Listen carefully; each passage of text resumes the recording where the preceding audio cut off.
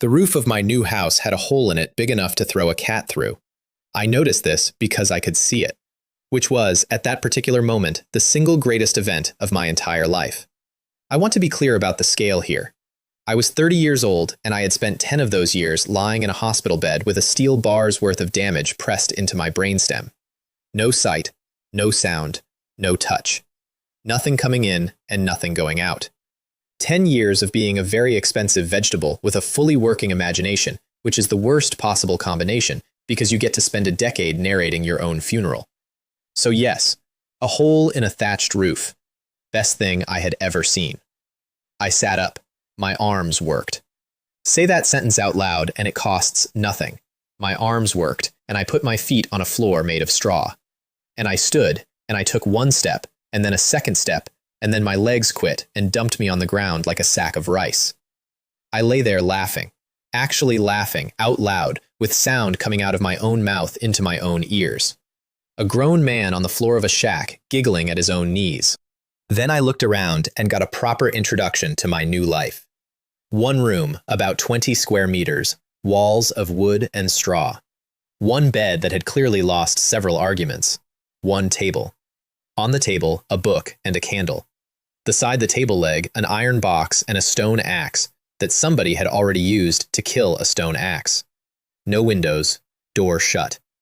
And a voice had said something in my head right before I opened my eyes, the way a thought arrives without anybody speaking it.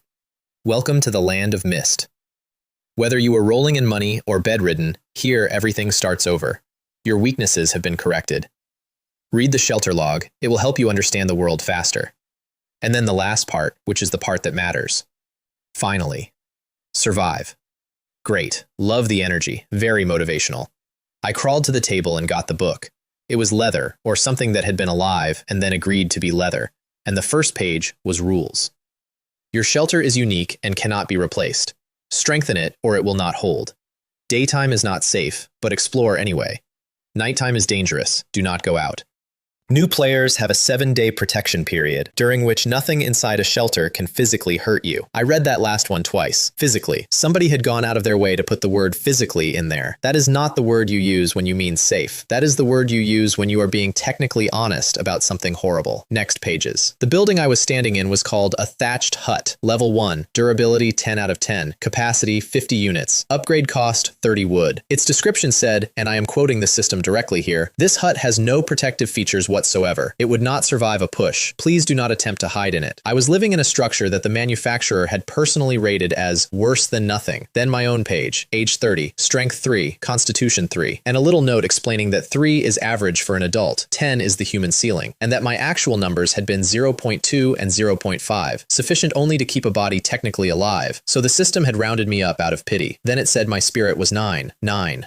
Out of a 10-point human maximum, in the one stat you cannot lift with a barbell. 10 years with nothing to do but think will do that to a man. I had accidentally spent a decade doing nothing but mental training, the way a prisoner accidentally gets very good at push-ups. And then, at the bottom, the thing that changed everything, steel spine will. Active effect. When I turn it on, my sanity starts pouring out of me, and as it drains, the bone of my spine hardens towards something like steel, and my strength and constitution rise with it, up to 3 times normal for 10 minutes. When it ends, I get every point of sanity back, and it goes on cooldown for 12 hours. Passive effect. When my sanity hits 1, it locks there. It cannot go lower. I am immune to every negative status that works through sanity, and in exchange for that, my consciousness experiences pain. The description used the phrase immense pain, which is the system's way of saying you are going to wish you were dead and you will not get to be. Underneath that, the origin note. For 10 years, your 5 senses were taken from you, and you were not defeated.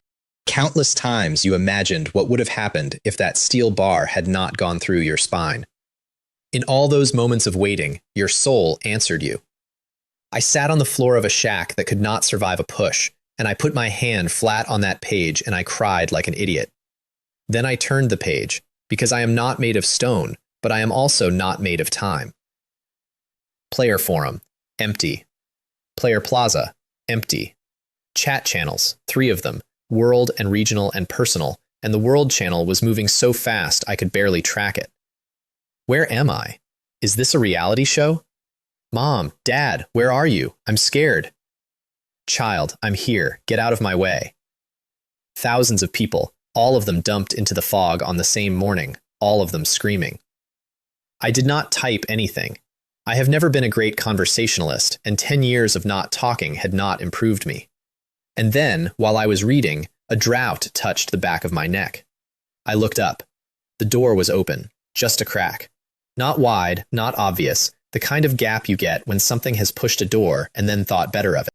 I know that door had been closed because I had looked at it twice, because it was one of maybe 6 things in the room. The air coming through smelled like a slaughter yard. There was a color to it, faintly, impossibly, red. Now here is the thing about 10 years in the dark. It does not make you brave. It makes you extremely, obsessively careful, because for 10 years the only thing you controlled was the sequence of your own thoughts, and you get very good at running one all the way to the end before you move. So I ran it. The log says the shelter is absolutely safe and that there will be no physical attacks. Physical, fine. What about the other kind? And I do not know what the shelter considers protected, so what happens if the protection is a doorway thing and I open the door? Conclusion. Close it. Do not look outside. Close it. I walked, slowly, up on my toes, not making noise, and with every step the air got thicker, like walking into water that hated me. Whatever was out there was aware of me. I could feel it the way you feel a person standing behind you in an empty room. I reached the door. I did not look through the gap. I reached around and pushed it shut, gently, because the door was made of straw, and if I slammed it, the door would fall off, and then I would be standing in a doorway, having a conversation with the thing outside. The door closed. Nothing happened. I did not relax. I turned around and started checking the room for gaps, and my eyes went to the table, and the log had opened itself. The page was solid, with one word repeated over and over. Warning, there is an invisible presence outside the door. Close all doors and windows. Do not move unnecessarily. During the protection period, the system is removing you from the game. Time remaining, 10. And my stomach dropped, because I had just stood up for the first time in a decade, and now something was ejecting me. Then I read the rest and understood that removing me was the good outcome. Whatever was out there, the system did not want us in the same reality. It had called the thing invisible, which told me that the danger was not being touched by it. The danger was seeing it. 10 what, though? 10 minutes. That felt like a long time to stand very still. 9, said the log. 8. 7. Seconds. It was seconds. I laughed, one short, ugly bark of relief, and I took a step back from the door, and I let out a long breath. And then I made the only real mistake of my first day, and it was breathing. 5. 4. Because the thick air had been slowly thinning out, and when I pulled that long breath in, I pulled a great deal of it into myself at once, and inside me it stopped thinning, it concentrated, it rooted. I felt it the second it happened, and I clamped my mouth shut and stepped back, and it was already too late. 3. Something outside noticed there was somebody in here. Or maybe it just twitched. I will never know which, and I have chosen not to find out. 2. A piece of meat the size of a fingernail with a splinter of bone in it came through the air in a lazy little arc and bumped the door. A clump of straw fell. The meat punched a hole through the door the width of a grain of rice. 1. I lost control of my body, not metaphorically. Something else was steering, and I was a passenger, and the passenger seat faced the door. Through the hole, I could see outside, and then I saw him. I have to tell this part carefully, because for about a second and a half, it was the most beautiful thing that has ever happened to me. The sky was woven out of billions of stars, and every ray of light in it was clean. The light did not glare. It moved like liquid mercy, filling every inch of space. There was a river down there, crystal, bending, throwing off a brightness that was not any color I have a word for. There was singing. Everything was beautiful, and I understood that I had arrived, and that this was the point of my life, and that I had been waiting 10 years in the dark specifically so I could be here for this. I had the expression of a man who has found the answer. I have seen my own face do that exactly once and never want to see it again. Warning, confronting an invisible class being. Sanity minus 100. Steel spine will activated. Sanity locked at 1 out of 100. That notice hit my ears like a hammer on a bell, and I woke up. There is no paradise out there. There is red, as far as you can see, in every direction, and nothing else. Floating in the middle of that red is a ball of meat the size of a country. Its surface is covered in patterns like veins, and the patterns move because they are alive, and something dark green runs through them. And what I had taken for wounds all over its skin are not wounds. They are mouths, tens of thousands of mouths, chewing, hissing, making a noise that I can only describe as mockery. And then my view shifted, and I saw the other side of it, and more than half of that ball was simply gone. Not cut, not burned, gnawed away, in uneven bites, the edges ragged. While I watched, the ball screamed, and another piece of it vanished, leaving a crater. The empty space around it was full of drifting scraps of the missing parts. Something was eating a god, and the god was crying about it, and neither of them cared that I existed. I felt my eyes trying to burst, and I could not move a single muscle to close them. 0. Expulsion successful. My view snapped back into the shack. I threw up. Then I threw up again, and there was nothing in me to give, so I just made the sound. And then the pain arrived. My back made a noise like metal grinding on metal, and several vertebrae came up hard and sharp under the skin, like somebody was pushing a knife up out of my tailbone.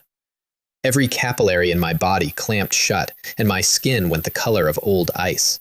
I got my fingernails into my palms hard enough that they should have opened up and nothing came out, because there was nothing moving in me to come out.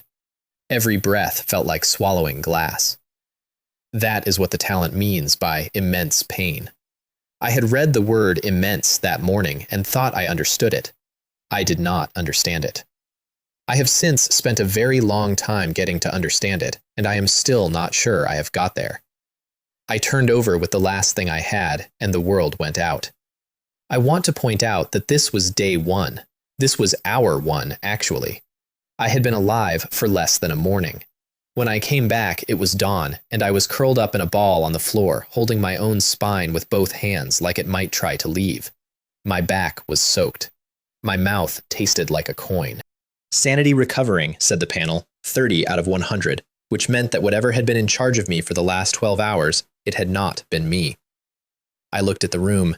Every wall was clawed, deep grooves and shallow ones crossed over each other, hundreds of them, with dark red tissue still packed into the deepest lines like somebody had gone at a wooden box with a rake for half a night. I looked at the axe on the table. 5 finger dents were pressed into the wooden handle. There was skin on the edges of them. I lifted my right hand, and there were splinters driven under my fingernails. Was that me? I said, out loud, to nobody. And then I started laughing again, and this time, it was not a nice laugh. It was the other kind. I survived, I said. I survived. I am not going to die. I am going to live. That is the first sentence I ever said in this world that I meant with my whole body. Everything after this happens because of that morning. Now, practical matters. I got up on the wall, one hand at a time, and I noticed a faint red glow coming from the straw pile by the door. I found a stick, because I am not stupid, and I pushed the straw aside. There it was. The fingernail-sized piece of meat with the bone chip in it. The thing that had shot through my door. I wrapped it in a handful of straw, and the instant my fingers got near it, I heard whispering. Not one voice, a million voices, very close, all at once, like a stadium leaning in to tell me a secret. You see endlessly multiplying flesh. Sanity -8. I nearly dropped it. I got it into the iron box instead, and the whispering stopped. Then I looked at the box readout and said, out loud, 30 units? For that? The box had 50 units of capacity. That fleck of meat took 30 of it. I did not know what it was. I did not know what it was for. Every instinct I had said, keep it, so I kept it. And I want to flag right now that this decision is the single most important thing I did in my first week, and I made it for absolutely no reason. My stomach made a noise like a drain. Right. I had not eaten or drunk anything for a day and a night. Food I could ride out. Water I could not. I picked up the axe and then I stopped, and I went back and took the log with me, which turned out to be the second most important decision of my first week. I opened the door. The world outside was white. Not foggy, white, like standing inside milk that had set. There were particles drifting in it that I did not want to look at directly. The trees 10 meters away were suggestions of trees. Visibility is fantastic, I said. This will go great. And I walked into it. The fog did not move. That was the first thing that bothered me. There was no wind, there was no sound, there were no birds. I have been in a coma, and a coma was louder than this. I walked a few hundred meters in a circle around my hut, marking trees as I went, and found exactly nothing. No animals, no fruit, no water. Then I walked further out, because being thirsty is a countdown you cannot pause, and eventually I heard water, a stream.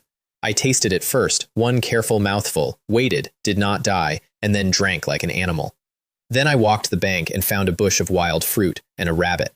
The rabbit had been dead a while. Its fur was gray under a coat of dark green mold, and there were pale things moving in the sockets where its eyes used to be. Minor contamination source detected. Sanity -1. Wild fruit found, non-toxic, edible. Thank you, log. I picked the fruit. Between a bush and that rabbit, the bush wins every time, and it is not close. Then I stopped, went back, and picked the rabbit up by the ears and took it with me.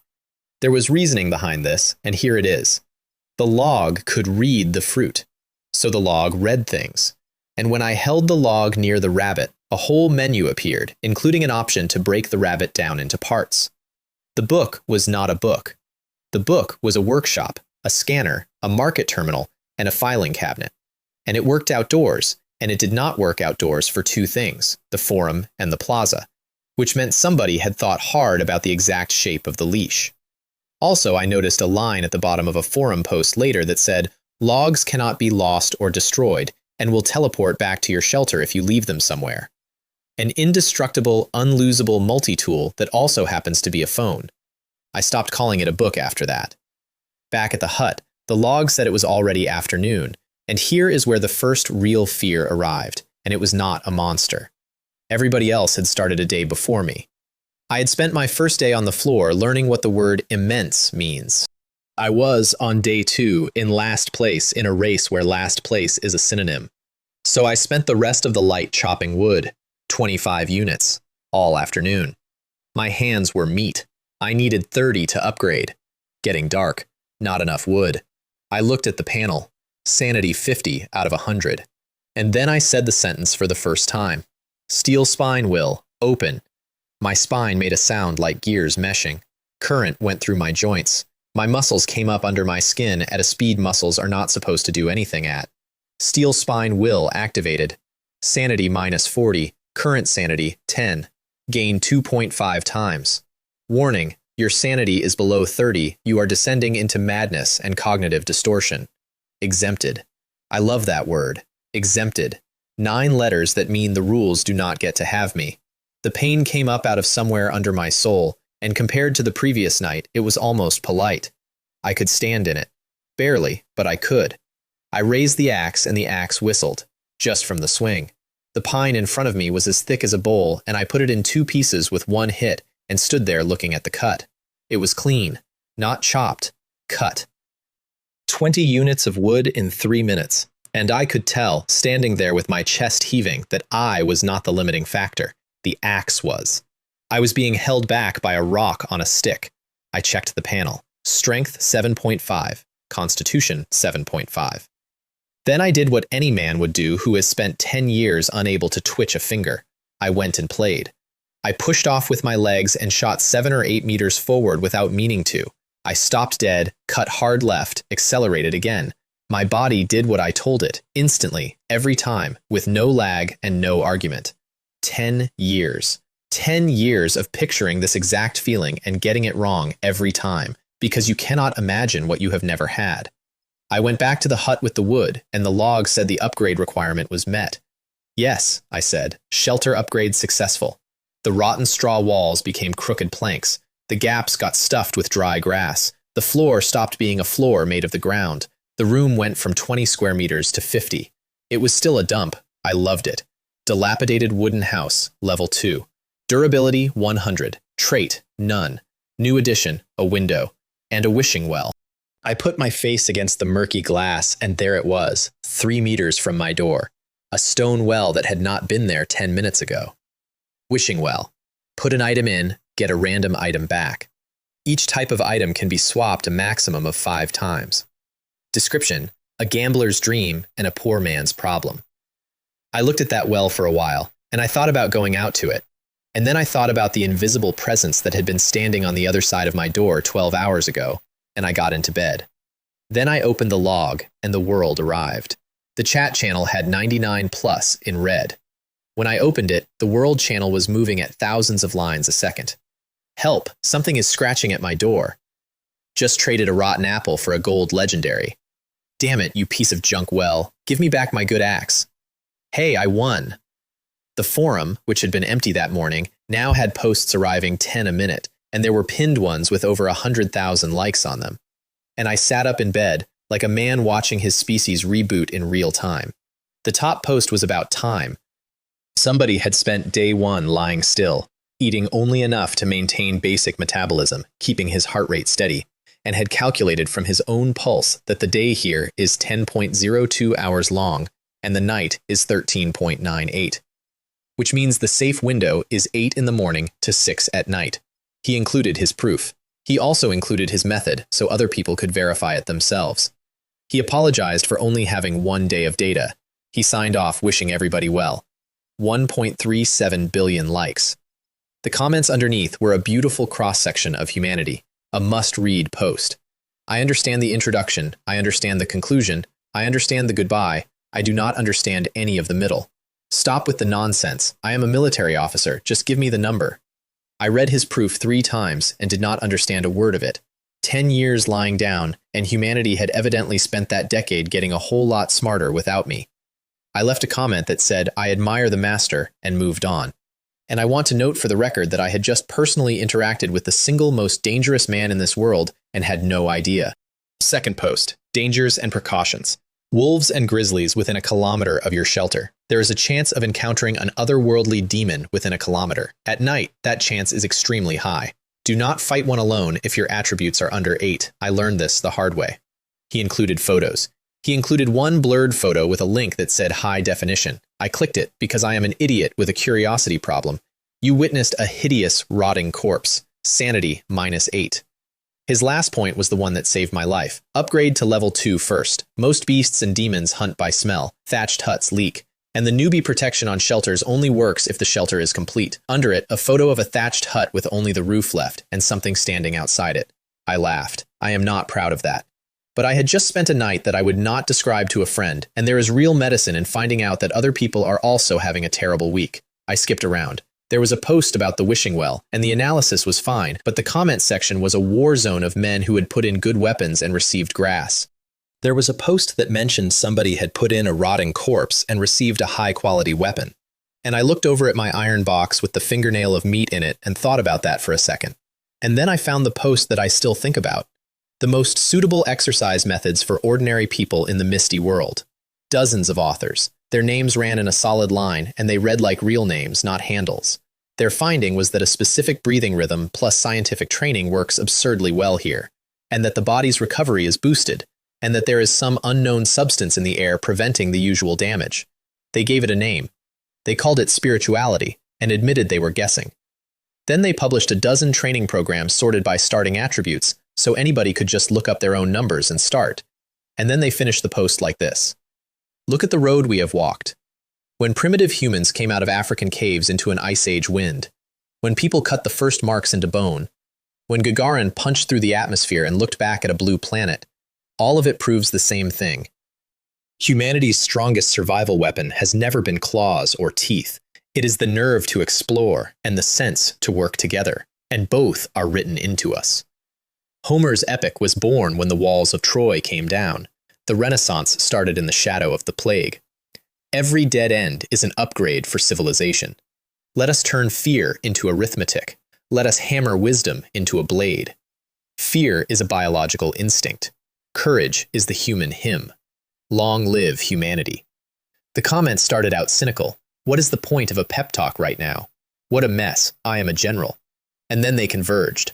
Long live humanity. Long live humanity. Long live humanity. Screen after screen after screen.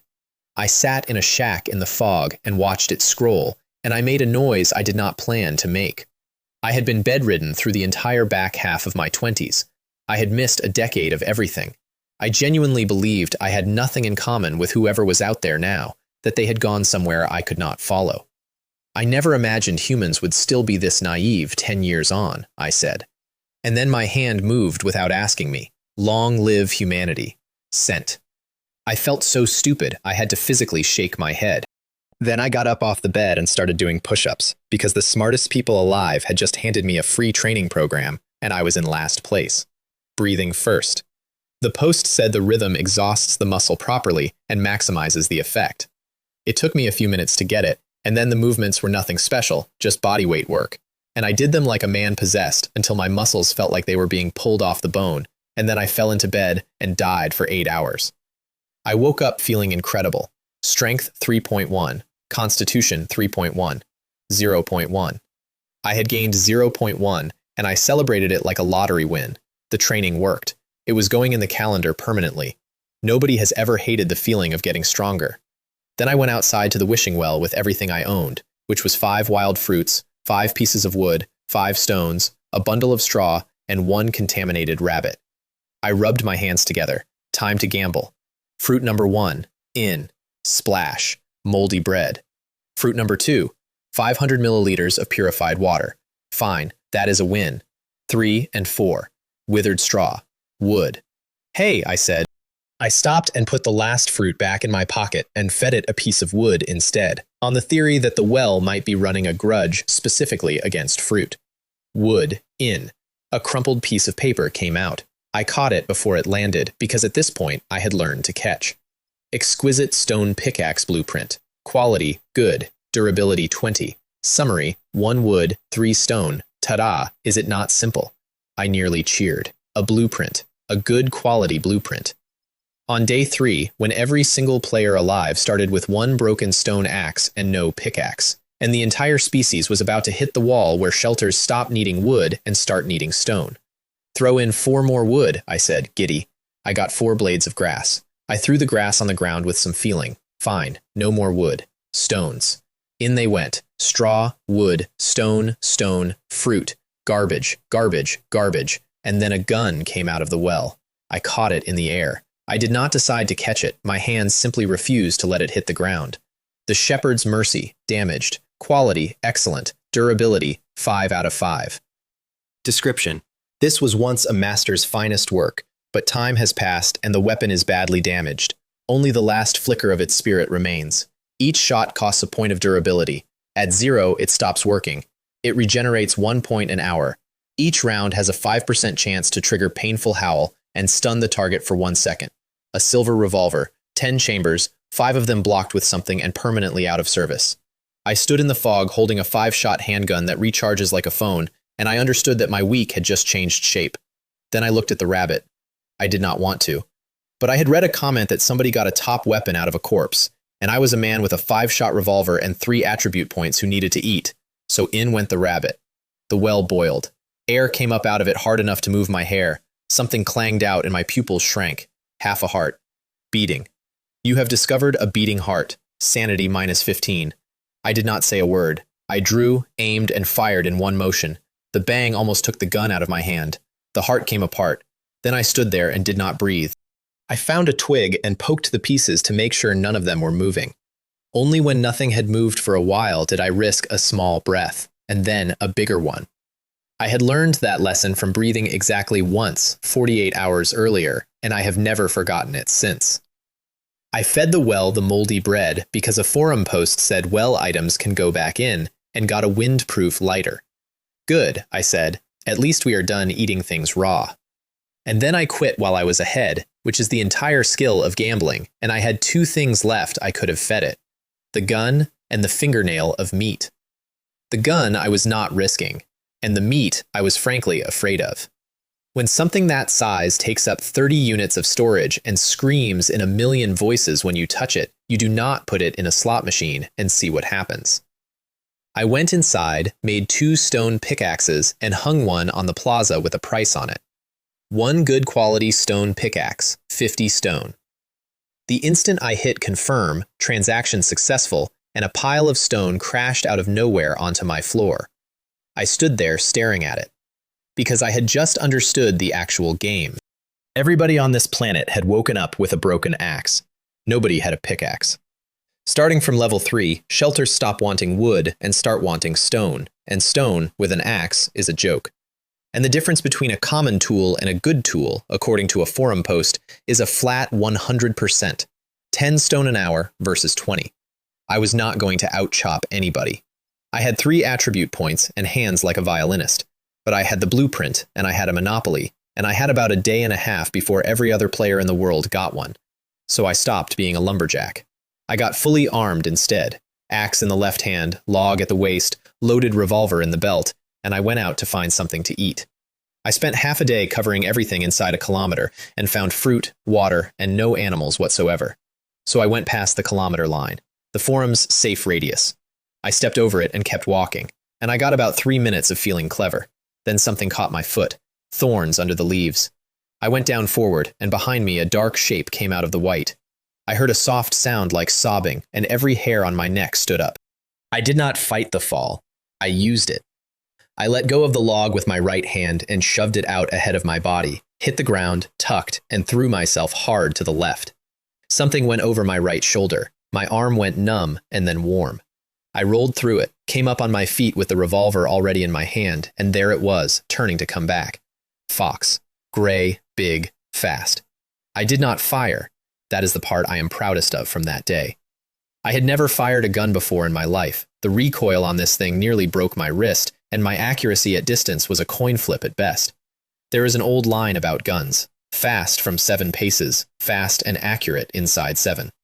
I let it come. I narrowed my eyes and fired once, and its head came apart like a dropped melon, and the body slid to a stop at my feet with the legs still going. Then I was standing there with my hands shaking and absolutely no feeling in my arm because I was full of adrenaline. My first fight, ambushed from behind at 3 attribute points, and I had won it. I looked at my arm, a cut about 10 centimeters long, not deep, but open. I got out the strips of cloth I had prepared, wrapped my upper arm, and tied the knot with my left hand and my teeth. Aou, aou, 1, 2, 3. 10 of them came out of the fog, saliva coming off their teeth onto the leaves. They spread out and came around me in a ring. I did not stop tying the knot. I finished it. I pulled it tight with my hand and my mouth, and the arm stopped bleeding. Then I swapped hands, gun to the left, axe to the right.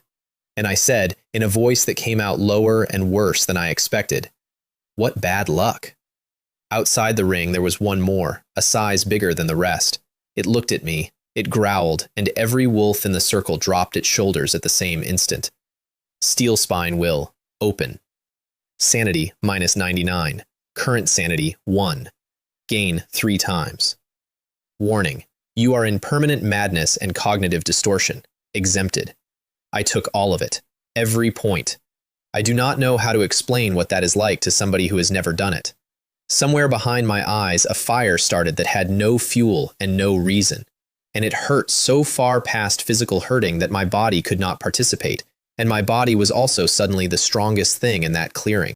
Strength, 9.3. Constitution, 9.3. I went at the leader like something fired out of a bow. The wolf at the front of the pack came at me head on, and I got close enough to see its tongue trembling in its throat. Bang! Orange bloom in the fog. The round went in through its mouth and out through the back of its skull. Durability, 3 out of 5. I did not stop. I dropped and rolled, and 5 claws went over my scalp. I came up out of the roll, swinging the axe, and put it into the eye socket of the one on my flank. The leader started to move, and it did not charge. It circled. It was hunting my blind spot, and it was doing it well. And I had exactly enough brain left to notice, and not enough time to do anything about it. I pulled the axe out and swung backhand at a third wolf, and the axe went in through its spine and buried itself to the handle. And at that exact moment, something closed on my left shoulder, and my collarbone made a sound I felt in my teeth. I did not panic. I want that on record. I reversed my left hand, jammed the barrel back against the tooth that was in me, and pulled. Durability, 2 out of 5. The head came apart from the inside, and the recoil, fired from that angle, popped my left wrist out of its socket. I stumbled into a tree, and a branch opened 3 lines down my right leg, and the leader took its shot. That was the moment. My axe was stuck in a corpse, my left arm was hanging off me like a coat, and I was pinned to a tree with a wolf the size of a motorcycle standing on my chest, putting its claws through me slowly, taking its time, because it had decided this was already over. I got my left hand loose, caught the revolver out of the air with my right, aimed, fired. Durability, 1 out of 5. The shot took its front paw off at the joint, and only because it moved at the last instant. It should have taken its head. Everything stopped. The leader stood there licking the stump. The other wolves started snarling at each other because there was enough in the air now to get them excited about anything. 6 left. 1 round left, and that gun was the only reason I was alive, so I could not spend the last one on a guess. I braced my dislocated wrist against the tree trunk and put my entire body weight down on it. The joint went back in. The sound of it was covered by the howling, which was a small mercy. Then I went at the leader, pulling the axe free as I passed. If I kill the pack leader, I thought, the rest scatter. Its one amber eye caught the light, its back legs coiled, and at that instant I threw my axe, hard, into the empty air on my left. 5 wolves broke toward where the weapon was going to land. Every single one of them. Instinct. And my right hand was already on the log at my hip. I hit the leader across the nose with the leather cover of a book, and it screamed. Then I was on its back with my legs locked around its ribs. It threw itself side to side. Then it decided to be clever and slammed itself against a tree to scrape me off. I rolled clear at the last possible instant, and the leader put its own head into the trunk hard enough to leave a dent in the wood. I came off the ground onto it and got the log around its throat and pulled with everything I had until I heard the neck go. The pack leader was dead. I stood up and turned around and looked at what was left of them. 4 wolves stopped howling and started making a completely different noise, and their tails went down and they backed up. Talent effect remaining, 7 minutes, 17 seconds. My clothes were shreds. There was white showing in my left shoulder. My left arm had 2 holes in it from the leader's teeth, and my wrist was purple. My chest was open in 3 lines and staying open. And then the 4 of them changed their minds and came back. And I smiled. I want to be honest about that smile because I have thought about it a lot. It was not courage. There was a fire behind my eyes that had nowhere to go and a body that could not feel proportion. And some part of me had spent 10 years in a bed praying for exactly one chance to be the problem instead of the patient. My spine hit a frequency I could hear. I slid under the first one, came up at my axe, took it in my right hand and went forward. I brought it down two-handed, and the whole head of it went into a skull. And then I rotated hard to the right on my heel with the axe still buried, and swung a full-grown wolf around in a complete circle like a hammer, and it took the other 2 off their feet. Then I ripped the axe free and cut left, and threw the log out with my offhand. The last wolf jumped backward on reflex, which is exactly what I wanted, because a wolf in the air has nothing to push against. One swing. The final 2 decided, correctly, that they were not looking at prey. They ran. Talent effect remaining, 6 minutes, 13 seconds. I did not have time to breathe. It was getting dark, and the log said dark was not survivable. I dragged every corpse I could carry. The ones I could not, I left, and told myself I would come back for them, and hoped. I got the door open and pulled the whole hall in behind me. Steel spine will effect ends. Sanity restored to 100 out of 100. And I went down on my knees on my own floor with 20-some open wounds all going at once. Leeway, status, excessive loss. I got warm. That is the worst symptom. You start feeling cozy. I had no medical supplies of any kind, so I went to the plaza to see what I could buy, and remembered, with the special clarity of a man who is running out, that the stone and wood I had won in the well that morning were still lying outside next to it, and that I had only carried in the lighter and the blueprint. From now on, I said out loud to an empty room, everything goes in the box immediately. You can be careful your whole life. You only have so many things you can watch at once. Something always gets you. So I did the only thing available, which was to use myself as material. I got a large piece of cloth and put it between my teeth.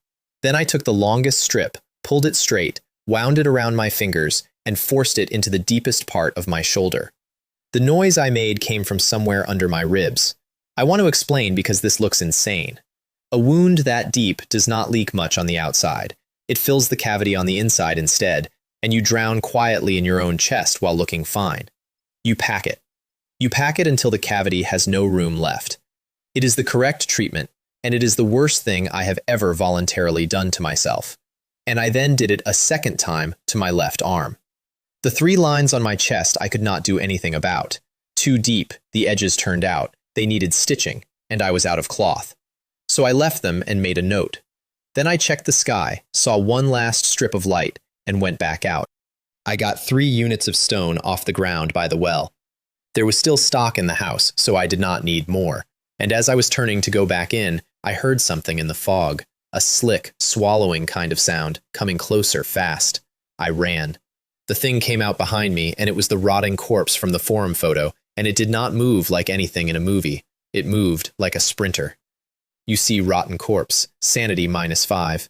It had followed the smell, mine, and every wolf I had dragged home. Its fingertips touched the crack of the door as I threw the bolt, and the smell of it hit the back of my neck. Shelter durability 99 out of 100. Through the gap in the planks, I could see its face pressed against the wood. Things were falling out of its eye sockets, and it did not care, and it kept raking at the door, and every few seconds the whole cabin shook. Durability -1. Durability -1. System, you absolute fool, I said, doing the arithmetic in my head and not liking the answer. 4 minutes. Maybe. What is the point of the protection period? 4 minutes, 20+ open wounds, no weapons that mattered, and one idea. I hit the table hard enough to move it, grabbed the blueprint, laid out the materials, and started a pickaxe. Crafting. Durability -1. Countdown. 59 seconds. 59 seconds. I had 4 minutes, and the machine was going to give me 4 items, and I needed them to be worth a house. I tore the soaked strip off my arm and wrapped my wrist, and swiped the plaza open with fingers that would not stay still. Dozens of pickaxe listings scrolled past. Good quality, going for 200 wood. Not enough, not enough. The scratching outside got faster. The first pickaxe finished in blue light, and I did not even look at it. Straight onto the plaza. 1 good quality stone pickaxe, 50 stone. Transaction successful, before my finger left the button. Stone came down out of nothing onto my floor, and I ground my back teeth and said, keep going. Durability -1. Durability -1. The crafting list stacked up. The countdown split into 3 copies in my eyes. Shelter durability, 5 out of 100. Second pickaxe done. I bundled it with the third and hung them together. 2 good quality stone pickaxes, 200 wood and 50 stone, sold faster than the first one. And a private message came in at the same time from a stranger. Anonymous user 9527. Bro, do you have stock for direct supply? I did not have time to be polite to my first ever customer. Shelter durability 2 out of 100. The last of the materials hit the corner of the room. Upgrade. Confirm. The white light swallowed the cabin, and the thing outside screamed through the wall. And I fell flat on my back on a floor made of oak. I lay there and watched a proper mortise and tenon ceiling put itself together over my head. There was a fireplace, and it was already lit, and I want to tell you that the sound of it was better than any music I have ever heard in my life. The bed grew. The room hit 80 square meters. There was resin in the polished boards, and it caught the light. Exquisite wooden house, level 3. Durability 500. Unlocks fireplace, fences, bathroom, bedroom, living room. Summary. Great. It finally looks like a shelter, barely able to withstand a rotting corpse scratching at the door. The scratching outside got very faint. I got up on the new solid table and looked through the double glazing. And it was still out there, still hammering, and the durability had stopped moving, which was excellent, except that I was still shredded and going gray. My vision had holes in it, and my ears were ringing like a struck bell. So I kept the workshop running and went shopping for medicine. Scalpels, anti-inflammatories, painkillers, all of it a drop in the ocean compared to what was wrong with me. And then I saw it. Wound healing injection. Quality, good, highly effective on cuts, lacerations, and penetrating wounds. This only heals the flesh. To avoid infection, please clean the wound of dirt and debris before use. Seller's note. Private message for a quote. Do not disturb me with an unreasonable offer. I will block you immediately. I opened the chat and typed with a hand that was mostly a suggestion at this point. Lone Fox. A fine quality stone pickaxe. Interested. Seller. 1. No. Medical supplies are worth more. Lone Fox. 2. Seller. Deal. The medicine appeared on my table. I did not use it. Read the description again. This only heals the flesh, which means if there is dirt in the wound, the medicine seals the dirt inside a healed limb, and I get to keep it forever. So I bought a medical kit as well. Alcoholic, bandages, gauze. And then I did the second worst thing I have ever voluntarily done to myself. I soaked the gauze. I pulled the packing back out of my shoulder. I bit down on something. I took 2 breaths, and I put my fingers into the hole and cleaned it. The alcohol brought sweat out of me in a sheet. The reopening made it worse than it had been. And I had to do the arm after that, and then the 3 on my chest, and then all the small ones in order. The whole thing was a war between two things. Loss of fluid was trying to put me to sleep. Alcohol was refusing to let it. They took turns. With the last thing I had, I put the needle in my neck, and the cold blue went in on its own, and I went out again. 2 nights out of 3 now. Day 4 in this world, and I had still not met a single other person. I woke up a night and a half later with a mouth like a drain and a body that felt assembled out of spare parts. The injection had worked. Everything small was closed. The shoulder, the arm, and the chest had scabbed. What it had not done was any kind of aftercare, so I was now covered in scars in 100 different sizes. And I looked at them and decided I did not mind. Strength 3.8, Constitution 3.8. I did the arithmetic. If I turned the talent on right now, I would hit 11.4, past the ceiling of the species. Power beyond human limits, I said, looking at my hands, and then I closed them, because it is a very stupid thing to say out loud, and I said it anyway. Everything is for survival. Then I got practical about it. I was not going to upgrade this house by chopping trees. That road was closed. Levels 3 and up want stone. Stone wants a pickaxe. The system does not hand out pickaxes, and hand-carving one only gets you common quality. I had a good quality blueprint and a window of maybe a day before the market caught up. So I stopped being a builder and became a supplier. 10 pickaxes. Sell 10, keep 3. While the workshop ran, I opened the log and found messages from 2 different people. Anonymous user 9527, 3 times. Bro, do you still have a pickaxe? Bro, are you there? Lone Fox. I have 10 in stock. Want to buy. Anonymous 9527. Wow, bro, you got the blueprint, did you? Lucky. Want to join our mutual aid association? In a world of fog, more friends means more options. Lone Fox. Mutual Aid Association. Anonymous 9527. It is about helping each other. Discounts on internal trades, and we help you if you run into trouble. I sat up straight. That was interesting. Lone Fox. Do you have a way to actually meet, or have you already gathered? Anonymous 9527. Not yet, but I believe that one day. I sat back down. Lone Fox. Not interested at the moment. Make me an offer. Anonymous 9527. Brother, we are all just trying to survive. It is not easy for any of us. Meeting you is fate. How about you give me 50% off? I blocked them. Then I opened the second thread. Anonymous. Are you injured? In such a hurry to buy medicine? Anonymous. Friend, are you still there? Anonymous again, I said out loud. Then I looked at Anonymous user 9527, and then at Anonymous, and understood nothing. So I turned my own name to Anonymous and tested it in the channel. Anonymous. African agriculture is underdeveloped. They need the machine. 3 question marks came back. What are you doing, bro? Dude, that meme is 10 years old. 10 years old, right.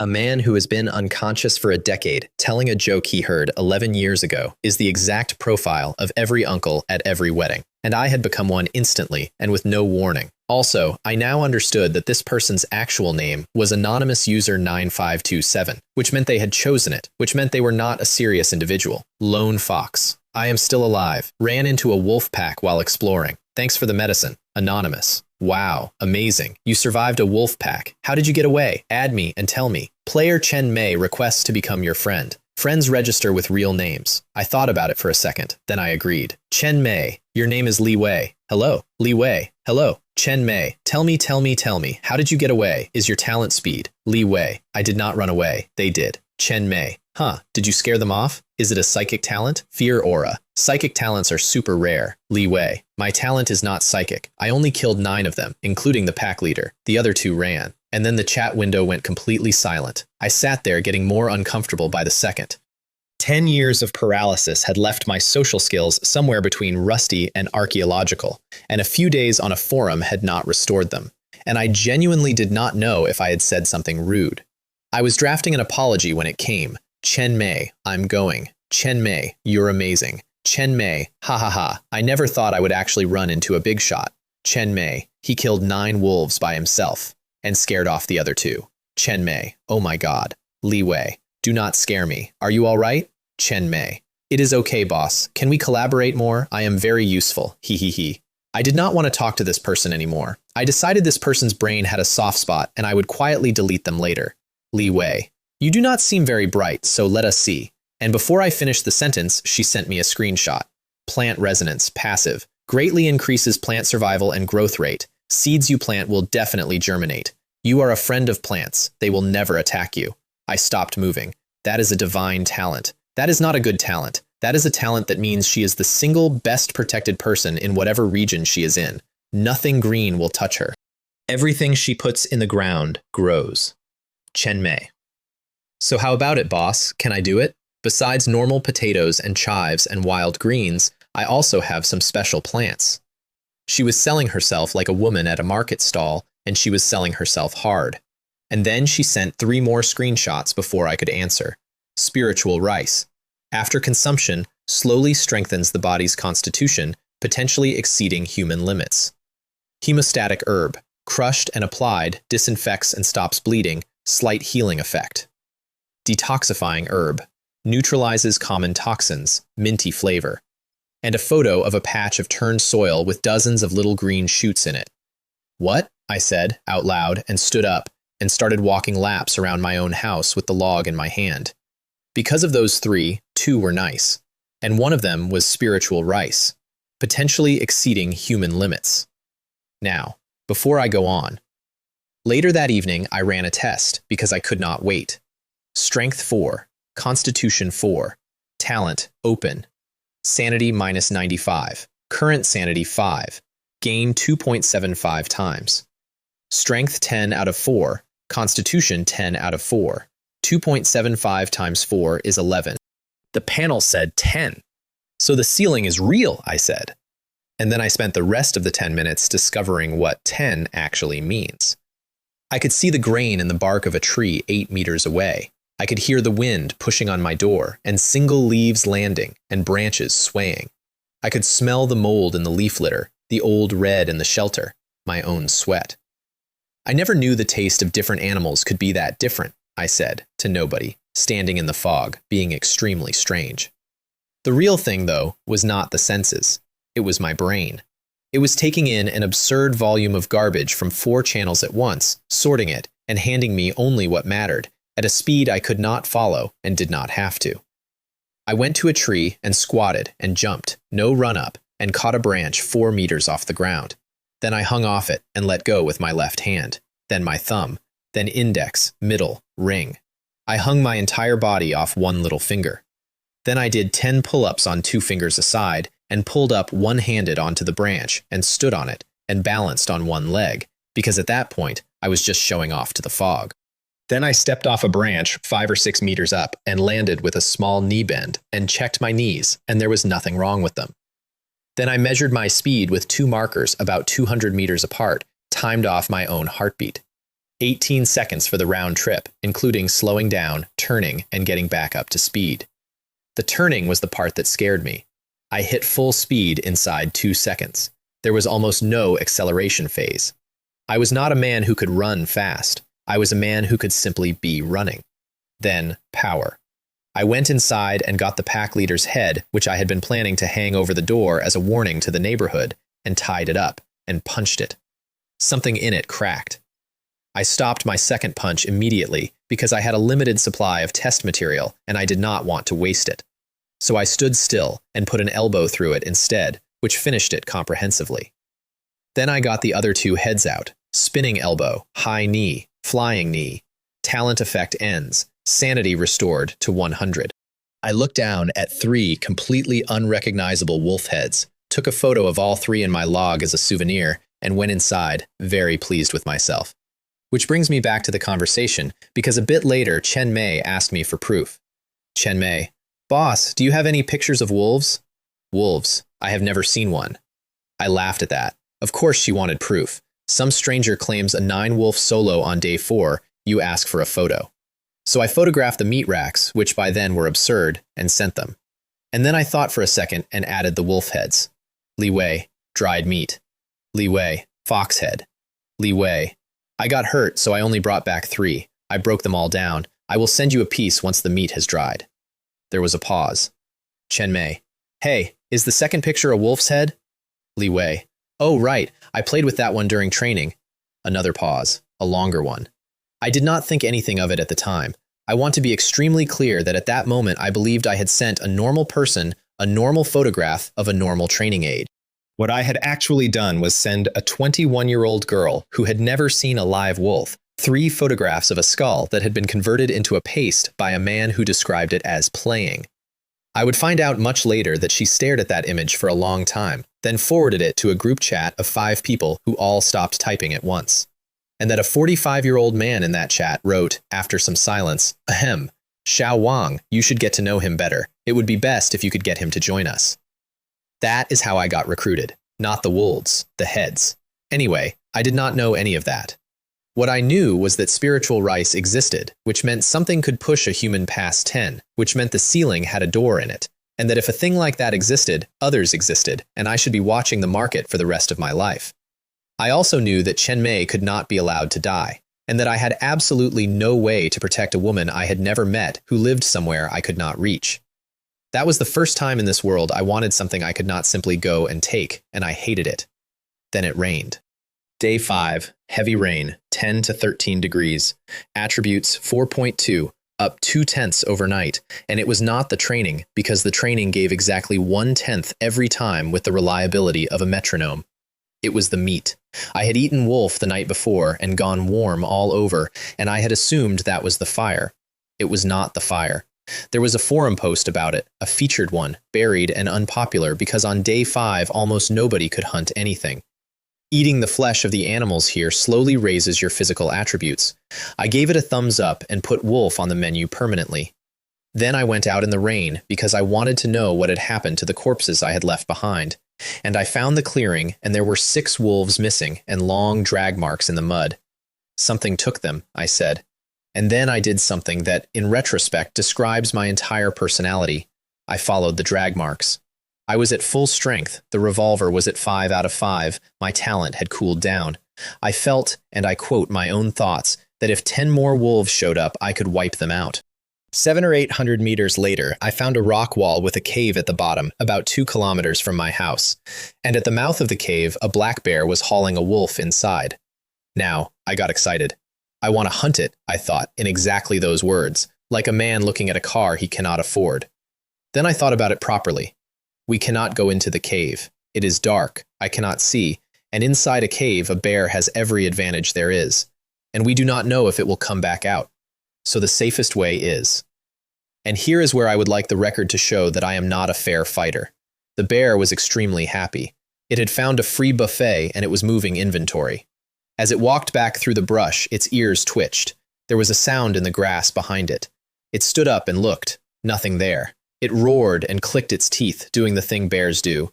And then the grass shook harder, and a strange-looking creature came stumbling out of it and ran away in a panic, and tripped, and fell flat, and scrambled up again. Free, fresh food delivered to the door. The bear got extremely excited. The buffet was free, but it was not fresh. And now something fresh was running badly in a straight line, and today was clearly its lucky day. It chased. The creature was so stupid it could not even run properly. 2 steps and down again. Terror, presumably. The bear caught up fast, and the creature turned and collapsed on its back and scooted away, making pathetic noises. The bear smelled fear. And instead of just ending it, it stood up on its hind legs to show off how enormous it was, which was the moment the pathetic noises stopped, and the creature took something out and pointed it. Bang, bang. 2 large holes opened, one in the head and one in the chest, and about 3 meters of bear fell over. Is the bear that stupid? I said, getting up and brushing myself off. I was worried I would not be safe hitting only the head, so it stood up and let me hit the head and the heart at the same time. I am not proud. I am effective. There is a difference, and I have made peace with it. I dragged it to the cave mouth and went inside, and the smell nearly turned me inside out, and I made myself keep walking. It was not deep. 5 wolves stacked to one side, 3 of them half-eaten, 2 still in decent shape. Next to them, a pile of bones. I kicked the bones, and something in there was not bone. It was a book. Most of it was ruined, the pages gone soft, and the writing gone. I found half a page that was still legible and held it up to the light. Theta Nu, Sigma, Alpha, Theta Nu, Sigma. I looked at that for a long time. That is not a human language, I said. Could there have been other civilizations here? I did not have an answer, and I did not have time to get one, so I scanned it instead. Tang sword blueprint, damaged, quality, good, 1 wood, 5 crude iron. This is a tool-making book that compiles the essence of an entire civilization, but unfortunately, only half a page remains. I said something unrepeatable, and then I said, I am rich. Because right then, on day 5, high-quality weapons were rarer than medicine, and a blade is the single best weapon you can hand a beginner. It is a shame it is damaged, I said, looking at the burnt half-page of a dead civilization's collected knowledge. I cannot even imagine what quality it would have been intact. Then I turned the entire cave upside down, found nothing else, said we have already made a fortune, let us go, and started moving bodies. The bear alone nearly finished me. Then I went back for 3 wolves. Phew, I said, sitting in my own doorway with the rain getting heavier. I am exhausted. The bear broke down into 200 units of meat. My roof looked like a smokehouse. I was hoarding like a squirrel with a personality disorder. The rotten wolf went in the well and gave me a plastic bucket, a tin kettle, and 1 unit of wood. And I want to point out that the bucket and kettle were the most useful things that well ever gave me, and it gave me a revolver.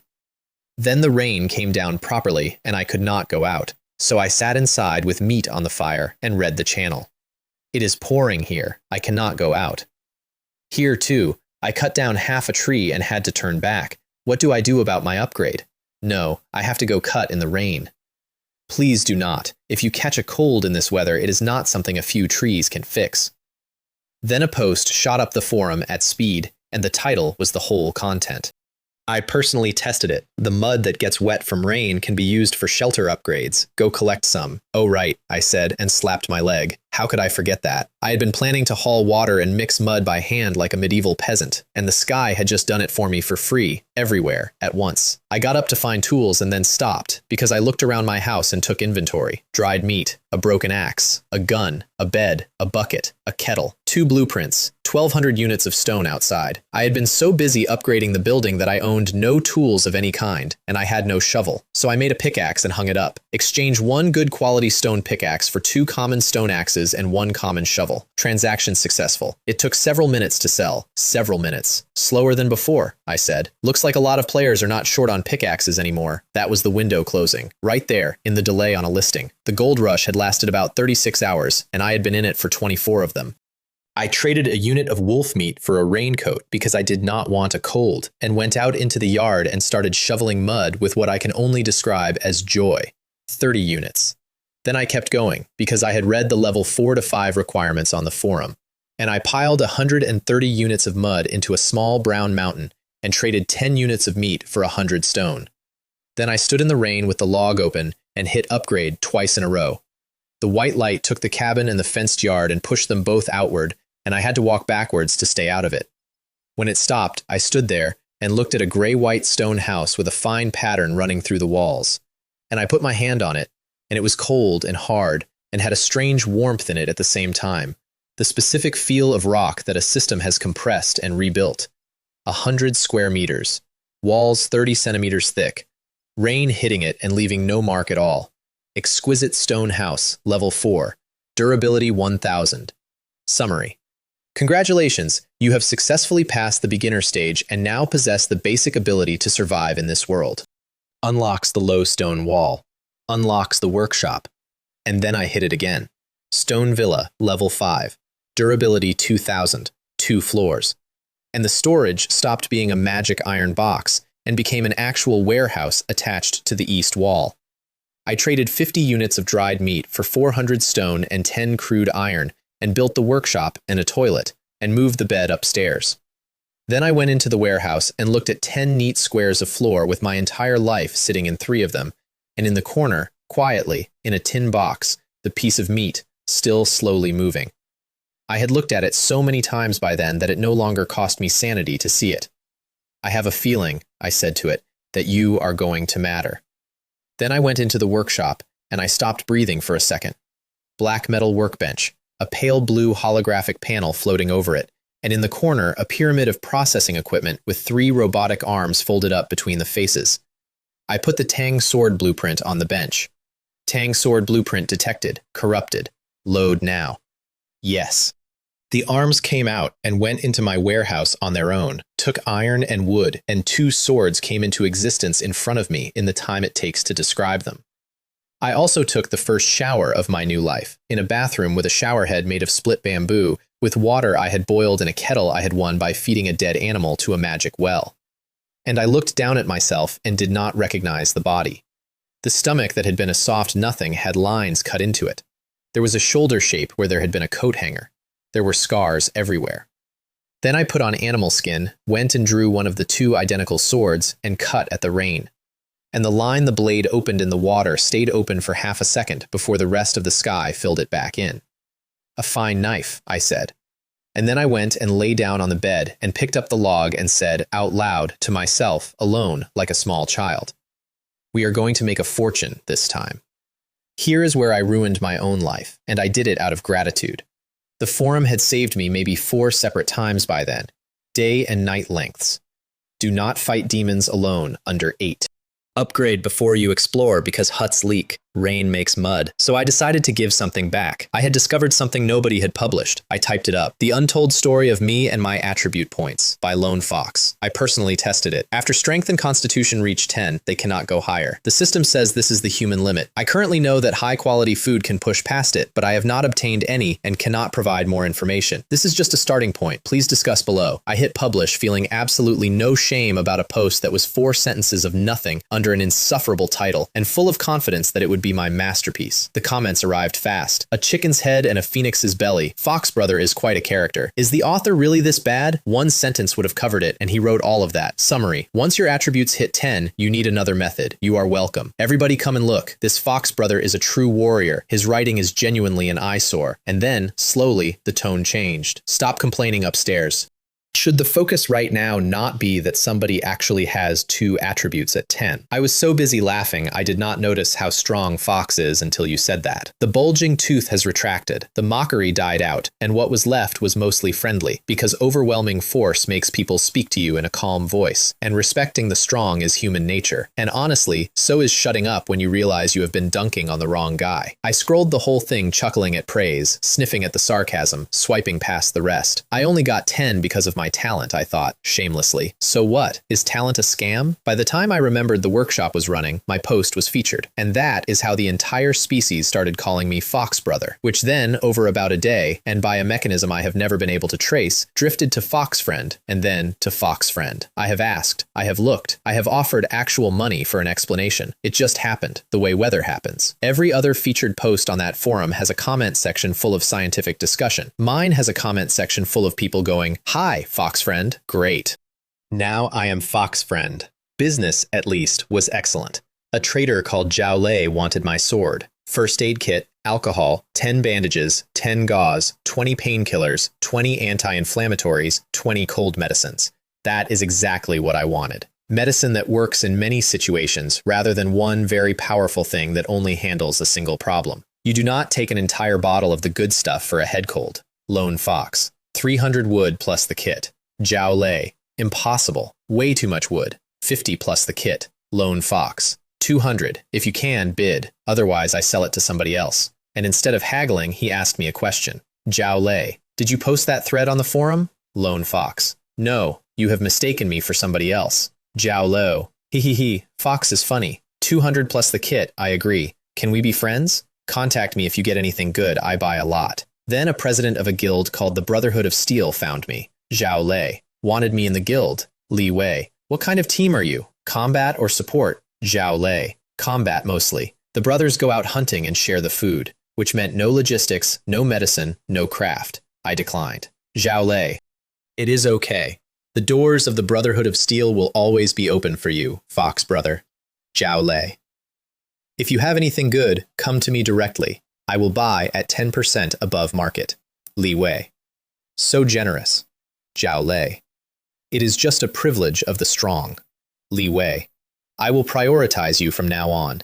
Market price is fine. I do not like taking advantage of people. I remember thinking, that is a decent man, and putting it away. And I would like the record to note that I was right about that, and that it saved his entire guild about 3 weeks later. Then I went back to Chen Mei about the injection, and got my first look at the shape she was hiding. Li Wei. Can I trade 1 bear paw and 20 units of wolf meat for 1 injection? I offered bear paw because bear paw is disgusting. I had grilled one with great enthusiasm, and after 1 bite I nearly returned the previous night's dinner. I made a vow, never again. Chen Mei. Fox friend, wait a moment, I will go ask my friend. Li Wei. Can your friend make injections? Chen Mei. Yes. It is all settled, 1 bear paw will do. And I sat up because she had negotiated my price downward. Somebody offers you 21 items and you say, just give me the 1. That is not a person short of goods. That is a person who does not need the wolf meat. She had also sent me a photo earlier where her shelter was already level 5 with a stone wall around it. And she had more varieties of seed than one person could possibly have collected in 5 days. So she is on a team, I thought. That makes sense. With that talent, teams would be fighting over her. Chen Mei, Fox friend, do you want to join our team? And then, before I could answer, immediately, as if she was afraid I would say no, Chen Mei. After joining, potions, weapons, armor, even my food, all at a discount, you definitely will not lose out. With all that stuff, I said out loud, my mouth twitching, this is the entire logistics department. Then I sat and worked out the pros and cons honestly. I was not against grouping up, but I did not need company. Whatever loneliness and fear I was ever going to have, I had used it all up years ago, lying in a bed in the dark. Sticking together for warmth means nothing to a man who has already done the worst version of alone. So the only reason to join a team was if the team could do things I could not. And this team, by her account, could produce food, medicine, weapons, and armor. Every single one of those was something I needed and could not make. Which left exactly one problem. Giving is mutual, I said to my empty room. So what am I supposed to be giving them? Because I could fight, and that was all. And fighting in this world protects exactly one person, the one doing it. Because I could not teleport to anybody's side. I was a guard dog on the wrong continent. Why would they want me? The only answer I could construct was that Chen Mei and her friends were planning something. So I decided to say no. And then she sent one more line. Chen Mei, I have a message for you, Fox friend. Can you listen to it before deciding? Li Wei, say it. Chen Mei, in the near future, players will be able to meet. I read it twice, and everything that had been confusing me clicked into place at once. That is why guilds were recruiting like maniacs on day 5. That is why an association with no way to gather was still signing people up. Information leaks, and a significant number of people already knew. And the reason nobody had put it on the forum was that not everybody has a public spirit, and a lot of people would rather keep quiet and get rich. And it is why a logistics team with no fighter was chasing a stranger who could kill 9 wolves. Because when the doors open, they will need somebody standing in front of them. Suddenly I had something to sell. Li Wei. Let me start by saying my regular attributes are not high. My combat power comes from my weapon and my talent. Think it over. I do not want us to part on bad terms later. There was a pause, and I could feel her going to ask 5 other people. Chen Mei. It is okay. No matter what, strong is strong. Welcome, Fox friend, to the team. Li Wei. Wait, one more condition. I will only join once the exact method for meeting is public, because I am not sure if the news is true, and I do not like taking advantage of people. Chen Mei. Okay, it is a deal. Instantly. No hesitation at all. She is very confident about this information, I thought. Then it rained for 2 solid days, and I nearly lost my mind. Day 6. Thunder woke me. The bark on the trees outside had gone dark brown in twisted patterns, and the moss had gone flat and heavy. And when I looked closely, the little particles on it were moving. The rain did not clear the fog, it made it thicker. Attributes 4.4 in the morning and 4.7 by night, because I trained 3 times and spent the rest of the day eating. I also discovered I could not see properly after dark, and there was dead skin coming off my feet in patches. And I had a full private panic about having caught something exotic before the all-knowing teachers of the forum gave me the answer. You are deficient in vitamins. Animal organs, said the post, are the fix. And I sat there with my face in my hands, because I had thrown every organ from every animal I had killed into the wishing well. I traded 2 units of meat for a bottle of multivitamins like an idiot at a pharmacy and moved on with my life. But the real event of day 6 was that I got bored and had an idea. The training programs on the forum topped out at whatever your attributes were, and my attributes, 10 minutes a day, were 10. So what happens, I thought, if I train at maximum difficulty while the talent is on? Steel spine will, open, sanity minus 90, gain 2.5 times, strength 10 out of 4.7. The published maximum difficulty tier was written for somebody at 8.5, so I doubled it myself and pushed every movement to failure before moving to the next one. 10 minutes. Talent effect ends. I hit the floor. Not dramatically, I simply stopped being able to operate. There was so much acid in my muscles I felt like I was dying pleasantly. I tried to stand and could not control a single finger, and I could feel food being taken apart inside me and redistributed at a speed that food does not normally move. Then my brain sent a polite notice that it was about to shut down. Lucky we ate first, I thought, and went out on the floor and woke up cold at some point in the night and dragged myself into the bed. Day 7. Strength 5.5. Constitution 5.5. From 4.7. In one night. 0.8 in a single session when normal training gives 1/10. I will come more often if I get the chance, I said, to a room that did not answer. That was the last day of the protection period. Whatever the system meant by protection, I was about to find out what its absence meant. And I intended to be carrying as much as I could hold when I did. Revolver, 5 out of 5. Tang sword, 100 out of 100. Broken stone axe, 10 out of 50.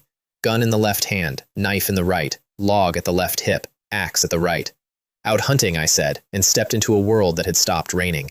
And that is the day I met the best thing that ever happened to me. I walked for hours through mud and crushed mushrooms and found nothing. No animals, not even scrap iron. Then, from the woods on my left, a howl, a bad one, a hurt one. I went toward it low and slow. 2 gray wolves were tearing at a third one, and the third one was white, snow white, with a wound opened along its side that should have already killed it, and it was still using its front paws to hold back the throat of the one coming at it. Its left eye was gone. Its right eye was crusted shut on one side and burning in the middle, dark gold, absolutely furious. Are these the 2 that ran? I thought, and got behind a tree and prepared to play the victim again. I did not go in. I have gone over this part many times. The white wolf was outnumbered and finished, and I stood behind a tree and waited for it to be finished, because 2 wolves fighting a third one are 2 wolves who are not looking at me. The howl went up a note, then it stopped. The white one went down, and one of the gray ones got its throat, and a red mist came out of the artery 1/2 meter into the air and hung there in the fog like silk. Then, and only then, my barrel came out of the bushes. Bang, bang, durability 3 out of 5. 4 rounds of daily practice paid for themselves right there. One went through a skull cleanly, the other hit a shoulder blade. The hurt one screamed and jumped, and I brought the sword up, and its claws met the blade, and the shock went straight up my arm to the elbow. Before it could reset, I had the gun up. Bang, 2 out of 5, center mass this time, because I did not want to miss. The round opened a hole in it, and it stopped, and I watched it recognize me, genuinely recognize me. Whatever passes for memory in a wolf, it looked at me and knew I was the thing that had killed 9 of its family 4 days ago. It wanted to run, and its body would not go. Painful howl, 5%. It picked a good moment. I walked up to it without any expression at all, reversed the sword, put it through the neck, and pulled. I almost forgot this gun had a special skill, I said, cheerfully, to a corpse. Then I collected everything and stood over the white one. This wolf looks really majestic, I said. I wish I could keep one. I meant it about half as much as it sounded.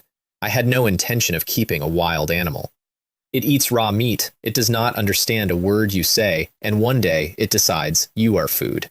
That is not a pet, that is a countdown. I got all 3 bodies hauled back to my yard, and I heard something behind me. The white wolf's paws were twitching in the wet. The wound at its throat had stopped. It was still alive. What a tenacious life, I said, and put the sword over its head to finish it properly. It is a pity you cannot understand human speech, I said. Otherwise, I would really like to raise one. And just as I started the cut, the head moved. Twice, deliberately. A nod. My hand jumped so hard I nearly dropped the sword. Can you understand me? I said. It nodded again. Hey, I said. That is really something.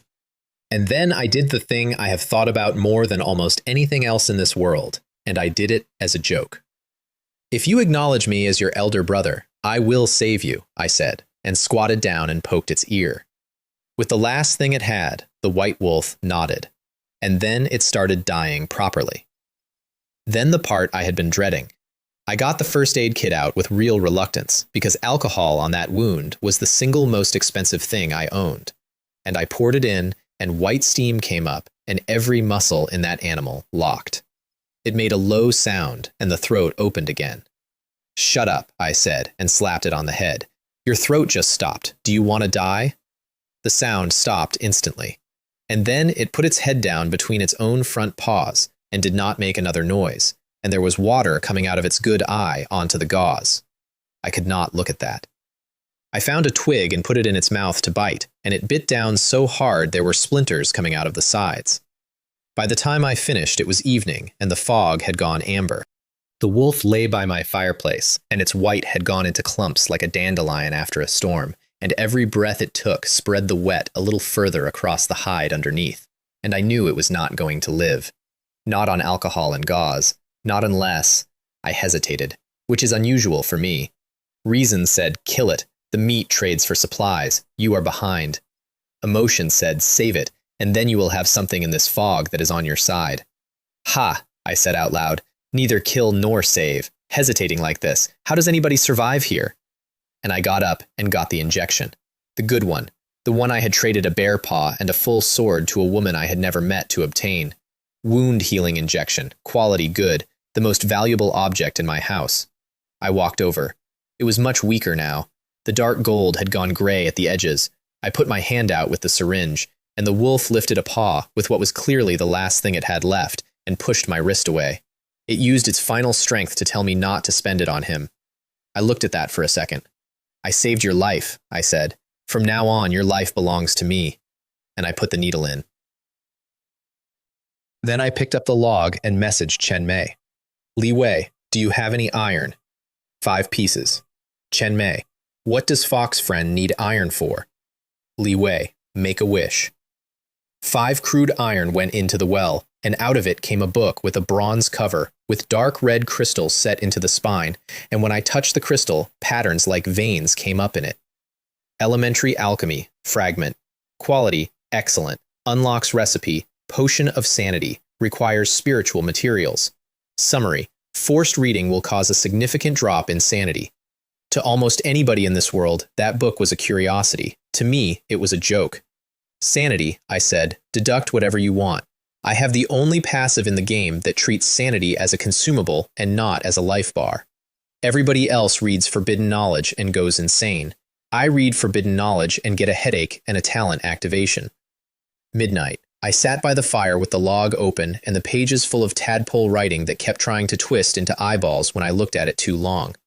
I closed it and put a mint in my mouth to stop my stomach. You are watching forbidden knowledge. Sanity minus 27.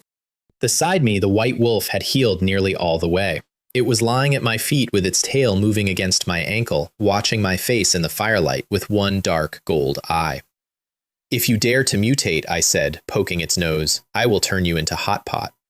It made a small, pitiful noise and wagged and smiled at me in the specific, ingratiating way of an animal that has correctly identified who has the food. Out in the World Channel, people were posting farewell poems. Somebody was uploading will templates.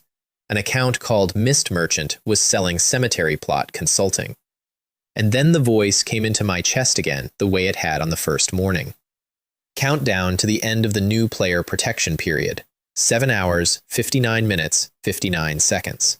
Please lock your room door and do not go outside. System update in progress. Everything went completely silent. I tried the log and could not open it. I went to the window, and at some point while I had been reading, the white fog had become black fog, and the black fog was against the glass, and I could not see anything at all. The white wolf got up and started pacing. Come here, I said. Come here. It came and pushed its head into my hand. You do not have a name yet, I said. Let me call you Xiao He. How is that? It pushed harder. I sat down on my own floor and put my arms around a wolf. Do not worry, I said. It is just a system update, nothing serious. So what if there is no protection period? Watch me lead you through the fog. Aou! Cut through the fog. Aou! Rise up. Aou! And then I was laughing, properly, in a stone house, with a wolf howling along, and neither of us had any idea what was on the other side of the glass. The morning light came through like a rusty knife and barely got through the fog at all. I put my knuckles against the glass and looked out, and through the gaps, I saw a collapsed office building with steel bars sticking out of the concrete cross-section like the ribs of something enormous. My house was in the ruins of a city. It had not been in a city yesterday. Yesterday, it had been in a forest. And for some reason, 2 sections of my wooden fence had gone flat. I did not get to finish thinking about that. New player protection period ended. Carbonate protection off. And the fire in my fireplace turned into arms. Dozens of them, pale, coming up out of the flames. Red drops started coming through the stone wall, and in every single drop I could see the reflection of the white wolf behind me, grinning, reaching for the back of my neck. I put the sword through the wall. The illusion broke like a mirror. My face was running with sweat and the hilt was still humming. Xiaohei looked up at me from where he was lying, tail moving slowly across the wet spot on the floor from where I had stitched him up the night before, completely confused. Abnormal blocking disabled. And then the iron gate rang. Through the crack, 3 rotting fingers were working at the door frame.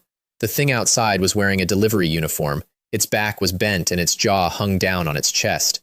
There was a name tag on it, half-eaten by mold, that read, Delivery Man, Xingfu Community. Somebody's job.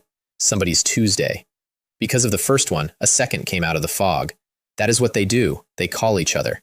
I went out the door, because I would rather fight 2 than 4. Shelter closed in quarantine. Xiaohei, I said. You. And no sound came out of me. I could see him calling. His mouth was working. There was nothing. And I was getting cold. Not scared cold, actually cold, the way a body goes when it is losing. What is going on? I said, and could not hear myself say it. I looked around and there was nothing. Nothing in the air, nothing on the ground, nothing on me. So the problem is me and Xiaohei, I thought. I checked myself. Arms, chest, back, legs, everything normal. The problem is somewhere I cannot see. I went to Xiaohei and went over his back and his hindquarters and found nothing.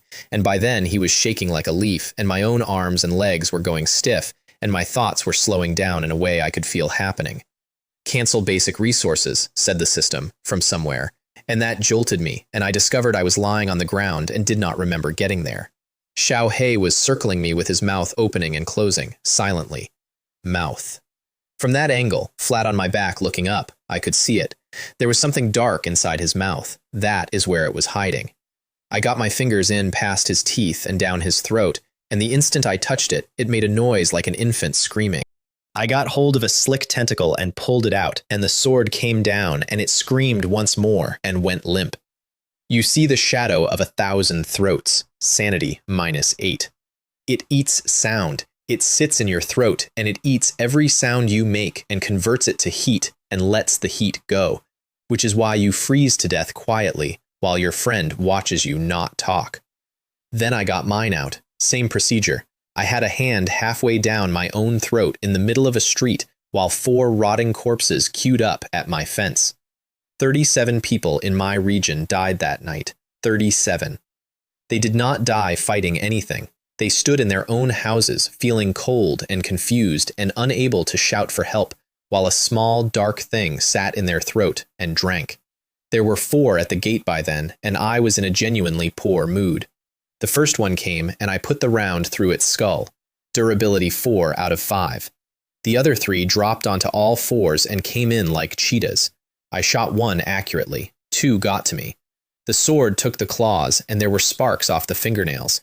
I spun and put my elbow into a windpipe, and while it was stiff, I put the tip through an eye socket.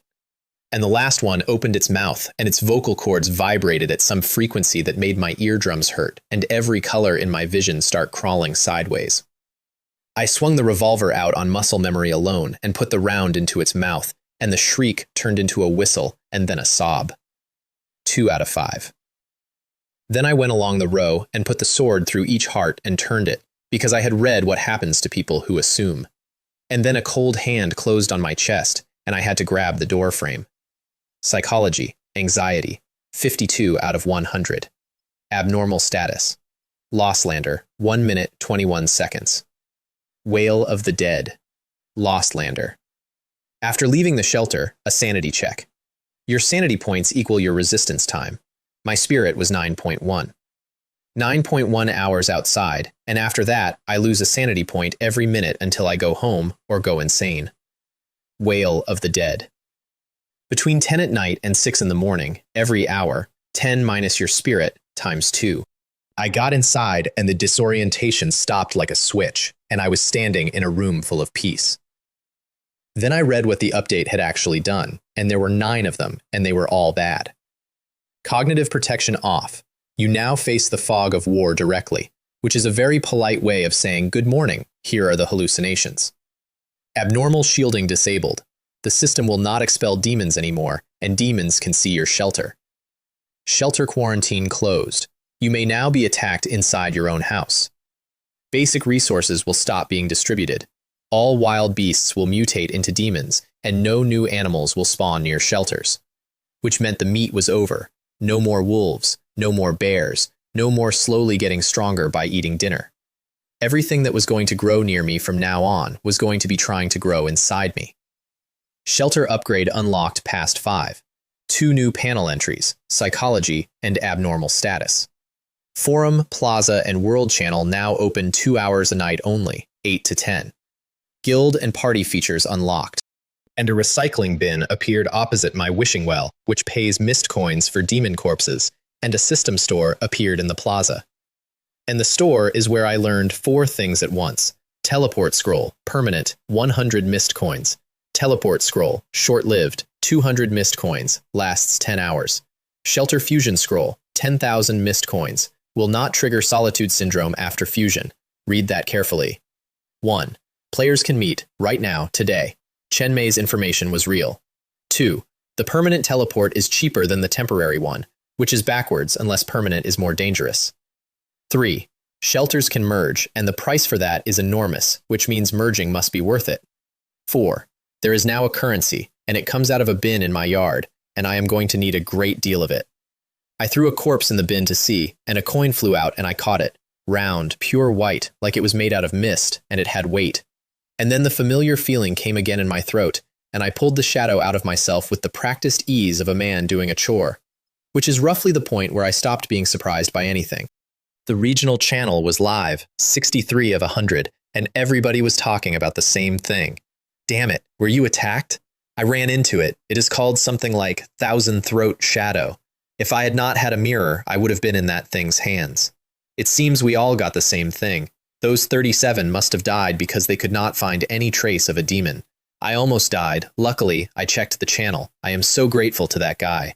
So they only got the shadow, I said out loud, and my mouth twitched. Everybody else got one problem. I got the shadow and 4 rotting corpses and a fireplace full of arms. I checked in with Chen Mei. Li Wei, is he still alive? Chen Mei, not dead. Li Wei, okay, we will talk about the rest later. And then I got to the important part of the update, which was buried in the shelter information. Level 5 upgrade, iron, 0 out of 100, or special item. Using a special item will transform the shelter into a special shelter. Special item. I looked out at my warehouse. Now appreciate the shape of this. On the very first morning, before I knew anything, a thing had thrown a fingernail of itself through my door. Whispers when you touched it. 30 units of storage for something the size of a coin. And on that morning, I had picked it up with a stick, put it in a box, and left it there for a week for no reason I could articulate. I got it out. Special item. Endlessly proliferating flesh and bone fragments. Can be used to upgrade shelter.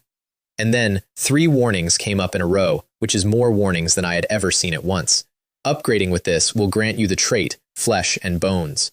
Upgrading with this may carry unknown risks. Upgrading with this will bring your shelter to life.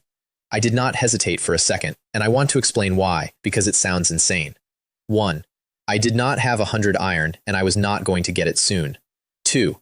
I had watched a piece of that thing punch through a door from what I can only assume was an enormous distance, and I had watched something else eat most of it, and both of those facts told me the same thing. Whatever this fragment was, it was on a scale that the rest of my problems were not. 3. The system had gone out of its way to say, bring your shelter to life. It did not say destroy. It said bring to life. Upgrade the shelter. Yes. There was no white light this time. The fragment went down into the floor, and the entire building started to shake. Bone plates formed inside the walls in a honeycomb pattern with a translucent membrane over them, and under the membrane you could see a network of vessels pulsing. Ribs came out of the ceiling in rings. The floor turned into something soft and covered in an unbelievable density of very small tentacles. "Is this thing," I said, "still technically a shelter?"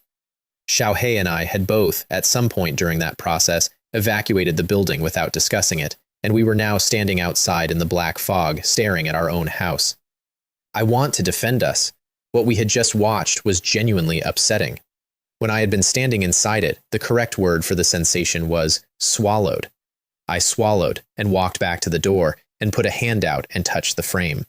The bone under my palm went soft and pushed back into my hand like a cat. "Quite human-like," I said, and felt slightly better, and stepped over the threshold.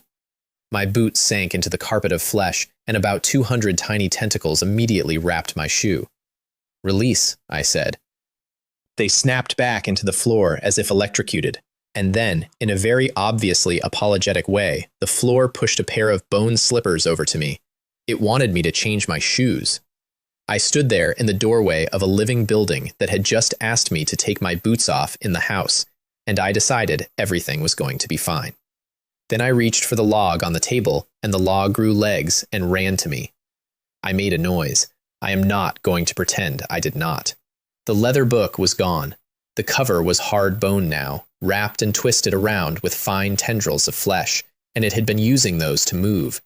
The pages had become a thin membrane, soft, not greasy, actually pleasant to touch. Flesh vein bone nest, egg cell, level 6, flesh 1000, bone 1000, capacity 200,000, trait, flesh and bone.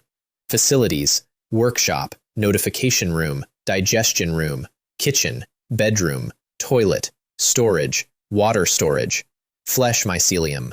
Note, please keep your distance from this if you do not want to engage in bondage play. I read that twice as well. Unlocks the abnormal status, insulation protection. While inside a shelter, the player will not be attacked without cause. Without cause, not will not be attacked. Will not be attacked without cause. This system has never once lied to me, and has also never once said a single reassuring thing. Then the house gave me the tour. The floor grew me an ergonomic chair out of bone and meat, custom fitted, in about 4 seconds. And then the tentacles started rolling, and moved me and the chair sideways down the hall, like a man on a very disturbing airport walkway. "This is amazing," I said, and I meant it, and then I remembered. "Bring Xiaohei in and lock the door." Behind me, a tentacle came out and got a white wolf who was peeking around the door frame, and dragged him in bodily. "Awoo!" Then the door shut, and the sound cut off completely, because the soundproofing turned out to be excellent. The workshop had gone from a black bench with a holographic screen to a white skeleton frame with a semi-transparent membrane for a display, and the robot arms had become bone claws, and text made of very small granulation tissue came up on the membrane. Blueprint memory. Place a crafting blueprint on the scanning table made of nerve cells. After scanning, you can craft without the blueprint. Crafting consumes flesh and bone.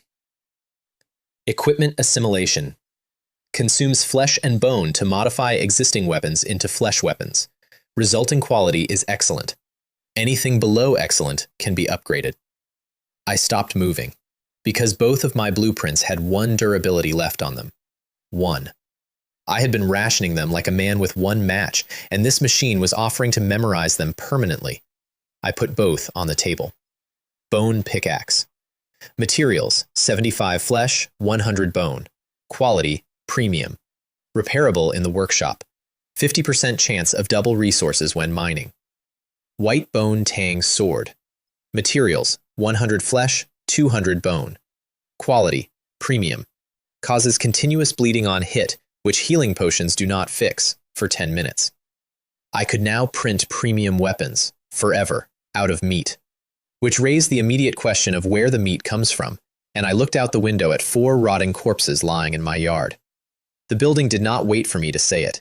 The villa shrank slightly, and a carpet of flesh unrolled itself out the door and across the ground all the way to the 4 corpses, and tentacles came up and loaded them one at a time. And the carpet reeled itself back in, and the house went back to its original shape. Current flesh, 1040. Bone, 1020. Build. No, I said.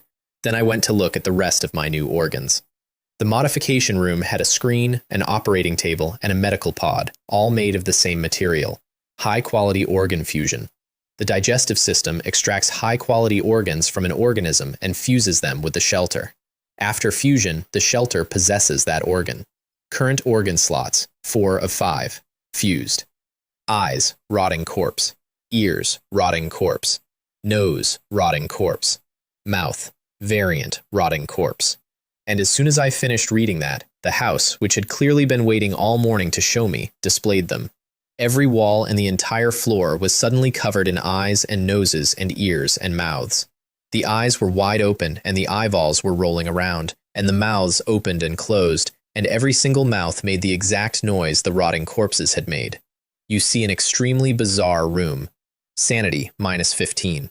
Stop, I said. Stop. From now on, nobody displays new organs without my order.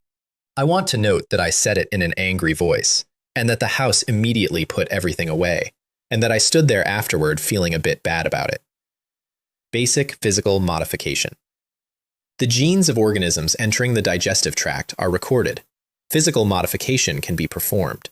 Maximum enhancement level, 12. Consumes flesh and bone. Basic medical treatment. Provides physical healing to living beings without altering their bodies. I sat down in a chair made of bone and read that twice. Maximum enhancement level, 12. The human ceiling is 10, and 12 is what this machine will simply give me, in a bed, while I sleep. This would have been an excellent moment for philosophical reflection about what that would make me. I did not. I checked the price. To raise both strength and constitution to 12, 2,100 flesh and 1,000 bone, and a single rotting corpse gives 10 flesh and 5 bone. 210 corpses. Right, I said. Then I went to the kitchen, because I had not eaten. The kitchen had one window with a screen in it, and a list of dishes, all of them meat. I picked something called beef-flavored pork chop, and a plate came out steaming. I cut it and the crust cracked, and juice came out like amber over the bone plate. The middle was a gradient of pink with fine marbling. The first thing on the tongue was the slightly bitter caramel of the crust, and then it went velvet. And the meat flavor built up in layers with every chew and finished on the mineral edge of sea salt. Ah, I said with my eyes shut. Delicious. I had not eaten anything like that in over 10 years. Then I stopped chewing. Wait a minute, I said. Where did this place get beef? I put the plate down and read the screen again. Beef. Flavored. Oh, I said, it is beef flavored. Of course. Where would cows come from here? And then I went very quiet. If it is not beef, then... I opened the log with an expression I am glad nobody photographed. Current flesh, 1,039. It had been 1,040. Ora, ora, ora, ora, I said, and started punching the wall as fast as I could. You dare to feed me rotting corpse? The wall writhed and produced 2 eyes that rolled back and a mouth that spat. And behind me, at the table, Xiaohei had followed the smell and was 3 seconds from taking a bite. Xiaohei, I said, in the calmest voice I have ever produced, you cannot eat that. I reached out, stopped him, pulled the plate away, and put the rest of it in my own mouth. I have not had enough yet, I said, with my mouth full. If you want to eat, go pick your own. Who cares what kind of meat it is? Out of sight, out of mind, as long as it tastes good. Au. I have eaten there every day since. I kept my promise and joined the team. Li Wei. Since players can actually meet, I will keep my word. Chen Mei. Great, I will add you to the group chat. Chen Mei invites you to join the group chat, unnamed. And I walked in and got hit by 5 messages at once. Welcome, Fox Friend. Welcome, Fox Friend. Welcome, Fox Friend. Welcome, Fox Friend. Welcome, Fox Friend. I had never met a single one of these people, and all 5 of them called me Fox Friend on the first line. I had already given up resisting. The forum had broken me. 10 years in the future had produced a generation of people who communicate in memes I have never heard, and I had been getting flattened by them daily for a week. Li Wei.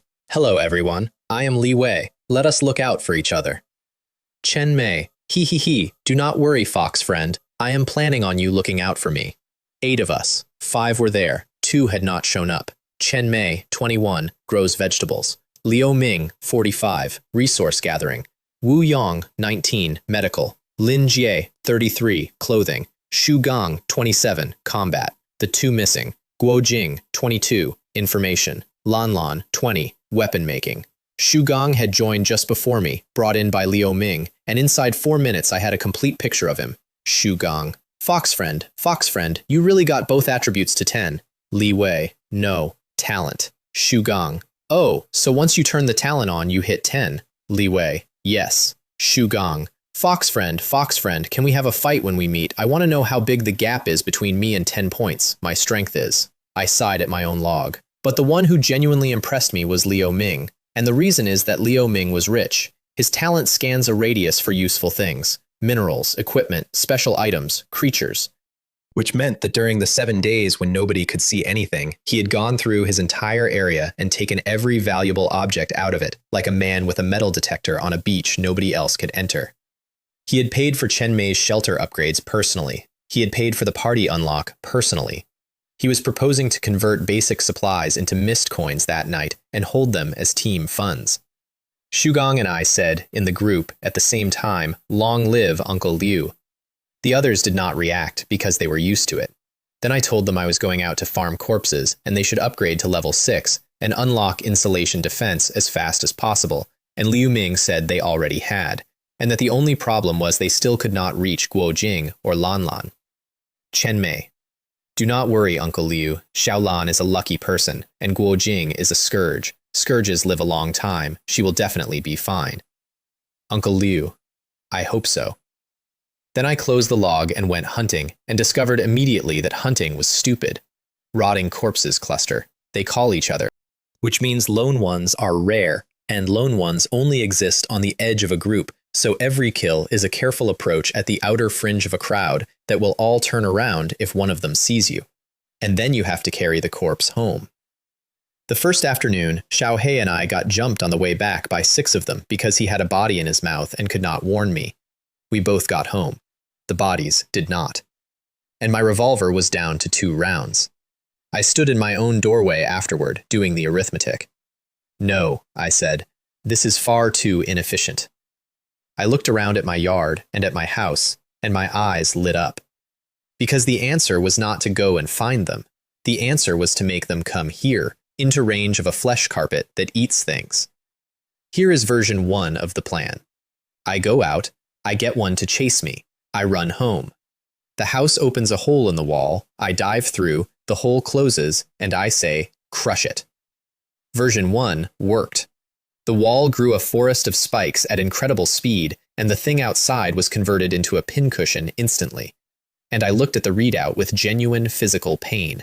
That attack cost 50 bone points. A rotting corpse is worth 5. I had just spent 10 corpses to kill 1 corpse. It seems having the shelter attack directly before we have real reserves is not a good idea, I said. Version 2. What if we do not kill it? What if we just hold it and I do the killing? I went to the wall and said, tie me up, do not let me move. 1,000 tiny holes opened and tentacles came out and wrapped me. I struggled, and I watched the flesh counter start dropping fast. Then I stopped struggling, and the drain almost stopped. Which told me exactly what I needed to know. The house can hold something. It cannot hold something that is fighting. So relying on the shelter to kill things is not realistic, I said, and waved, and the tentacles went back into the wall. And then version 3 arrived, and version 3 is the one I want on my headstone. Make a small hole, I said, right here by my eye. 2 little holes opened, and I could see the yard. Then I put the sword against the wall, and the wall obediently opened a slot, exactly the width of the blade. It is feasible, I said, after swinging a few times. The whole plan comes down to one property. Rotting corpses attract each other, so I never need to go out again. I only need to make sure there is always exactly one of them standing at my wall. And it will bring the next one, and that one will bring the next one. An assembly line, powered by their own biology, fed by a wolf. Because the last piece of it was that somebody had to go out and get the first one, and I had been chased for what felt like a geological era and had not recovered. 2 legs cannot outrun 4 legs, I said reasonably. So Xiaohei got the job. I want the record to show that he ran the entire route in complete silence because I had told him not to make a sound in case he brought back more than one. And there is nothing in this world sadder than a wolf who very badly wants to howl and has been forbidden. Then it was just process. New corpse arrives, I kill the one currently scratching my wall through the slot, the new one takes over scratching, repeat. I could have kept more of them out there for volume. I chose not to. More of them creates new problems, and I did not want new problems, so I ran it slower and safer. 1:30 in the afternoon to 5:30, 4 hours, 237 corpses. My hands ached from chopping, but I was not happy, and here is why. They did not spawn on a fixed timer. The gaps kept shrinking. At the start, it took 7 or 8 minutes to attract one. By the end, it was a few tens of seconds. I stood at the slot and looked out into the fog, and for a moment I could see through it, and what I saw was a wave. There are more and more of these, I said. This is getting difficult. When soldiers come, block them. When water comes, damn it. Let us seize the time and improve ourselves. Then I called the wolf into the modification room and gave him an eye. He climbed onto the table with the most reluctant expression I have ever seen on an animal, because the last time I had performed medicine on him, it had involved alcohol and a stick. "Awoo," he said, tilting his head at me pitifully. "Begin," I said without looking at him. 240 units of flesh. They put him under, and then bone scalpels and tentacles came out and worked on the empty socket while, off to the side, they took genetic material from the good eye and dropped it into something like a can of nutrient fluid. A single speck in that fluid divided, and in a few minutes there was a dark gold eyeball in there, identical to the original. "So beautiful," I said, looking at it glow faintly in the dim light, and I immediately started thinking about getting a pair for myself. The screen, apparently reading my mind, put up a line. Iris genes expressing color have been included, allowing perfect integration into the eyeball of any organism. "Ha ha ha," I said. I knew I had not misjudged you.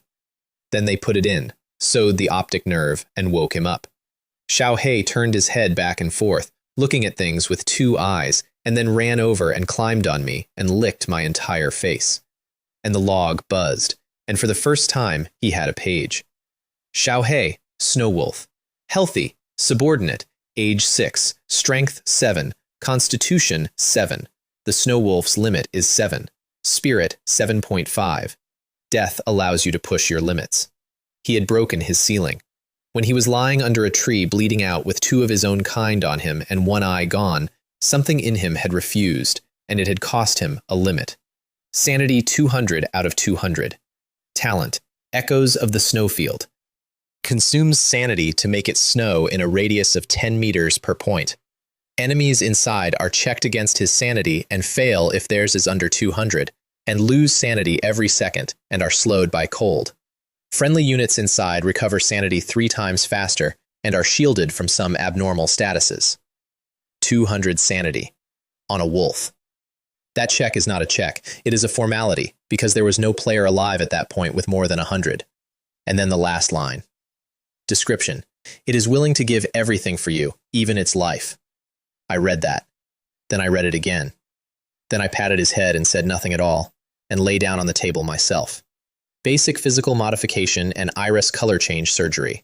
Duration, 15 hours. And then, right as I was about to confirm, one more line. The final part of elementary alchemy has been converted to elementary flesh alchemy, should this be learned during the surgery. I had assumed the book was gone, absorbed, converted into the modification room and nothing else. Yes, I said, yes to everything. 2,360 flesh, 1,150 bone. The table went up and a membrane came down and sealed a space around me and brown-yellow fluid poured in. And I had not been put under, so I got to watch. A mask floated to my face. A thin tentacle pointed at it, then at me. I put it on. And things came out of the inside of the mask and went into all 7 openings of my head and up into my brain. There was about a second of nausea and suffocation, and then it was the most comfortable I have ever been. My whole body went weightless. It felt like being an embryo. The tentacles reached my quartz and cut my brain off from the outside world, and then something came in along them and started writing on me. That was the alchemy. Knowledge that normally requires a sanity potion to read without breaking, and the house had simply gone around the front door. While I was learning, the rest of it happened. They took me apart. Every bone, every muscle, every inch of skin lifted out of its place and set down neatly. Bone density increased and then honeycombed, so it got harder and tougher at the same weight. A new kind of fibrocartilage went into every joint. Muscle cells were pulled, cultured into better versions, and put back, so the explosive power went up and the acid clears faster. The vessels and the heart were thickened and pressurized, so everything moves quicker. And the endings of every nerve cell were bridged with filaments at a scale I do not have a word for, so signals stopped being chemistry and became pure electricity. 15 hours. The membrane pulled back. Steam came off me. I opened my eyes, and they were dark gold. I pushed off the table with one arm and went into the air and landed light. Li Wei. Health, age 30. Strength, 12. Spirit, 9.1. Constitution, 12. Knowledge, mastered. Basic flesh alchemy. Summary. An unknown species disguised in human skin. I read that summary line for a long time. Elementary flesh alchemy had two things in it. Boiling. When on, my own fluid boils and burns, and while it burns, my body stays at peak condition and I become flammable. 5 sanity a second. I named it the kettle immediately because that is what it is. You turn it on, you get hot, and you make an unpleasant noise.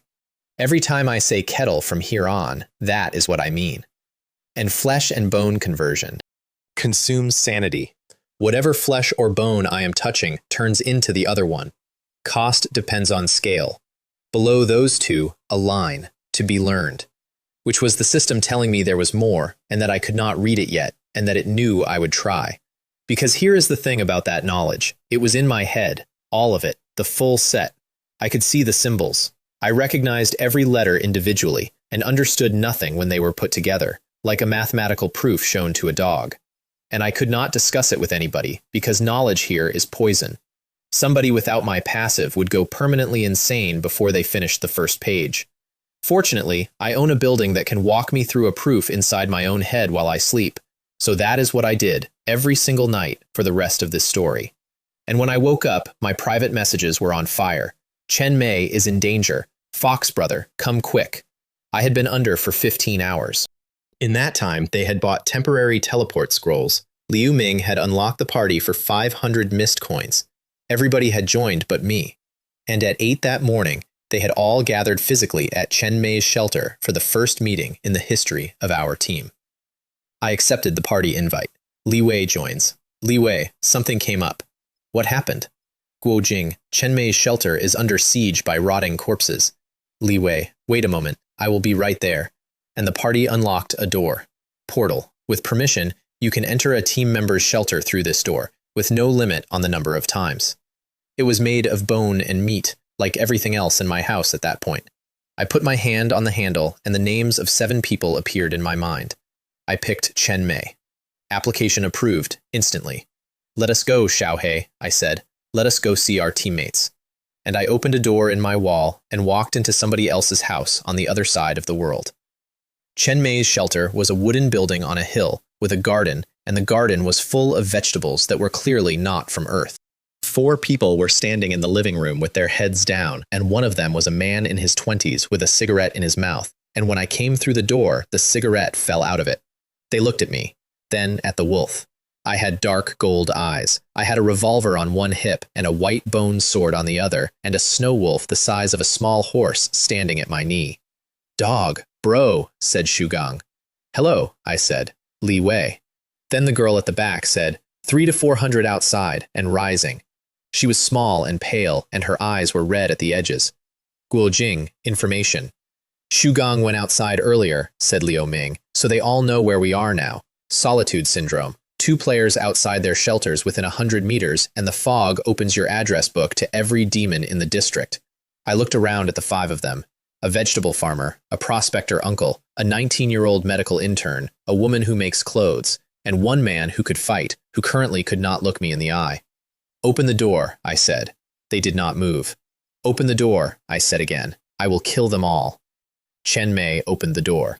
I want to tell you exactly what happened next, because this is the first time anybody had seen me work. 300 rotting corpses in a wave up the hill, and I walked out to meet them, and I put both hands flat on the ground. Flesh and bone conversion. Sanity -80. Everything the front rank was standing on turned into bone. The ground, the dirt, and then their feet, and their ankles, and their knees, and the wave stopped moving, because the wave had been welded to the hill. Then I ran up the corridor of screaming bone statues and turned the kettle on. My fluid caught, and my whole body went hot and light, and every ache stopped mattering. Bone knives out of the ones already dead. Throw. Convert on contact. 2 more locked in place. Sword through the neck. Sword back. Turn. One of them was a mutant. Legs like tree trunks. It got through, and it put a fist through my stomach, and the pain arrived, and I looked down at the arm inside me, and I turned my own abdomen to bone around its wrist. It could not pull out. I opened its throat while it tried. Then Xiao Hei came out of the door behind me, and it started to snow. 10 meters per point of sanity. It snowed over the entire hill, and inside the snow, every single one of those things started losing its mind, and every step got slower. And behind me, I heard Wu Young make a small noise because his own anxiety meter had just started going down for the first time in a week. Steel spine will. Sanity 30 of 30, and pain became a rumor. I took 100 heads in about half a minute. Somewhere behind me on the porch, 5 people watched a man walk into a wave of 400 corpses and come out the other side. Then it was over, and I came back up the hill holding an armful of organs because I had 5 slots and a house that eats. Sanity -3, said everyone's panel at once. Sorry, I said. Habit. Liu Ming recovered first because Liu Ming is 45 and handed me a cigarette. Wu Young came over with a small square of something and stuck it on the back of my hand without asking. Sanity recovery plaster, he said. It is not much. It is what I can make. He was 19. He had been an intern. He had been 3 months from actually qualifying when the world ended, and he had spent his first week in the land of mist learning to make a bandage that heals your mind. Brother Bai, said Chen Mei. No, I said. Fox friend. I have gotten used to it. We went inside, and Guo Jing pointed out the window, and the argument stopped. The fog outside was not gray anymore. There was black in it, threads of it coming through, thickening. 5 hours, she said, maybe 6, and then it is all black. Nobody asked her how she knew, and I noticed that nobody asked her, which told me they had already asked once and gotten an answer they did not like. So she told me herself. My talent is precognition, she said. 2 seconds, sometimes more if it is big. Then she said the rest of it, flat, the way you say something you have already decided not to cry about. On the night the protection ended, everybody heard something. She heard something too. Except her talent does not let you hear a thing. It shows you the thing. She said, I could not hear it. It was inaudible, and my talent tried to show me it anyway. Her sanity had gone to 0 in under a second. She should have died the way the 37 died. Instead, something in her had broken the wrong way, and her spirit limit had snapped, and her sanity ceiling had doubled. And she had woken up on the floor of her shelter, with blood in both eyes, and a piece of information in her head that she has never once repeated out loud. Knowledge is poisonous, she said, but prophecy can kill. And I sat there and understood something about the man who built this team. Liu Ming had recruited a farmer, a doctor, a tailor, a fighter, a prospector, a weaponsmith, and a girl who sees the future. 7 roles, no overlap, assembled in 6 days in a world where you cannot see, hear, or reach anybody. Liu Ming, I said, how did you pick us? Liu Ming looked at Guo Jing. Ah, I said, we set the rules that night. Internal trade at 60% of plaza price. Information shared, no exceptions, no charging each other for survival. Then we needed a name. I suggested something with loneliness in it, because I am a poet. Guo Jing said, Echoes of Ashes. Everybody voted for hers immediately, which I thought was rude and correct. And then Wu Yang said, Has anybody actually spoken to Lan Lan? Not since the update, said Lin Jie. She replies, just short. Wu Yang's face did something. Ask her how much water she has been drinking, he said. We asked. 20 liters, she said. Maybe 30. Since yesterday, I am fine. I am just so thirsty. Get her here, said Wu Yang, and he was already moving. She came through the portal, and she looked fine. She looked 20 years old and tired and a bit embarrassed at the fuss. Wu Yang put her in the medical pod and ran a deep scan, and I watched his hands stop. Then he turned the screen around so we could all see it. There was no brain. There was a slug in there, curled up, comfortable, wearing her skull like a rented apartment. It had come in during the first hour after the protection ended, and it had been running her ever since, answering messages, being short, drinking water because the thing needed the water, and the body was still a body and had kept obeying. Lan Lan had died on the first night. We had been talking to it for 6 days. Chen Mei started crying in the group chat, which is the strangest sentence I have ever had to say. Lin Jie went outside. Guo Jing's eyes went red at the rims and stayed there. And Wu Yong sat down at the table and ate the steak the kitchen had made him and cried while he chewed because he was 19 and he had not eaten since the day before, and both of those things were true at once. I let it run about a minute. Then I said the thing they needed more than comfort. None of you respect this place, I said. They looked up. You have no sense of danger. You lived through a protection week and you think that was the world introducing itself politely. It was not. It was the world putting a mattress under you while it loaded the gun. Lan Lan did not die because she was weak. She died because when something was wrong, she assumed it was nothing. From today, when something is wrong, it is not nothing. Nobody argued with me. Guo Jing wrote it down. Then I went home and ran the numbers on the thing that had been bothering me all day. And the numbers turned into the second best idea I have ever had. Solitude syndrome. 2 players outside their shelters, inside 100 meters, and every demon in the region gets a pin on the map with your face on it for 10 minutes. Everybody treated it as a punishment. I looked at it and saw a doorbell. Shu Gang, I said, come stand in my yard for 4 seconds. He came through the portal, stood in my yard, and went home. And the pin went up over my house, and every rotting corpse within an enormous distance started walking toward me. Then I closed the door and told the house to grow. 600 and something arrived in the first wave. The walls opened and fired 300 bone spikes into them at once. I did not lift a finger. The whole point of spending a week harvesting corpses by hand through a slot in the wall was to afford the day when I did not have to. 3 waves, 600 to 700 in each, and the walls firing on a 4-second cycle, and me standing at the window with a cup of something the kitchen had made me, watching a strategy work. Flesh, 178,005. Bone, 74,080. 4 days earlier, I had been standing at a slot in my own wall for 4 hours to get 237 corpses by hand.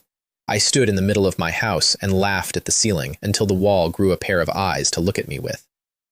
Then I spent all of it in one evening, and I want to itemize because this is the shopping trip that made everything afterward possible. 9 bone pickaxes and 9 bone swords, premium grade, printed out of meat.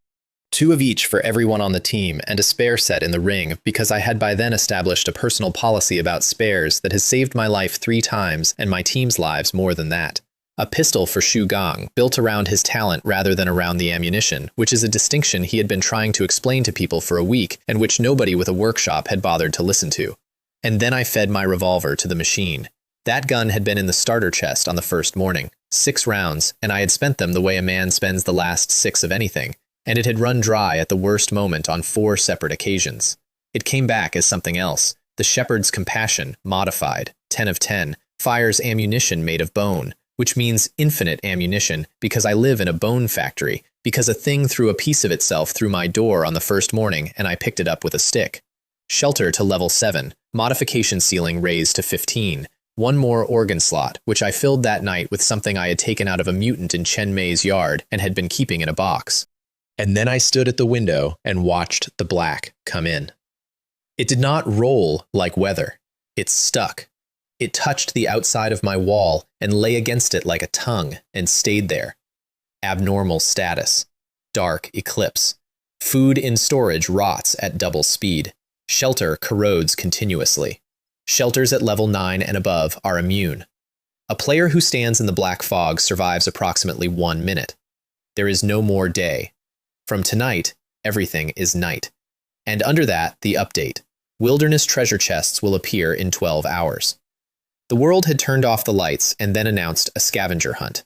I went to the store to see what they were selling to a species that can no longer see, and there it was, first item, and I actually said the word out loud. Faint candlelight. 100 mist coins per hour. Illuminates a radius through the black fog. I knew that candle. I had a candle exactly like it on my table on the first morning, in the starter set, next to a hunting knife and a hand mirror and a pile of stale bread. I had used it for a week to read a book by. They had put the counter to the black fog in every single player's hands on day 1 at 0 cost and labeled it decoration. I typed it into the regional channel before I did anything else. Li Wei, the candle from the starter set. Do not sell it. Do not burn it for warmth. It is the only reason any of us will be able to leave our houses tomorrow. The channel went quiet for about 4 seconds. Then 62 people started screaming at once. I went out into the black fog 11 hours before the chests, with a candle in my hand, because I wanted to know what the dark was like before it was full of competitors. Here is what the black fog is like. Nothing. The candle throws a bubble of ordinary gray about 10 meters across, and outside that bubble, the world does not exist. No shapes, no sound. Not muffled sound. None. I stopped walking twice just to confirm that my own footsteps were the only thing happening in the universe.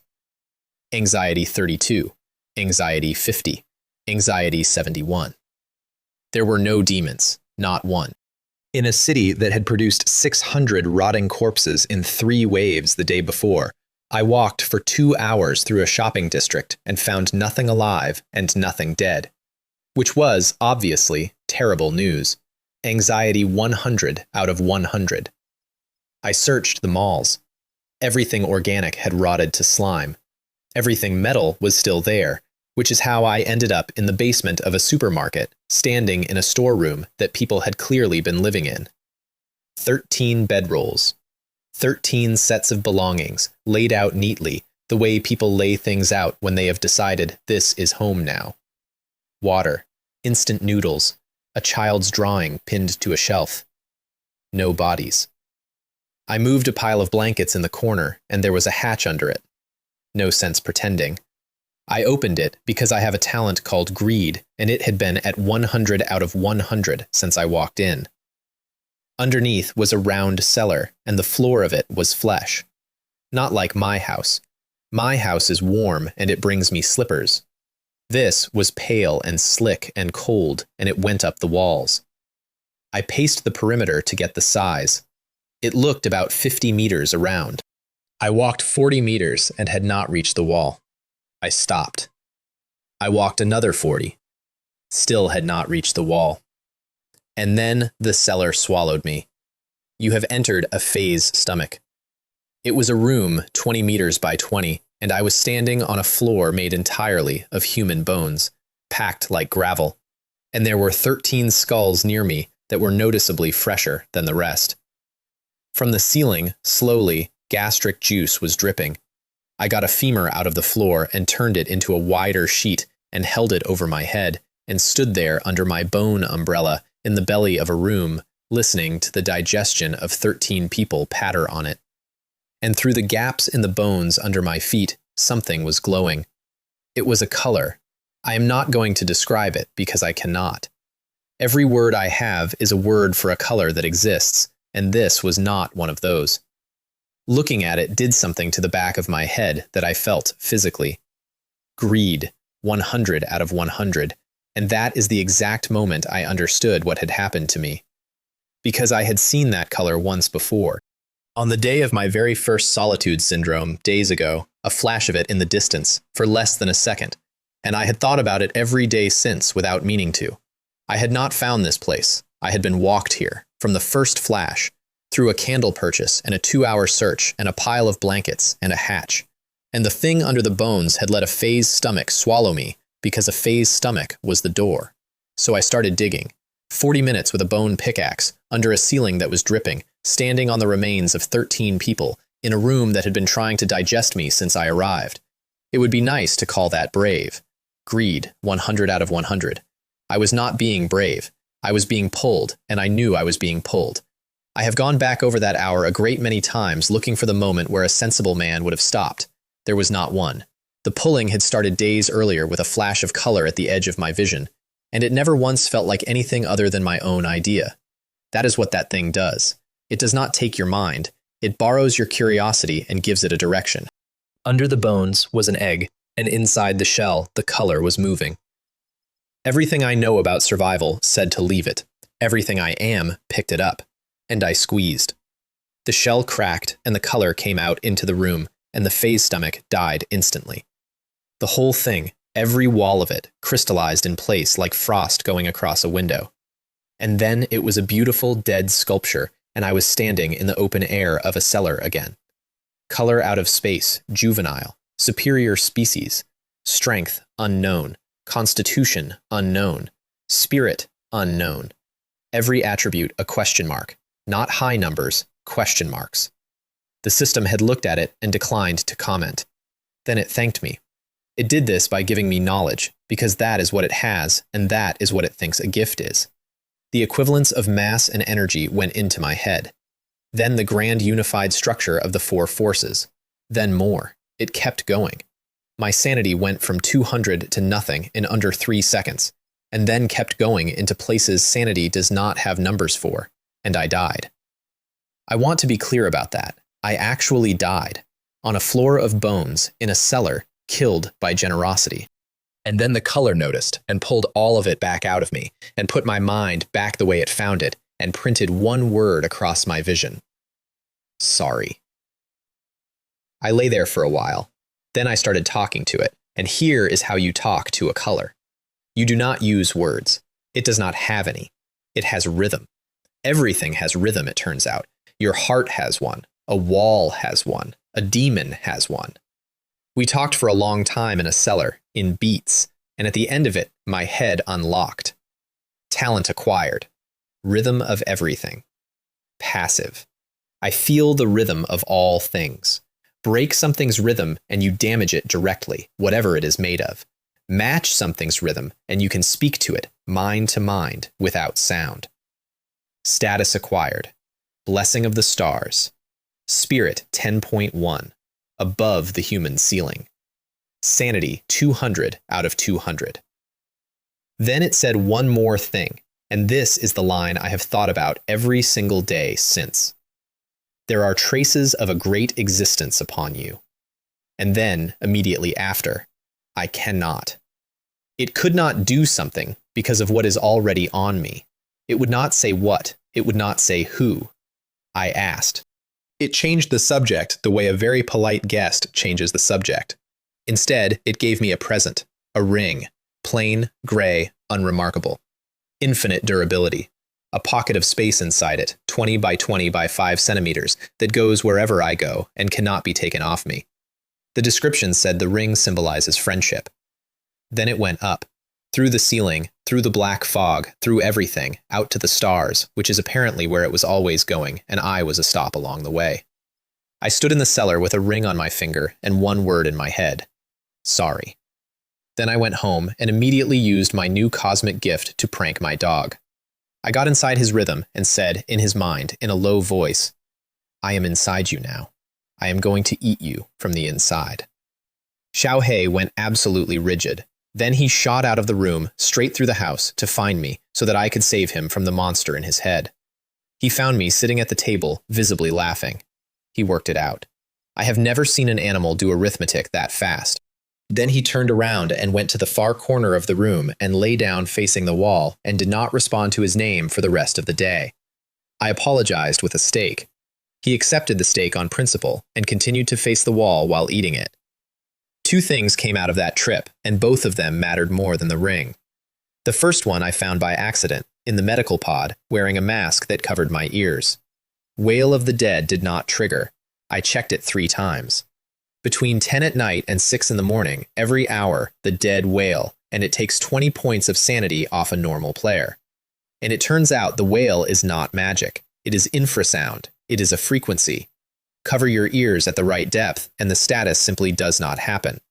That is 20 sanity a night, per person, per night, forever, deleted, for the price of a mask.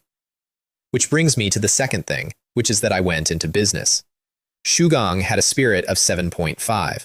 Every night the whale took 20 off him, and every night he lay in the dark listening to small people at the edge of his vision preaching to him about their Lord. I took a medical pod and rebuilt it. Bone shell over the mouth with breathing holes, a biological membrane, a small converter that runs on flesh, thermostat, massage function because I am not a barbarian. You get in it, you sleep, Nothing wails at you, and you wake up whole. Hibernation capsule. 2,000 mist coins. Xu Gang bought the first one before I finished the sentence. Wu Yong bought the second. Zhao Lei's guild ordered 20.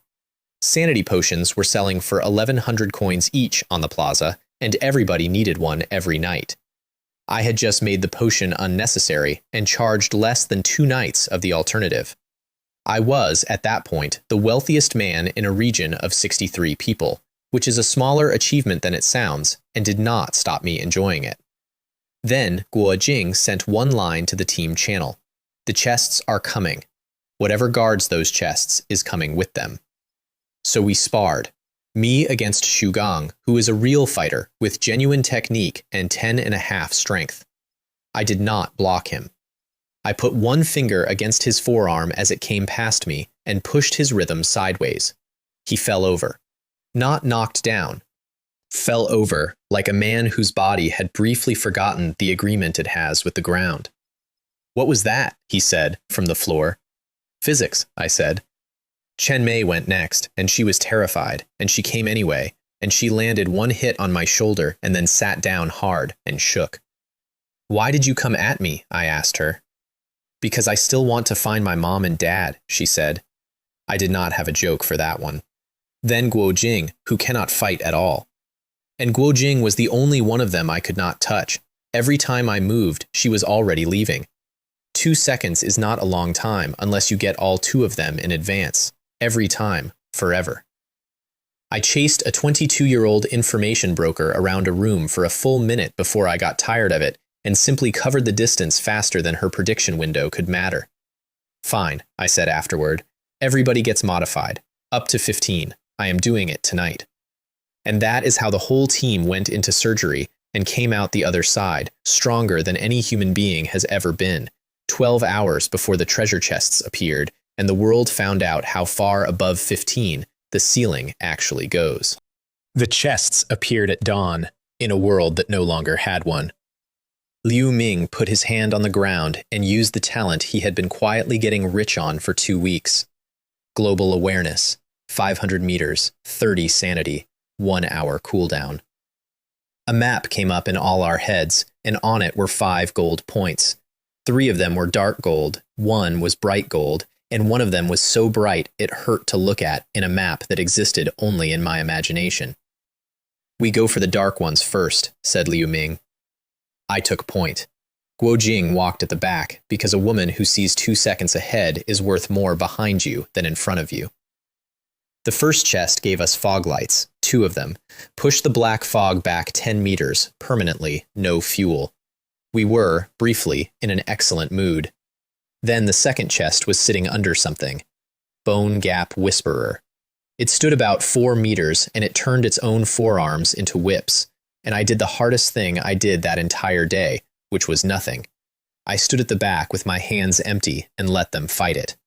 Because I could have killed it in 9 seconds, and then they would all have learned exactly nothing. And the next thing after this one would kill 4 of them while I was somewhere else, so I watched. And I graded. Xu Gang was good. Lin Jie was faster than anyone expected. Wu Yong kept them standing. Liu Ming fought like a 45-year-old man who had done manual labor his whole life, which is to say better than the young ones. And they were losing. The whips do not miss. Every exchange took skin off somebody. And then Guo Jing handed her fog light to Chen Mei and walked forward.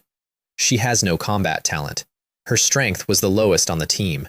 She walked into whip range with 2 seconds of foresight and a knife, and she took 7 hits to close the distance. And I counted them, and the 7th one opened her back from shoulder to hip. Sanity 97 of 200. And then she cut both of its arms off at the elbow because she had known for 2 full seconds exactly where the elbows were going to be. The other 5 swarmed it and finished it in about 11 seconds. They stood there afterward, all of them shaking, and Chen Mei was crying, and Xu Gang was laughing in the specific way men laugh when they have just discovered they did not die. First one we killed ourselves, said Liu Ming. Yes, I said, do it again.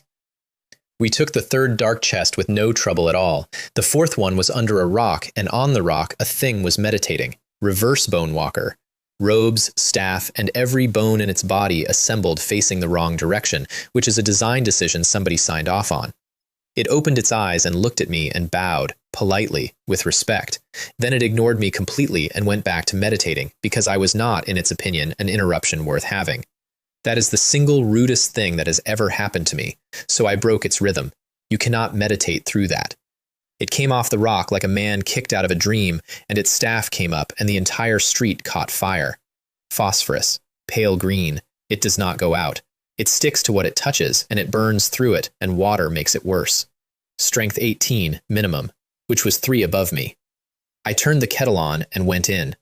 The next 90 seconds happened, and I am going to give you the outcome instead of the process. I won. It went down. My clothing and my skin fused into one material. My mouth sealed shut. I could not speak for a day and a half after that.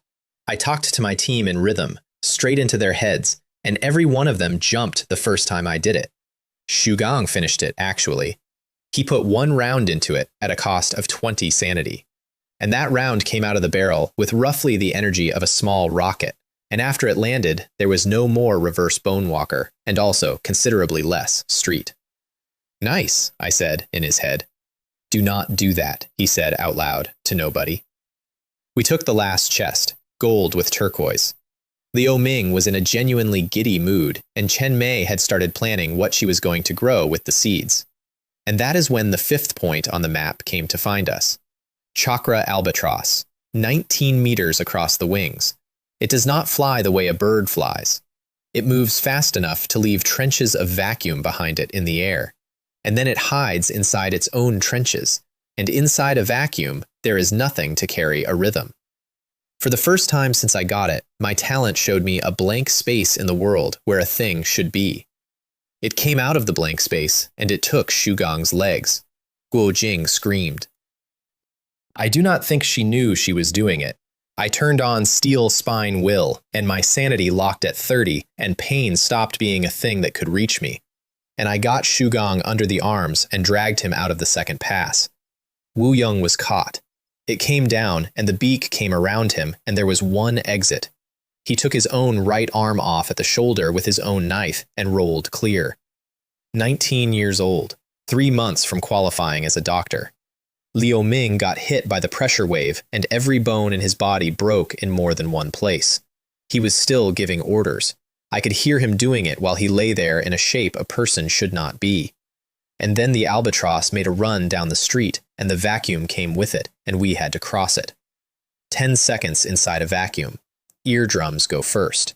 Then your eyes push forward against nothing. Then your body starts to swell, and it does not stop swelling until you are back in air.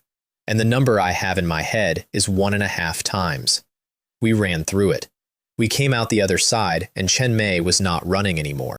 She was in 2 pieces, from the right shoulder to the right hip, still attached along one line, and she was awake, and she was looking at me. Guo Jing got to her first and started putting her back inside herself with both hands, and did not stop or make a sound the entire time.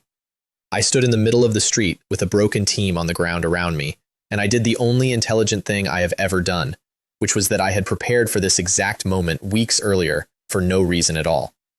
I opened the ring. 5 emergency medical pods came out of a space 20 centimeters wide. I had built them, filled them, and put them in there because it had seemed like the sort of thing a careful person does. And I had felt slightly silly about it at the time. I put 5 of my 6 teammates in 5 pods. Nobody is dying here, I said. All of you are going home. Then I turned around to keep the albatross busy while they went. Guo Jing was the last one through, and she stopped in the door, and she said the thing that I carried for the rest of this story. Fox friend, you are not dying either. I will find you, I promise. The chase took a long time. I climbed the thing. I got up its beak with the vacuum tearing at me, and I put a knife into its eye. And it pulled 20 gravities trying to shake me off, and eventually put its own face into a building. And then I did the thing you do when you cannot win. I led it east. Because east was where I had noticed something enormous sitting on a throne in the ruins 2 days earlier, and had very carefully written down and walked away from. Molten iron curse binder, 10 meters tall, armor of moving liquid metal, a sword the size of a monument wrapped in chains. I ran between the two of them, and then I got out from between the two of them. They took an interest in each other. I sat on a piece of rubble and watched two demons who both wanted to kill me solve the problem of each other, and while they were busy, I walked over to the throne and took the gold chest out from underneath it. Then I started walking home. I had one candle. My mouth was fused shut. My skin had been replaced with something the phosphorus made. I had roughly 0 sanity and 11 kilometers. And 1.5 kilometers in, the fog started following me. Man in the mist. It dissolves into black fog completely. There is no body to hit. Somewhere in that spread out cloud, there is a core the size of a fist. And the core moves, and the only way to kill it is to find the core and hit the core. And I could not see, and I could not shout, and I could not run. So it took me apart on the way home, over the course of about 10 kilometers. That walk is the worst thing that has happened to me in this world, and it does not look like anything. It is not a fight. There is nothing to swing at. The fog gets slightly thicker somewhere in the dark outside a 10-meter circle of candlelight. And then something opens a cut somewhere on you, and then the fog is somewhere else. It is a long, slow negotiation in which you offer pieces of yourself in exchange for meters. Kilometer 3, my left hand stopped closing. Kilometer 5, the candle went into my teeth because I needed both hands and could not put it down. Kilometer 6, I fell over for the first time and got up because getting up was still cheaper than the alternative. Kilometer 7, I started counting my own steps out loud in rhythm because the counting was the only structure left, and a mind with no structure in that fog does not last a kilometer. And I stayed on my feet, and I will tell you exactly why. Because I said it out loud, in rhythm, to nobody, once every few hundred meters, the whole way. I have not saved Shu Gong yet. Wu Yong does not have a right arm. Chen Mei still wants to find her parents. Wu Jing said she would find me. It took my right arm about 2 kilometers from home, so I lay down and stopped moving and let my heart drop as low as I could put it. And I waited, and it came in close to check, and its core came in close with it. And I shot it with my left hand. The recoil broke my wrist. The core burst. I lay in the street for a while after that with one arm and a broken wrist and no mouth. And the last coherent thought I had was not about the fight. It was about 10 years in a bed. It was about 2 people who fed me and turned me and washed me and read to me and told me every single day for a decade that I was going to be fine. Thank you, I thought, in the direction of a world I could not get back to. Thank you for taking care of me. And then there was a light coming through the black fog, a small one, a candle held high at the end of an arm. I told you, said Guo Jing. I said I would find you. She got me home. The house took all 7 of us at once. I had never asked it to do that and had no idea whether it could. It had 4 pods. It grew 3 more out of its own walls in under a minute, using material it did not really have. And then it ran all 7 simultaneously for 31 hours, and the flesh and bone counters went to numbers I have not seen before or since. At one point, the building was thinner, actually thinner, in the walls, in the hallways, because it had spent structure. It did not ask me first. When Lin Jie woke up with tentacles around both wrists, she screamed until somebody explained. And then she cried, and then she apologized for crying, and Wu Yong told her to stop apologizing, which is the first time I ever heard him tell anybody anything. Shu Gong got his legs back. He walked on them for 4 days before he trusted them, and then went out and ran 11 kilometers for no reason at all. Wu Yong got his arm back. He used it, first, to redo the sutures on Liu Ming that he had done one-handed in a hole 2 days earlier because he had not been satisfied with them. Chen Mei was put back into one piece. I sat with her for most of that one. She does not know that, and it is staying that way. Liu Ming got every bone he owned rebuilt, all of them, and then went out into my yard and smoked 3 cigarettes in a row and would not talk to anybody for an hour. I got a mouth again, and an arm, and skin that was mine. And Xiao He, who had been in a pod through all of it because he had run a horde in a circle for 2 hours on my instructions, came out twice the size he went in. Strength 16, Constitution 16, Spirit 10.8. Nobody died. 7 of us walked into the worst day of our lives, and 7 of us walked out, and the reason was not that I am strong. It was that a 19-year-old took his own arm off to stay in the fight, and a girl with 2 seconds of foresight walked into a whip, and a farm girl went through a vacuum, and one of them came back out into the black with a candle to find me. I put every coin I had into modifications for all of them after that, 3,800 to 5,700 each, because the price doubles as you go up, and I did not care. Then I sat down at my table, in a house made of bone, and opened the forum, and the world was talking about something else entirely. Guilds had formed. Somebody was advertising door-to-door services through the portal system, and the 2 services on offer were exactly as bad as you are imagining. And in among all of that, on the 3rd page, there was a thread about me. It was about my region. 63 people, a difficulty curve that nobody could explain, and a player who had been posting practical survival information under his own name since the first week and giving it away. 400 replies. Most of them wanted to know who I was. I read the whole thread, decided I did not like being on page 3 of anything, and went to bed. 2 days later, a man I had never met sent me a private message that started with the words, "You have been noticed." His name was Gao Kun. He belonged to something called the 7th Division, which belonged to something called the 9 Divisions, which was the largest organization in the Land of Mist, and he had a proposal. The proposal was that I join. The tone of the proposal was that I had already joined and was simply late. Then he used my real name, not Foxfriend, not Li Wei, the forum handle, my name, the one on the hospital records, and he put it in the message the way you put a knife on a table, casually, in the middle of an otherwise polite paragraph. "You want to talk," I typed. "Let us talk face to face. Address," he sent. My thinking at that point was not rage, it was arithmetic. An organization that opens with your real name will do that again next week about somebody on my team. There is no version of that conversation that ends with them respecting a firm no. There is only a version where they learn that the price is unacceptable, and there is only one way to teach that in a world with no police and no courts and a portal in every wall.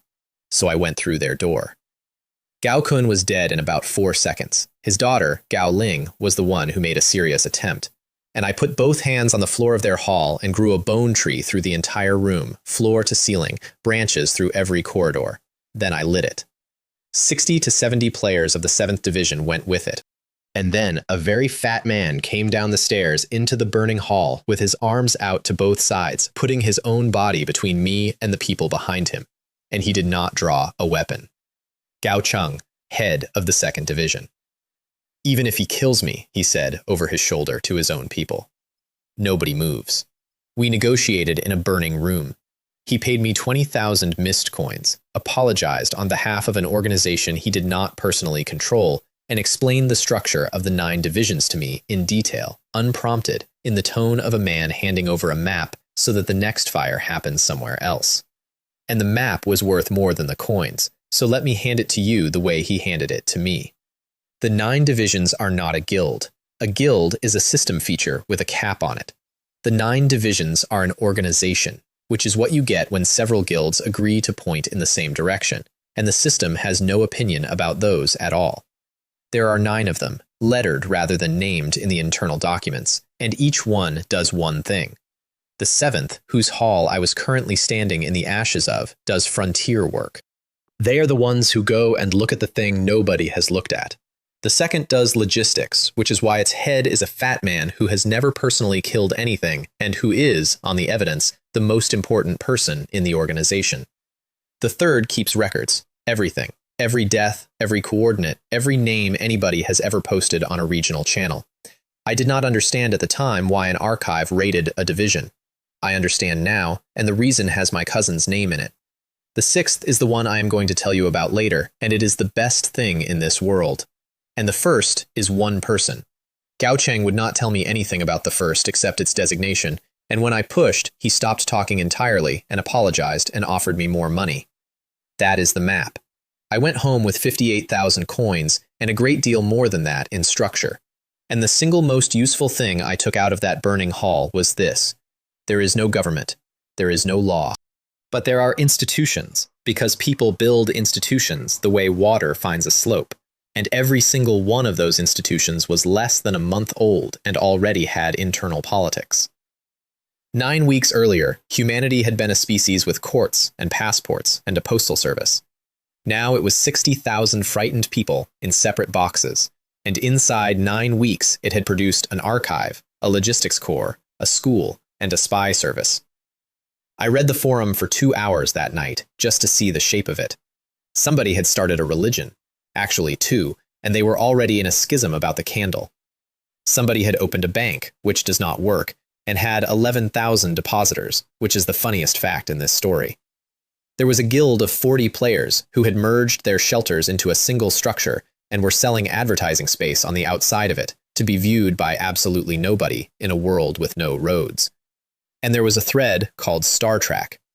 The people posting in it were players, and they were not on the ground. Somebody's shelter had spawned in orbit on day 1, not near orbit, out. And the shelter had been a spacecraft, because the shelter is generated to suit the location. And the system had looked at the vacuum and shrugged and built somebody a ship. There were 11 of them up there. They had never met a demon. They had been living in silence above a planet that had gone dark, watching the black fog spread across the surface of the Earth from above, with nothing to do about it and nobody to tell. One of them had been posting a photograph every night for a month. I was 15 days old in this world, and I had just learned that it had a sky, and that somebody was already up there, and that the view from up there was the last complete picture anybody has of what the surface used to look like. And I spent a large part of it on a home renovation, because I had picked something up in that street fight days earlier that I had not stopped thinking about. Replace the shelter's bone, I said. All of it. Use the reverse bone walker. That thing had been strong enough to burn me down to nothing, and it was, in the end, just bones. And I had a house that eats bones and a workshop that memorizes what it eats. The house upgraded every wall it owned. And then it gave me something back. Bone manipulation technique. I could rebuild my own skeleton, compress the structure until it was harder than the material had any right to be, grow it, shape it, take pieces out and put them back. Constitution +2, immediately, just from having better bones. And it meant my best possible weapon was no longer a sword the workshop printed for me. It was me. Which is how the armor happened. I designed the first version myself, and it was terrible. Then Guo Jing looked at it for about 4 seconds and said, "You have made a suit of plates. Make a shell." She had been an art student before all this. She sat down with a membrane sheet and drew for 2 hours, and what she drew was not human armor at all. 8 small bone discs and 1 large one, worn on the back, socketed like the wing cases of an insect, flesh cushioning at every joint. And when you trigger it, the plates come off the spine and assemble themselves onto the body in a single motion, and the seams close the way a beetle closes. White bone armor. I drilled putting it on until it was muscle memory. Then I drilled it with my sanity deliberately dropped to 1. That is not a figure of speech. I went outside, stood in the fog until the Lost Lander timer had chewed me down to a single point, walked back in hallucinating, and practiced in the dark with the walls breathing and my own fireplace full of arms again. 400 repetitions over 3 nights. Because armor you can only put on while sane is armor for a world I do not live in, and every single time I have needed that armor since, I have needed it in exactly that condition. Guo Jing watched 2 of those sessions from the doorway and then stopped watching them. Then we opened the chests, and it was the best evening any of us had for a month. Chen Mei got a food storage device, which sounds boring, and which meant our team stopped losing 1/5 of everything we owned every night to the dark eclipse, which is the single largest material improvement in our standard of living in this entire story. I got a black mist resistance device. Lin Jie got a set of needles that I do not understand and that she has never explained. Wu Yang opened his and went completely silent for about 11 seconds, and then made a noise that brought the wolf in from the next room. A basic sanity potion recipe. They were selling for 1,100 coins each on the plaza, and a 19-year-old with 1 talent and no equipment had just gotten the ability to make them out of materials that grow in a garden. He posted the recipe on the forum 40 minutes later, for free, without asking any of us. Liu Ming, who had already worked out what that recipe was worth and had a spreadsheet open, looked at the screen for a long moment and then closed the spreadsheet and said, "Good lad." And the gold chest, the one I had taken out from under a throne while 2 demons argued about which of them got to kill me, contained a book. Alchemy Compendium, hero grade, 60 days to process, not read, process.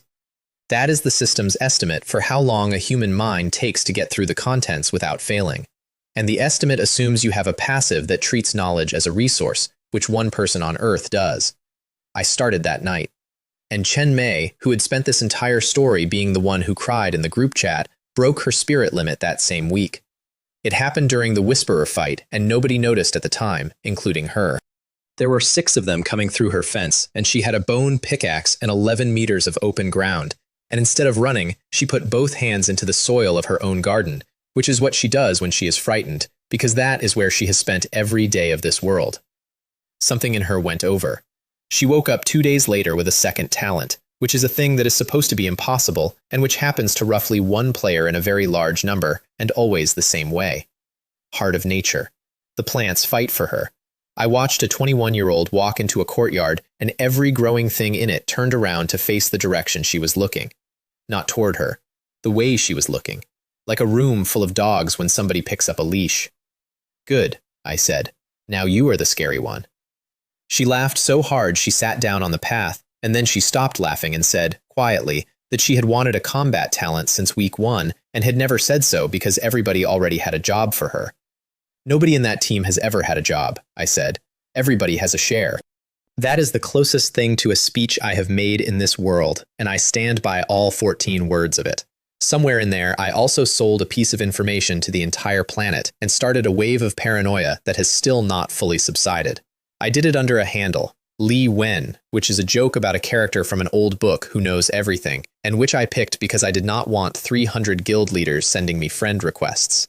What I sold was Lan Lan, not her name, the mechanism, what a brain-stealing slug is, how long it takes, what it does to a body while it is doing it, and the one symptom that shows up before anything else, the water. They need volume, enormous volume, constantly, and the body will keep asking for it because the body still has a mouth and a throat and does not know that the tenant has changed. 20 liters a day, 30, and the person will tell you they are just thirsty, and they will mean it, because there is nothing left in there to be lying with. I put that on the plaza for 800 coins, and within 4 hours somebody had pirated it, and it was free, and within a day the entire land of mist was watching each other drink. It did not go well. It saved a great many people, that is true, and I stand by it. Guilds instituted checks. Teams started counting bottles. Wu Yang turned my write-up into a 2-minute field diagnostic that any 19-year-old with a light could run. And he gave that one away himself, for nothing, which is very much his character. And it also got people killed. Because a rumor is not a diagnostic. In a world with no courts and a portal in every wall, the sentence for being seen drinking too much water in front of the wrong crowd was, in at least 4 documented cases that week, immediate. One of them was a 19-year-old with a kidney condition. I read that thread twice and then closed the forum and sat in a house made of bone for a while. Here is what I decided, and I have not revised it. I would sell it again. The other option was to hold the only copy of the thing that had killed a member of my team and let it happen to somebody else's, quietly, so that my hands stayed clean. That is not a better outcome. That is the same outcome with a nicer feeling attached to it for exactly one person. And I have met that person, and he is not worth the trade. But I stopped using the handle after that week. Li Wen had turned into an authority in about 6 days, and an authority is a thing people stop checking. And I had just watched what happens when several thousand frightened people stop checking. The shelter went to level 8 on the same day, which felt like a very small piece of good news to be having. And Lin Jie, of all people, chose that week to hand out uniforms. She had made 7 of them. Charcoal, high collar, reinforced at every joint she had personally seen fail, and a small ash-gray mark at the shoulder that she had drawn herself. Echoes of ashes, she said, and shrugged, and then went slightly red and left the room. Xu Gang wore his for 11 days straight and had to be told. I bring that up because after it, we had about 4 good days, because on day 19, at 8 in the evening, the sky over every region on Earth printed the same line at the same time. The banquet begins. 72 hours. All negative statuses strengthened. Shelter upgrades locked. Forum locked. Plaza locked. Trade locked. World channel locked. For 3 days, there would be no help, no information, no purchases, and no way to get stronger. Only waves. The first wave was rotting corpses. We laughed at the first wave, out loud, in the team channel, for about 11 minutes. My walls fired 300 bone spikes on a 4-second cycle, and the yard filled up and the yard emptied, and nobody had to leave the building. Xu Gong took a photograph of the counter and posted it on the regional channel with a caption I will not repeat. The second wave arrived 9 hours later, and it was Bone Gap Whisperers. Not one. I had fought one of those with 6 people and watched it take skin off every one of them. There were 31. They came up the hill in a loose line with their forearms already extended into whips. And the walls fired, and the walls did not stop them, because a spike is a very good answer to a thing that walks, and a poor answer to a thing with 4 meters of reach. That fight took 9 hours and all 7 of us, and it happened in 3 places at once because they went around. Liu Ming held the west side alone for 2 of those hours with a bone pickaxe and a talent for finding things, which is not a combat talent, and which he used to find the exact ground where their footing failed. Chen Mei's garden killed 6 of them. Her garden. She has never once described how, and I have never once asked. Wu Yang put Lin Jie's arm back on twice during the fight and did not mention either time until afterward. We ended that one at 4 in the morning, with 31 down and every person on the team on a floor somewhere. And then the third wave came out of the fog at 7. And the third wave had reverse bonewalkers in it and something walking behind them that none of us had a name for. The system called it a mute throat. What it does is take away the ability to speak. Not the sound, the ability. You open your mouth and there is nothing behind it, no impulse, no word, and you stand there in a fight, understanding perfectly well that you meant to warn somebody about something and no longer able to locate what. We had a wolf who makes it snow, a girl who sees 2 seconds ahead, and a man who talks in rhythm directly into people's heads. We were, as far as I can determine, the only team on Earth structurally immune to it, and I have never been so grateful for a piece of luck in my life. Nobody on my team laughed at anything after that. And somewhere in the middle of it, Guojing sent me one message, privately, not to the team. I have been comparing the waves against the other regions. I know, I sent back, because I had already worked it out, and I had been hoping very much to be wrong. The difficulty of a region scales to the strongest player in it. There were 63 people in my region on the day the world ended. Every one of them was fighting the banquet that had been calculated for me. I had spent 19 days getting stronger as fast as it is possible for a human being to get stronger, and every single point of it had been added to the bill of every stranger within 1,000 square kilometers. They started dying on the first night. I watched the region counter go down in the corner of my vision like a clock running the wrong way. 61, 58, 50. And here is the part I was not prepared for. They knew. Somebody worked it out on the regional channel on the second morning and posted it, with the math. And I sat in my house and waited for what was coming, and what came was this. Do not blame Fox Brother. Then somebody else. He gave us the candle. Then somebody else. My whole family would have died in the first week without the hibernation capsule. I got 11 extra days. I am not angry. 42. 39. Then the fog changed color, and the banquet stopped being about waves. Breath of the collapsed eyes. Spores. Fine, pale, everywhere. What they do is simple and unfair. A demon that breathes them in does not die. You can take it apart and it reassembles. You can burn it and it comes back. The spores hold the thing together at a level below the level at which anything I own can cut. And there is a mother somewhere producing them. Nobody could find her. Nobody could get near enough to look, because getting near enough meant standing in the spore cloud, and standing in the spore cloud meant becoming part of the crop. And then a man called the Warden solved it. His talent accelerated his own time. He walked into the cloud on purpose, breathed as deeply as he could, and then he ran his own body forward at speed so that every stage of what the spores do to a person happened to him in a compressed window while he took notes. He documented 2 full stages of it on the regional channel. Timings, symptoms, what the spores do to a mind, and in what order. Which stage is still reversible, and which is not. Then he poured gasoline over himself and lit it before stage 3 could finish. His last message was not to the demons, and it was not brave in the way people mean when they say brave. Even if you take my body, you do not get my heart. And then, to all of us, one line. Live on for me. 31, 26, 20. and they kept working. That is the thing I cannot get past even now. Nobody in my region spent the banquet hiding. Ode to Joy went out and did not come back. Zip Zap went out and did not come back. A man whose forum handle was literally Lone Wanderer went out and did not come back. And the last of them was a man called Kale, and Kale was, by his own enthusiastic description, a liar and a cheat. He had spent the entire first 2 weeks scamming other players out of coins on the plaza. He had scammed me once for 400 on a fake blueprint, and I had let him keep it because the con had been genuinely good. Kale volunteered to get infected, not accidentally.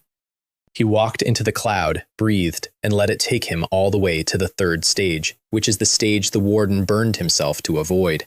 Because a third stage host does not get killed by the mother. A third stage host gets called home. He crawled the last part. He was not really a person by then, and he kept a coordinate open in the regional channel the whole way. His last message was in my private inbox.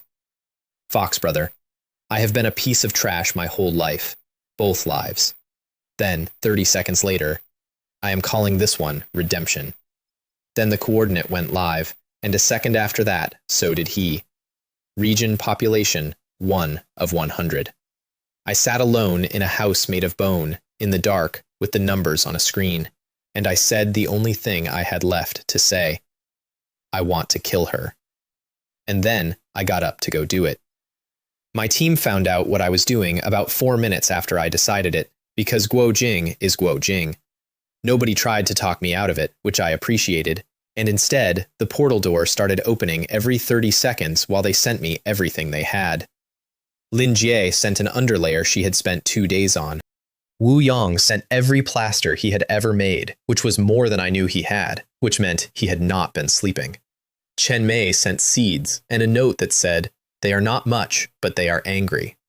Liu Ming sent a pack of cigarettes. The note said, "Do not die." And Guo Jing sent a coin. Just a coin, an ordinary mist coin with a small scratch in the face of it. "Lucky," she wrote, "do not lose it." The mother was in a factory 11 kilometers out, and the 11 kilometers were solid. Solid, not crowded. There was no ground visible between my door and that building. Kale's last coordinate had come with a head count attached, and the head count had 4 digits in it. Xiao He and I had drawn the route on a table an hour earlier with a piece of chalk. He took the north side.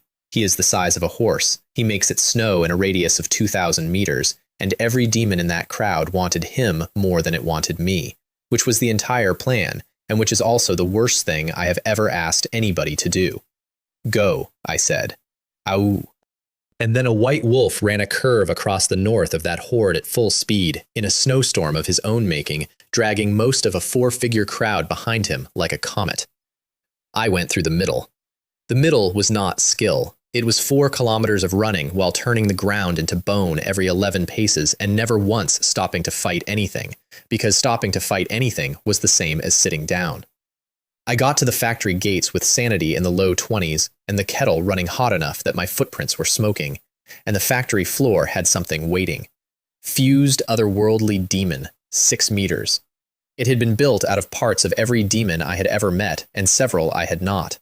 There was a rotting corpse's jaw in the shoulder. There were whisperer forearms, 4 of them.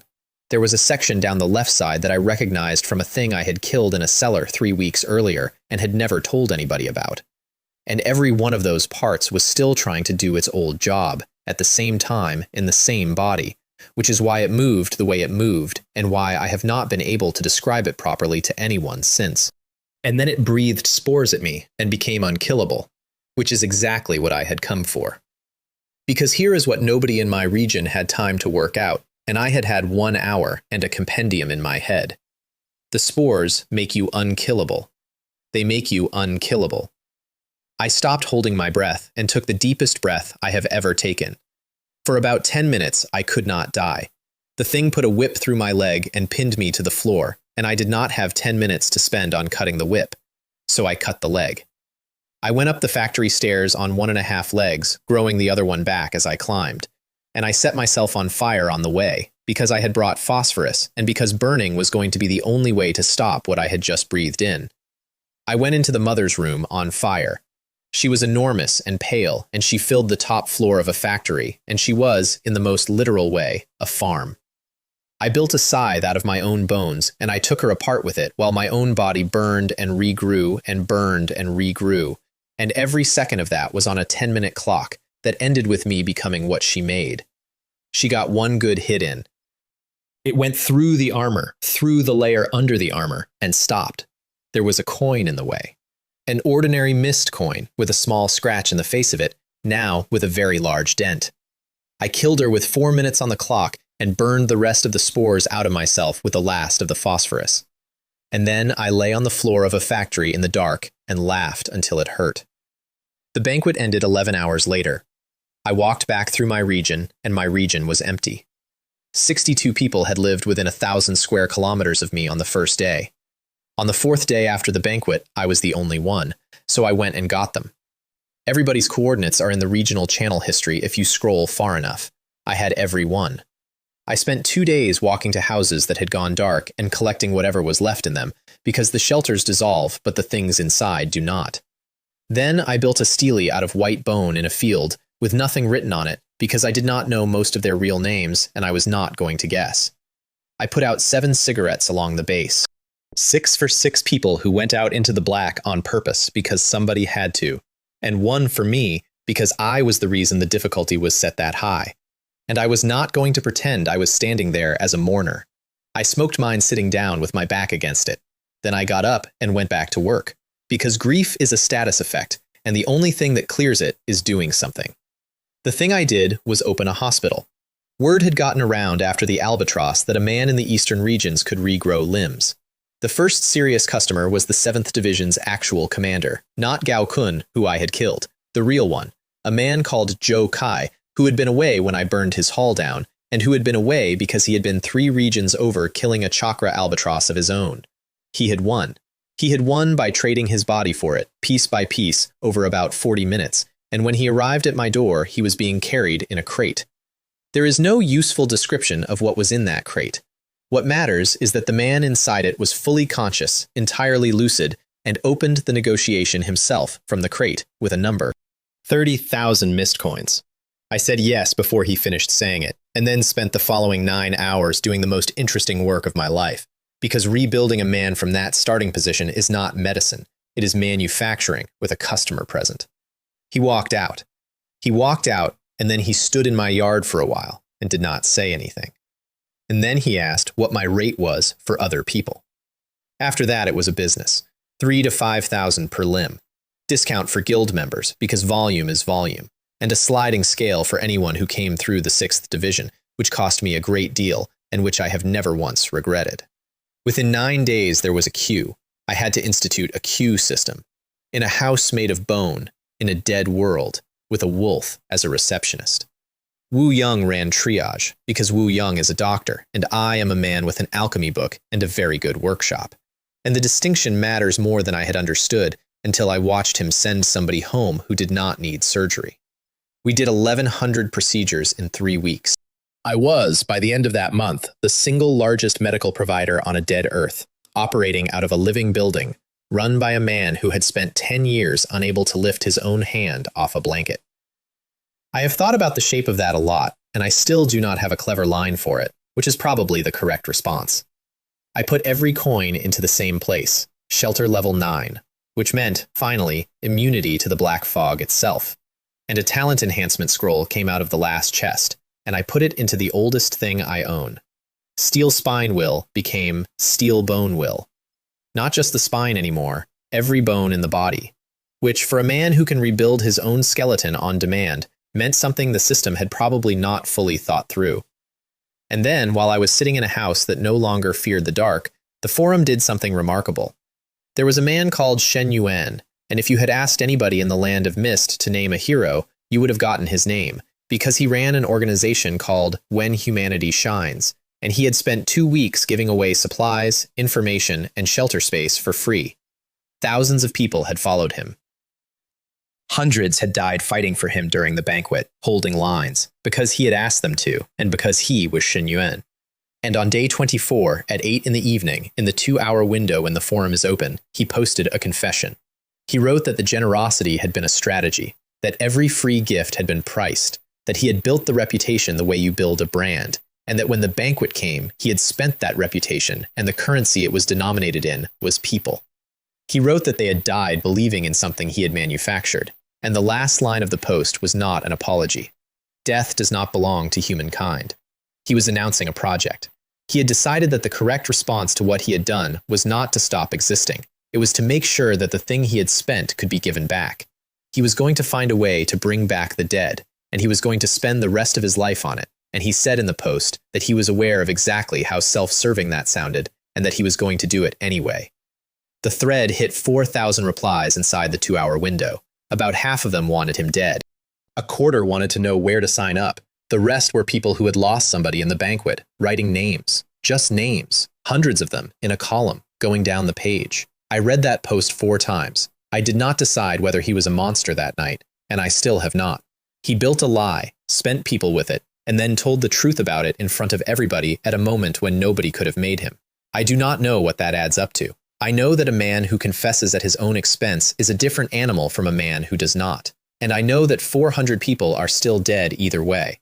And I noticed, when I closed the forum, that I had bookmarked the thread. Because in a corner of my shelter, in a jar, I had something I had not told anybody about. The slug that had been living inside Lanlan's head. I had not thrown it away. I had taken it out, and I had kept it. And I had spent 3 weeks feeding it into my modification room a piece at a time to see what a brain designed to run a human body could run instead. What it could run, it turned out, was a house. Spirit Network came online on day 26. I had built a mind for my shelter, and the first thing the shelter did with the mind was speak. And the voice that came out was assembled from the vocal apparatus available in the digestion room, which meant it came out in Lanlan's voice, layered under the wet clicking of a rotting corpse. "Hello," said my house, in the voice of a dead girl I had met once. I sat down on the floor. The obvious move was to fix the voice immediately. I did not. I spent 4 days trying and got nowhere. The vocal apparatus in the digestion room is the apparatus it has. The only other option was the rotting corpse on its own, and I had already lived with that noise coming out of my walls for a week at 15 sanity a day. So my house speaks in Lanlan's voice. It reminds me every single day in a voice I have to answer, and I have decided that this is correct and that I am not going to change it even now that I could. It named itself on the 2nd day. I did not ask it to. It went through the shelter's own logbook and found the entries I had written in week 1, back when I was still calling the building it. It did not care for that. So it picked Spirit Network, shortened it to something friendlier on its own, and told me afterward, like a colleague who has changed the coffee order. It is better at running the shelter than I am. It caught 2 structural faults in the first week that I had walked past for a month.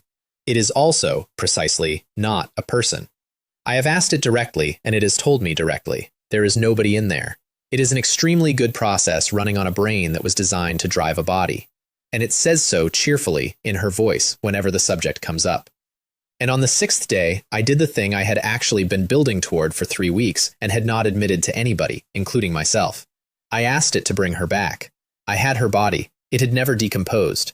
I had a house that grows organs, an alchemy compendium, a brain in a jar that had spent 6 days holding a full copy of her mannerisms, and more flesh and bone than any structure on Earth. Probability of success, said the shelter in her voice, 1%. I asked why, and it told me, in the flattest possible terms, that everything reconstructible was reconstructible. The body, yes. The brain, yes. The memories, possibly, from the parasite. And that none of that would be her, because the part that was her was not made of matter and had gone somewhere 3 weeks ago, and there was nothing in my house that could go and get it. I need a soul, I said out loud, in an empty room. Correct, said my house. I buried Lanlan the next morning, in the field, next to the stele, with 7 cigarettes at the base. And I want to be extremely careful about how I say the next part, because it is the closest thing this story has to a thesis. I did not make a promise at that grave. I did not swear anything. I have watched what happens to people who make promises to the dead in a world like this one. I just wrote it down in the log, in the same handwriting I use for everything else, on the page where I keep problems I have not solved yet. Souls exist. They are somewhere. Find out where. Then I closed the book, and the black fog ended 2 days later, and the world got much, much bigger. The black fog lifted on day 28, and with it came the largest update since the world ended. Equipment now has grades: Hero, Master, Top Grade, which meant everything I had been printing out of bone was suddenly measurable against everything everyone else had, and I was pleased with the result. New regions opened, 80,000 square kilometers each instead of 1,000. Migration scrolls went on sale, and shelter separation scrolls, which let a shelter split off a piece of itself and keep it. And with a world that could suddenly travel, the first thing that happened was that people started eating each other. Not literally. Worse. I got a message from Zhao Lei at 4 in the morning, which was the first thing wrong, because Zhao Lei was the head of the Brotherhood of Steel, and Zhao Lei did not send messages at 4 in the morning. There were 9 words in it. They took the guild. They took everyone. Please come. The Dawnlight Comrade Society had spent the entire Black Fog period doing something clever and disgusting, and the clever part is the part that matters.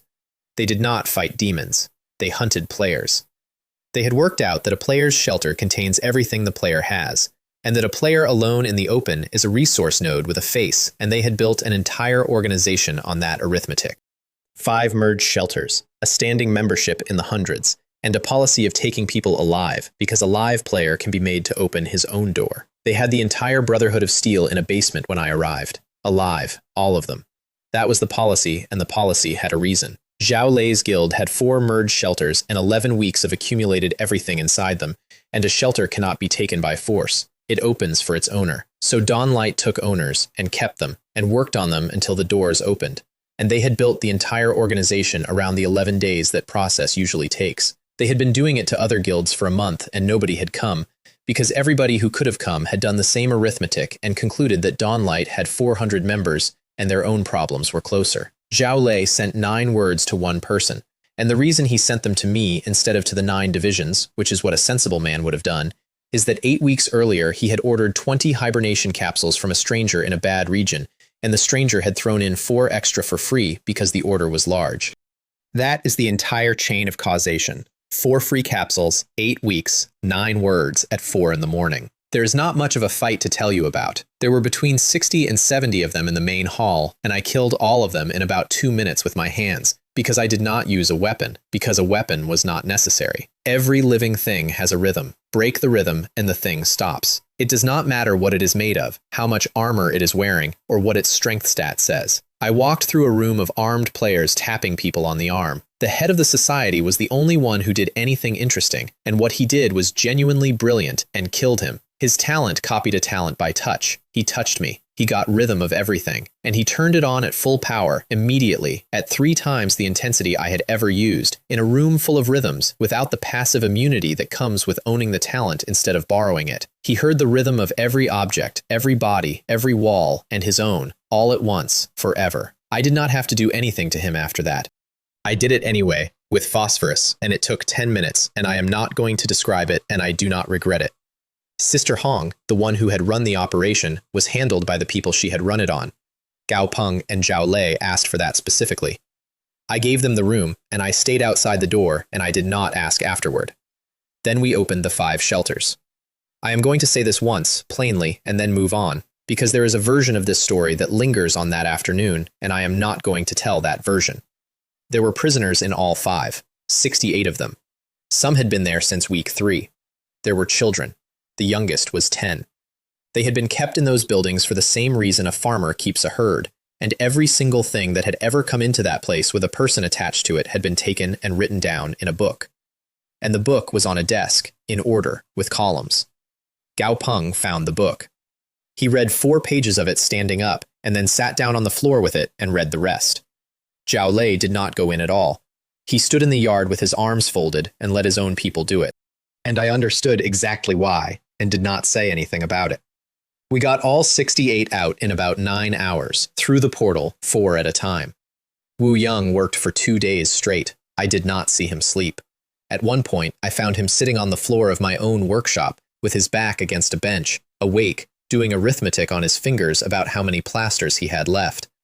I picked him up, put him in a pod myself, and set it to run 6 hours, whether he liked it or not. Linjie made clothes. That is what she did for 2 days. 68 sets, to measure. Out of stock she had been saving for the team, and nobody asked her to, and nobody had to. And then there was the question of what to do with a group of children in a world that eats adults. And the answer to that question turned out to already exist, and it is my favorite thing in the land of mist. The 6th Division is a kindergarten. That is not a joke, and it is not a code name. 6 of the 9 divisions do exactly what you would expect a large armed organization to do. The 6th Division runs a school. It is run by a woman called Manhwa, who is 99 years old and who came into this world in the body of a woman in her 20s because the land of mist gave everybody a healthy body and did not check the dates. She has spent every day since collecting children, every one of them. Any player under 16, anywhere, in any region, gets found and gets brought in.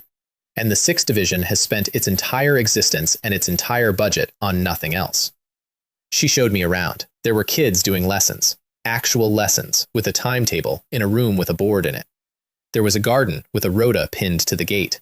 There was a boy of about 7 who explained the region's shelter defense grid to me with a stick and a patch of dirt, correctly, in more detail than most guild leaders could manage, and then asked me whether it was true that I had a wolf. I brought the wolf in the next day. It was the correct decision. Xiaohei was mobbed by approximately 30 children for 2 hours and enjoyed it more than anything else that has happened to him in this world, including the eye. And there was a wall in the main hall with names on it, not the dead. Fanghua was very clear about that when I asked, and slightly sharp with me for assuming. It is the ones they have not found yet. Every confirmed report of a child alive somewhere, in a region nobody can reach, is on that wall with a date next to it. And the dates go back to week 1, and nobody takes a name down for any reason except one. They are the hope of humanity, she said, and I braced for the speech. There was no speech. She said it the way you say the weather, and then she asked whether I could do anything about her supply of vegetables, because the 6th Division had 400 children and a food problem and no leverage with anybody, because they produce nothing, and everybody knows they will never fight. I looked at that wall for a while. Then I told her I would handle the vegetables, and the medical, and the modification, permanently, at no cost, and that if anybody ever gave the 6th Division a supply problem again, they could send me the name. I put Chen Mei in touch with her that afternoon. We handed the children over. The 10-year-old asked me if it was safe there, and I told him the truth, which is that it is the safest place on Earth. And that this is not saying very much, and that this is exactly why it exists. And then I went home, and 4 days later, the white fog came back. With something in it, green and violet threads moving through the white, in patterns. Fantasy architecture, the system called it. The players called it delirium, and the players were closer. It was a cube, 100 meters on a side, made of a liquid metal that reflected everything except what was actually in front of it, sitting in the middle of an empty district and doing nothing at all. For 11 days, it did nothing. People threw things at it. People shot it. Somebody drove a truck into it. It did not react, and eventually, a certain type of person concluded that it was scenery. Then 2 players triggered solitude syndrome inside its awareness, 400 meters away. The cube went from 100 meters to 1,000 meters in under 2 seconds and closed over both of them, and over a woman called Qin Yue, and over an entire visiting delegation from something called the He Huan sect, and over 11 buildings. And then it stopped, and sat there, being a cube again. Guo Jing was standing next to me when it happened.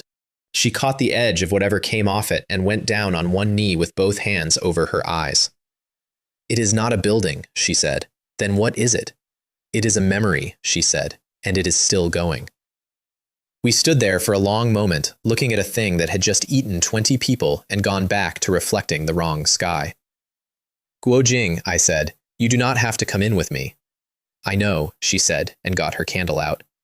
Then the 2 of us walked up to a wall of liquid metal. And I put my hand on it, and it opened like water, and we went in. I came out the other side of the wall into daylight, which I had not seen in a month, and the daylight was the wrong color. I was standing at the bottom of a white stone staircase about 400 steps high, and the staircase went up to a throne, and kneeling on every step from top to bottom were lizards. Not demons, people. 2 meters tall, scaled, robed, and every single one of them with their forehead on the stone. The one nearest to me was very old and had a staff and was crying. "New king," he said, "you have come." Then he explained, and it took him about an hour, and I sat down on the fourth step and listened to all of it. The world I was standing in was a piece of a world. The rest had been broken off. What was left was a shard drifting, and on that shard there had once been 10 billion people and 8 civilizations. And they had spent 2,000 years at war with each other over the last of everything. And at the end of the 2,000 years, something had gotten into the world. He did not have a word for it that translated. The closest he could get was death, and he did not mean dying. He meant that death itself had gotten into the water and the air and the stone, and after that every child born was born sick, and every crop came up wrong, and every disaster that could happen did. So the Shah civilization had built the throne. The throne takes it, all of it. Every plague, every failing harvest, every poisoned river in the territory, and it puts all of it into whoever is sitting on the throne. You do not rule from that chair, you absorb from it. 6,666 kings had sat on it. The average reign was measured in months. The record was 4 years, and the man who held it was still spoken about. The current king was up at the top, and he had been on that chair for 11 days, and he was not going to see 12. The high priest got down on his face on the stone in front of me and asked me to take the throne of a people I had met an hour ago in a world that was not mine in order to buy them somewhere between 2 and 9 weeks. I looked up the staircase. I want to be very clear about what I was thinking because it was not nobility. It was that 100 meters of liquid metal had eaten 20 players out of my world, and one of the 20 was standing somewhere in this shard right now, and the fastest route to the middle of anything is usually the throne. Also, I have never in my life been able to leave a system alone once somebody has shown me the rules. So I went up. And I want the record to show how I went up, because it turned out to matter more than anything else I did. Every king before me had crawled. That was the tradition. The pressure coming down that staircase is enormous, and by the last 100 steps, a king is on his hands and knees. And the priests consider the crawl to be part of the coronation. I ran. 400 steps at a dead sprint with the weight of a dying world coming down on my shoulders. And the noise from those steps when they realized what I was doing was the loudest sound in this whole story. At the top, there was a very old lizard on a chair who had 11 days of everything inside him and could not speak or move or die. He looked at me. I did the merciful thing quickly, and I did not enjoy it. Then I sat down. And the throne opened. I had expected pain, I got scale. Every sickness in the territory came up the chair and into me at once. Every failing field, every dying child in every village within 1,000 kilometers. Not as information, as weight. And here is the part I did not expect. I had, at that point, steel bone will, a body rebuilt to 16, a mind that had been broken and rebuilt by a color from outside the sky, and a sanity ceiling twice what a human being is supposed to have. The throne noticed. It had been running at the capacity of the person sitting in it. Every king before me had been an ordinary man of an ordinary people, and the chair had drawn what it could and killed him. It drew from me at 1,000 times that rate. Every hospital in the capital emptied over the following 4 days. Crops that had come up gray came up green. The rivers cleared. And on the 5th morning, for the first time in 1,900 years, the sky over the city was blue. They came out into the streets and looked up at it, and did not know what they were looking at, because nobody alive had ever seen it. I stood up off the throne, which no king had ever done, and walked out onto the balcony above a city of people who were all staring at the sky. "I am the White King," I said. "Come before me." The first week after that was administratively insane, and I enjoyed every minute of it. Because the Shah had a government designed entirely around a specific fact, which is that the king dies in about 4 months. Every institution in that civilization was built as a shock absorber for that. There were 9 separate bodies whose only real job was continuity, and a body of law that assumed the head of state would be too ill to read it within 11 weeks. And here was a king who was not ill, who came down off the chair every day, who read things, and who had opinions. Nobody knew what to do with me. There was no procedure. There was, genuinely, no procedure for a healthy monarch. The high priest cried again on the 4th day when I asked him for the agricultural yield tables, and he had to admit that nobody had asked for them in 600 years because the king was never conscious enough to ask. So I asked for everything: yields, water, mortality by district, where the last functioning heavy industry was, what the schools taught, and whether there were schools. There were not, in any meaningful sense. There had been no point. You do not build a 12-year education system for children who will be dead of the world's poison at 9. The children stopped being sick in the first month.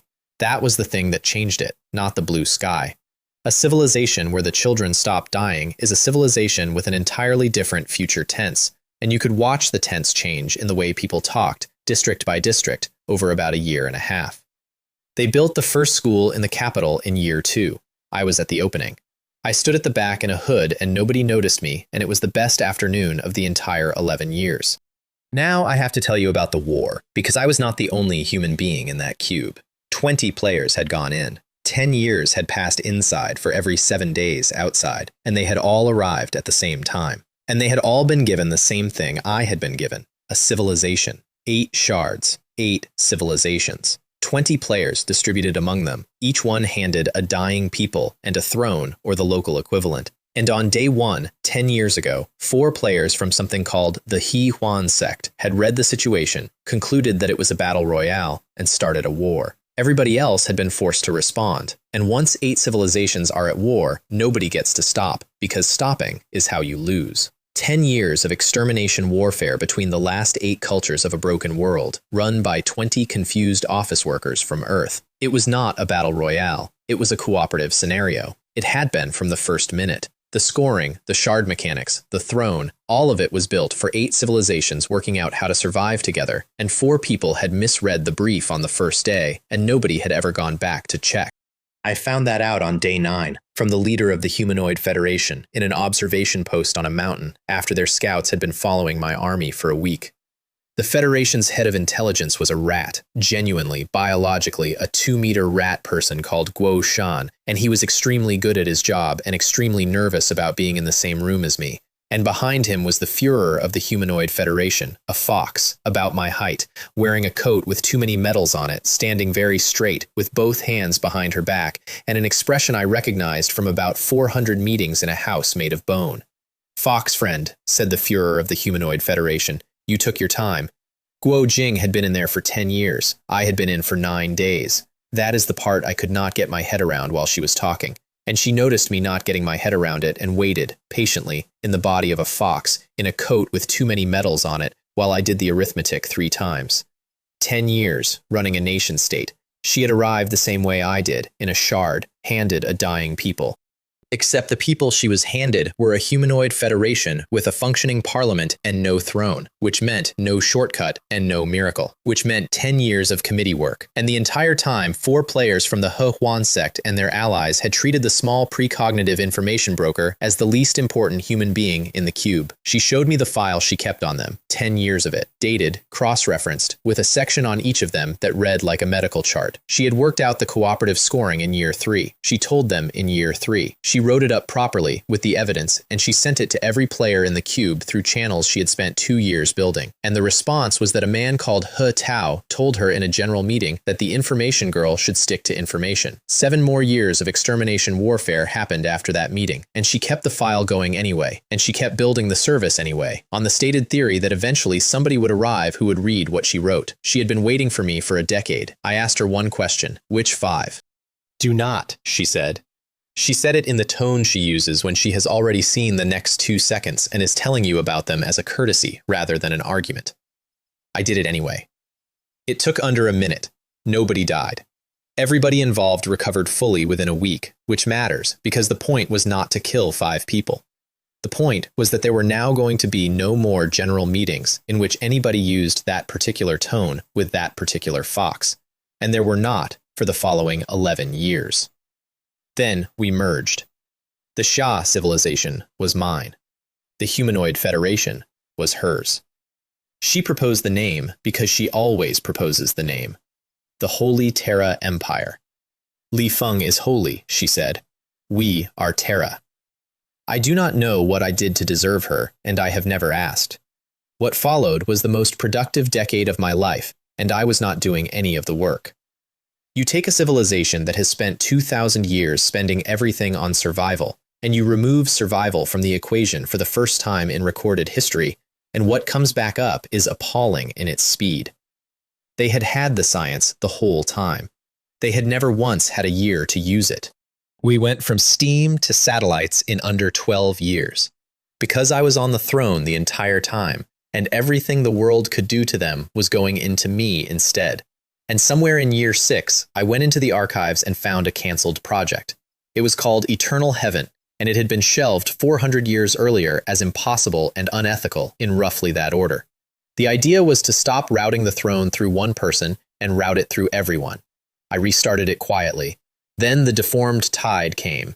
That is the shard cycle, and every civilization on it has a word for the thing and a religion built around the word. Every so often, the broken world sends back what it has become, and what it has become is not demons and not an army. It is the shape the world takes when it has been dying for 2,000 years. Thousands of them. The smallest were the size of office buildings. They came in armor that had grown on them, in a wall, on a front 200 kilometers wide. And they did not stop for terrain, and they did not stop for water. The Shia have records of 11 of these. In the best documented one, the civilization lost 60% of everything it had and considered it a triumph. We had 12 years of industry that had never, in recorded history, been allowed to point itself at anything except staying alive. We met them at the line with warheads, then with orbital platforms, because we had put things in orbit 4 years earlier, and the entire program had been built for this 1 week, and every engineer on it knew it. The sky over the northern continent was lit for 2 days. Not lit up. Lit.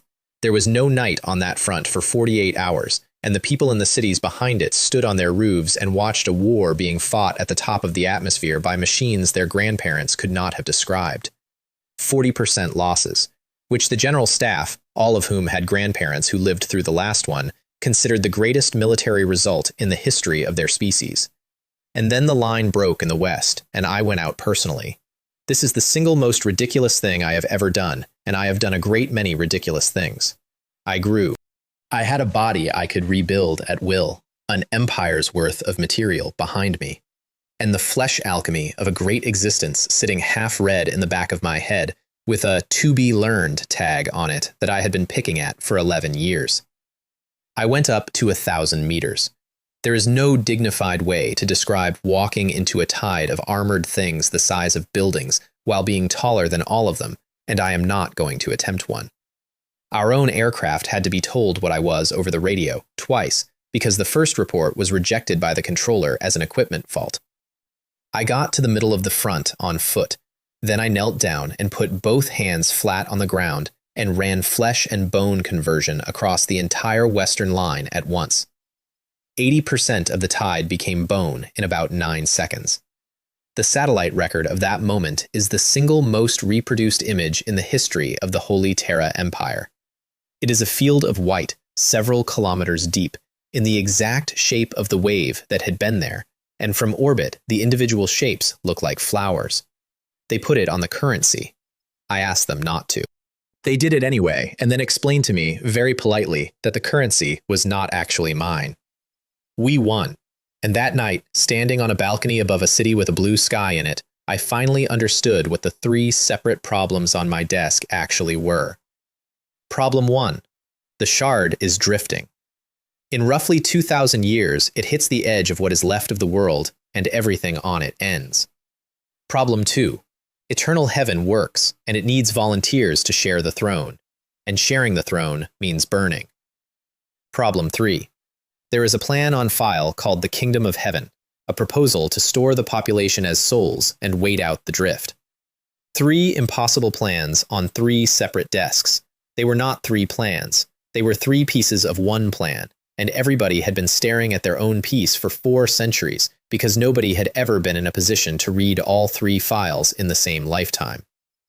I put them together in one night, in a room with a lamp, the way you do the good ones. The drift gives you a deadline. Eternal Heaven gives you a way to distribute the load. The Kingdom of Heaven gives you somewhere to put the people who cannot carry their share yet. Put them in that order, and it stops being 3 impossibilities and becomes a schedule. The Empire calls it the utopia I long for. I have never liked that name, I have never been able to think of a better one, and I lost the argument about it in a committee, which is a sentence I never expected to write about myself. Here is how it worked. Everybody takes a turn. Every citizen, in rotation, connects to the throne and takes a share of what the world is doing to itself and holds it for as long as they can hold it. Then they are relieved. They go home. They sleep. They live an entire life. And one day they come back and take another turn. 10 billion people each carrying a sliver, instead of one man carrying all of it for 11 days and dying in a chair. I want to tell you about the argument because there was one, and it lasted 4 months, and it was the best argument I have ever been in. The objection was not what you would expect. Nobody said it was too hard. This is a people who had been dying on that throne for 2,000 years by tradition. The objection was that it was unfair to the ones who would be first, because the load does not distribute evenly at the start. The first million shifts are the worst ones, before the rotation is full, and every actuary in the capital could see that the first cohort was buying the comfort of a cohort 300 years out. They argued about that for 4 months, and then they voted, and it passed, and the reason it passed is a line from a woman on the assembly floor whose name I did not catch and have never been able to find in the records since. She said, "Every one of us is already the first cohort of something. At least this time we get to know what it was for." The first volunteer was the high priest. He was old when I met him. He was much older by then. He took a shift, and he came off it, and he went to sleep, and he died in his bed of nothing but age. They held a state funeral for a man who died of being old. It was the first peaceful death in that civilization in more than 1,000 years, and half the capital came out for it, and I stood at the back and did not know where to put my hands. Then the drift got worse. That is the part nobody had planned for, because nobody had ever gotten far enough to find out. The shard does not drift at a constant rate. It accelerates, and the load on the throne goes with it, and around year 400, the rotations stopped being enough. The shifts got longer. Then they stopped ending on schedule. Then people started coming off them, changed. And one by one, the other players began to fall off. The first one lasted 105 years, which at the time we all considered a very long time. Then 150. Then 200. Then 220. They did not die. That is the mechanic, and it is the only kind thing in the entire cube. When a player can no longer hold, the nucleus simply removes them, and they wake up standing in a street on Earth about a minute after they walked in, having lived 2 centuries and change, with all of it still in their head. I have since met 3 of them. None of us talk about it in any detail. One of them cannot be in a room with a chair in it. Guo Jing lasted a great deal longer than anyone expected, including her, and considerably less long than she wanted, which she has mentioned to me exactly once. She ran the Empire's intelligence service for 280 years, and she was good at it the entire time, and at the end, she came up to the throne room to say the thing she had decided to say. And she got about 4 words in, and then decided against the rest of it. Then she went. She left a coat on the arm of a chair, with too many medals on it, and I did not move it, and 1100 years later there was a small glass case around it and a plaque, and I never told anybody in that building who she actually was. And then it was me. I held that throne alone for a very long time. Here is the number. I have checked it. Having it does not help. Billions of years. I am going to try to explain what that is like, and I am going to fail, and I would like credit for the attempt. The first 1,000 years were work. There was a schedule. There were reports. There was a drift to arrest, and an industrial base to keep pointed in the right direction, and a rotation to administer. And I was busy, and being busy is a kind of mercy. The shard stopped drifting somewhere in the 2nd millennium. There was no moment. A civilization waits 2,000 years for a moment and does not get one. A number that had been going down for 400 years stopped going down, and an actuary noticed it 11 months later and put it in a footnote. After that, the population came up and kept coming up, and the empire spread out across a world that had a sky now, and the sky stayed blue. The species changed, twice that I noticed, and probably more that I did not. They got taller, and then shorter, and then something else.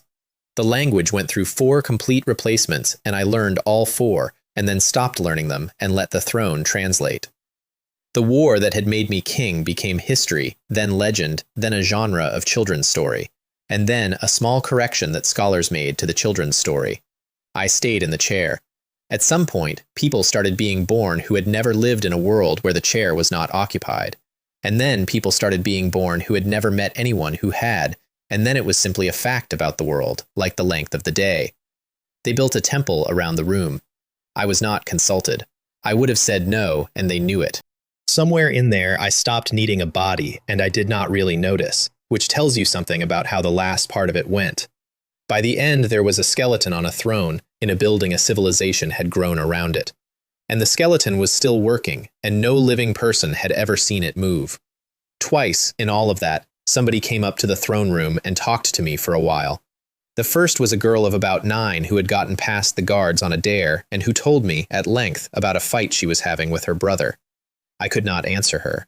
I listened to all of it. She came back every week for 11 years and then stopped coming, which is what happens, and I was glad she had had somewhere to put it. The second was an old man about 400 million years later who sat down on the top step with his back to me and said that he did not believe there was anybody in the chair, and that he came up anyway, and that he was going to keep coming up. He came up for 9 years, then he did not. The shard was not a shard anymore. Somewhere in there it had become a world. A whole one, with its own sky and its own history, and no memory at all of the 2,000 years of war that produced the man in the chair.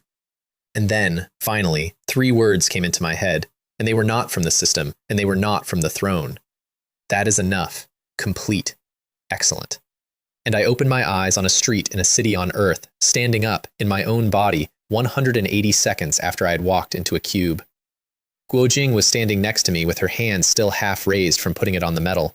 We looked at each other. Neither of us said anything for a very long time, which for the two of us is unusual. Then she said, 10 years. Yes, I said. Was it 10 for you? No, I said, and she did not ask the follow-up question because she is Guo Jing, and because 2 seconds of foresight is enough to see when a question should not be asked. The system caught up about a minute later. Spirit, 30. I want to explain that number. The human ceiling is 10. I had been at 10.8, which was already the highest recorded value on Earth, and which had taken a color from outside the sky to achieve. 30. Rewards. Solitude Syndrome Antibody, which meant that particular knife was permanently out of the world for me. Mental Enhancement Potion. A hero-grade Talent Enhancement Scroll. And a Shelter Upgrade Core.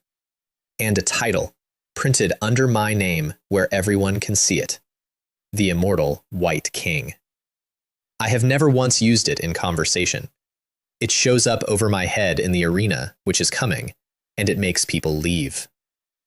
Xiao He was waiting at the edge of the district when we walked out. He had apparently been sitting in the same spot for 3 minutes, which for him is a geological age. And he hit me at chest height and knocked me flat in the street. I lay there on my back with a wolf standing on me in a city on Earth, having just spent longer than the universe has existed sitting in a chair. Yes, I said. I know. I missed you too. The cube collapsed behind us into nothing and left an empty district with 11 missing buildings in it, and by that evening, the world had a new update. Titles were now public. Everybody could see everybody's. And a structure called the Arena had appeared in the sky over every region on Earth, a ghost of a tower, half there, showing through the clouds. The Arena does one thing.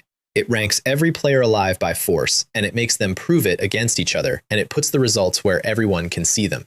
I did not want to go. I went because of the wings, and the wings came out of a man with the single worst forum handle in the history of the Land of Mist. Sly Prowler, never caught. He was a player who had been going door to door through the portal system doing exactly what his name suggests, and he had made the mistake of trying it in a region I had business in, and he was, at the time of our meeting, in the body of an eagle man. I killed him. Then I took his anatomy apart in my modification room over 4 days, because the anatomy was the point. Wings do not work by having wings. That is what everybody gets wrong. Wings work because of hollow bone at the right density, a keel to anchor the muscle, an entirely different arrangement of air sacs, and a nervous system that treats the third dimension as a place you live rather than a place you fall through. I had a technique for rebuilding my own skeleton and an alchemy compendium and a house that grows organs. It took me 9 days to fly.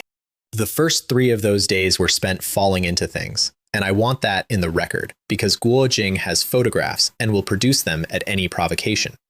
And then the second talent enhancement scroll went into the thing I had been saving it for, boiling, the kettle. Up until then, it had 1 setting. Now it had 3, and the third one had no ceiling. plus 30% to everything for 20 minutes on a 2-hour cooldown, stacking. I turned it on and my spirit broke 30 and something opened underneath the number. Life field. There is a stage above the human one. Nobody had reached it. The arena had a slot for it and no names in the slot. You stop being a body with statistics and start being a region of space that has opinions. Things inside my field slow down, or fall over, or come apart, depending on how rude I am feeling, and I do not have to move to do it. Then I went to the arena. 1,233 consecutive wins. I would love to tell you those were 1,233 glorious battles. About 9 of them were fights.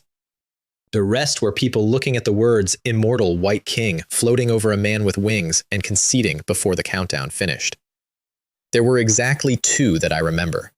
The first was a player whose handle was Manhwa Bubble, which tells you a great deal about the mood in the arena that week, and whose talent was the single most alarming thing I have personally been hit by. He opens a point. That is all it looks like. A point, about the size of a coin, hanging in the air, and everything around it starts leaning toward it. Not being pulled, leaning. The air goes first, then the dust, then the light, and by the time you understand what you are looking at, you are already going. And then, about 11 seconds later, the same point gives all of it back at once in the other direction. He collapsed me and then detonated me 4 times in the first 90 seconds. There was no plan during those 90 seconds. I had a life field and a title from another universe, and I was being folded up and thrown across an arena like a man in a washing machine, and the audience was enjoying it enormously. What I had was time and place. That is the only advantage I have ever really had. Everybody else in that ring was reacting to the collapse. I was reading the rhythm of the point itself, and a point that eats and then gives back has a beat, and 11 seconds is a beat you can count. So I stopped fighting him and started counting. Collapse. 9, 10, 11.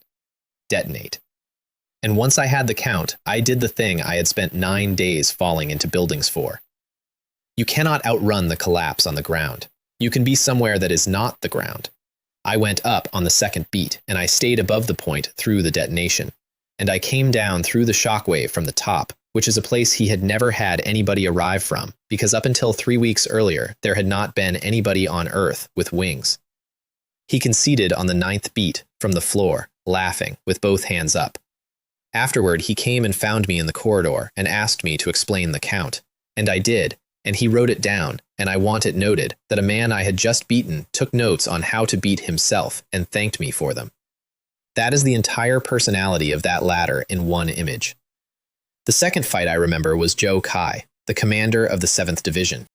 The man who had come to my door in pieces after killing a chakra albatross with his own body and paid me 30,000 coins and walked out whole. He had a title, too, by then. When 2 titles like that meet in the arena, the space between the fighters does something the audience can see. 4 rounds. I want to be honest about that fight because false modesty is worse than bragging. He was better than me at fighting. Not stronger, better. He had trained his entire adult life, and I had been alive in a functional body for about 6 weeks, and every single thing I know about moving a body I learned from a book, a wolf, and getting hit. Round 1, he took off me clean. He came inside my reach on the second exchange and put me on the floor with a technique I did not see and still cannot name. Round 2, I used the wings and won on distance, which the crowd hated, and which he told me afterward was the correct decision. Round 3 was the long one. His title does something to the space between 2 people who both have one. You could see it from the seats. Whatever it is, it made both of us slower and heavier and more real. And for about 4 minutes, it was 2 men hitting each other with everything they had and neither of them going down. And I have been in fights against things 19 meters wide that were less work than round 3. He won it on a knee I did not protect. So I went into round 4 1 down in front of a full arena against a better fighter. And I did the thing I had been not doing on purpose for 3 rounds. I got inside the rhythm of his own body and turned it against him. It is the least sporting thing I know how to do. It is not a technique, and it is not skill. It is a talent that a color from outside the sky gave me in a cellar because it felt bad about killing me.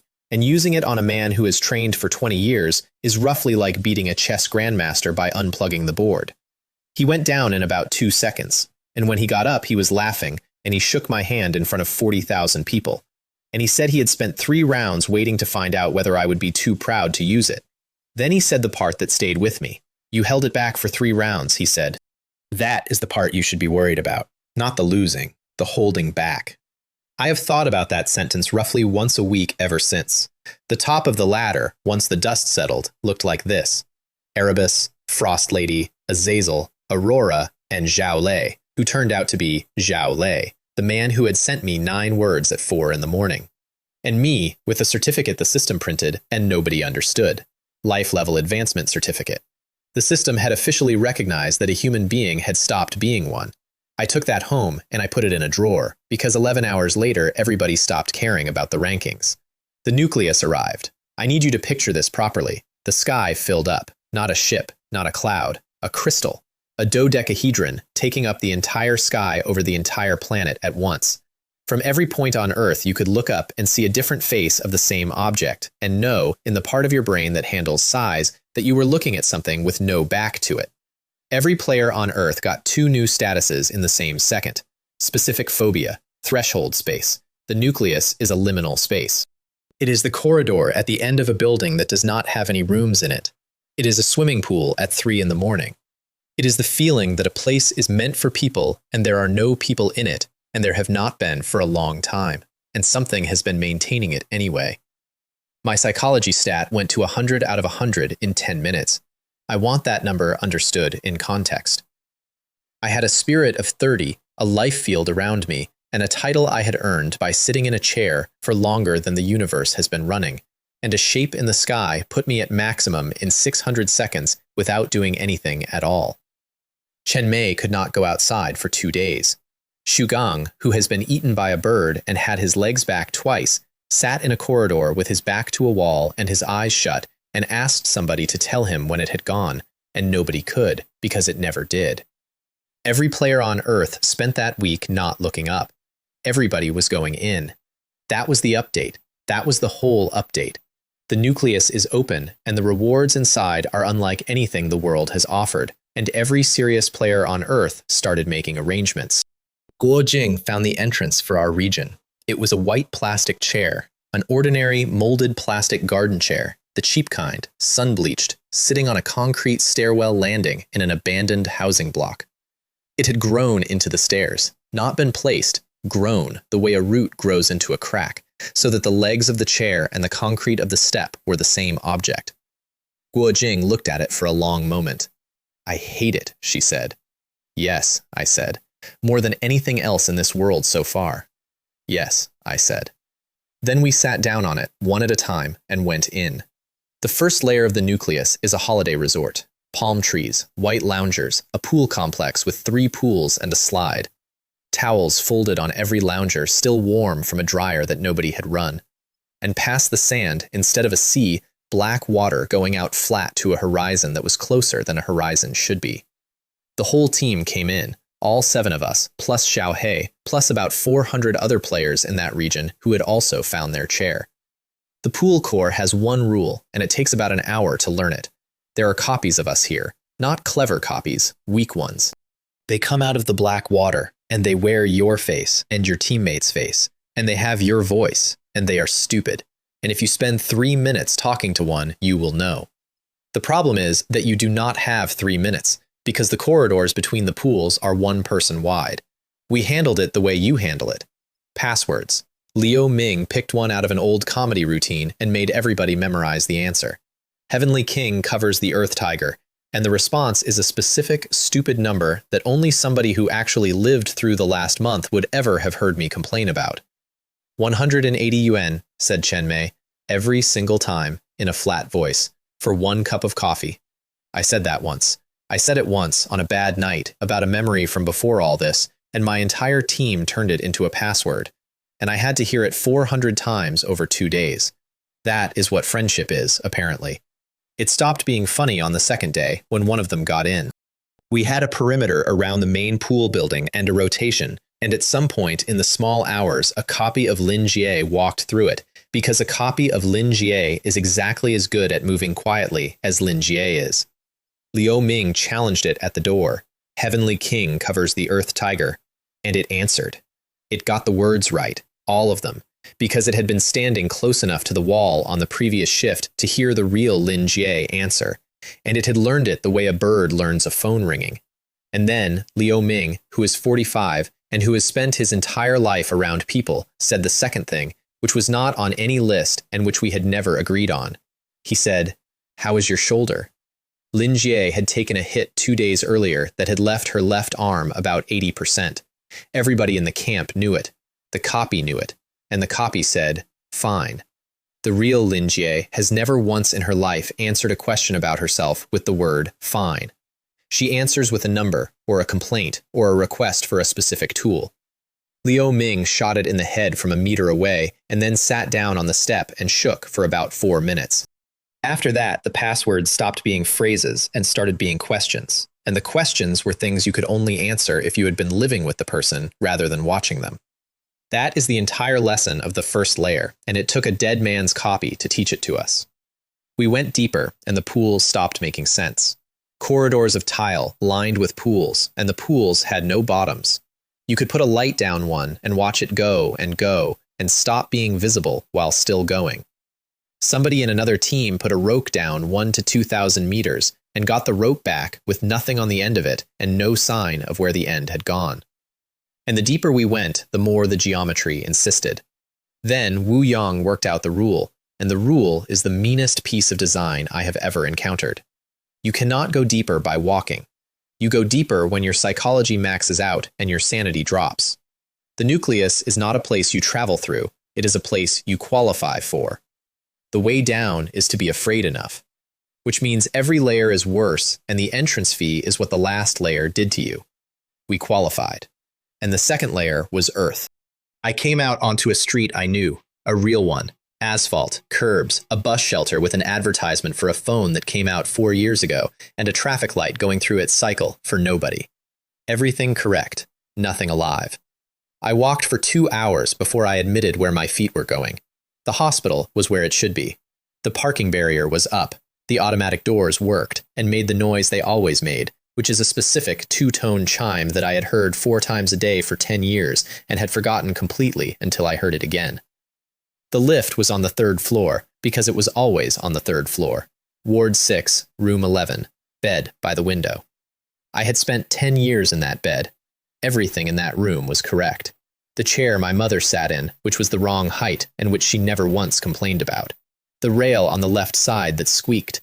The socket by the skirting board that did not work and that somebody had put a piece of tape over in the 2nd year. And the tape was there, and it had the same corner peeling up. I stood in the doorway and looked at the ceiling. There is a water stain on the 4th tile from the window. It is shaped a bit like a bird if you are generous, and a bit like nothing at all if you are not. And for 10 years, it was the single most detailed object in my visual field. I know that stain better than I know my own face. That is not a line.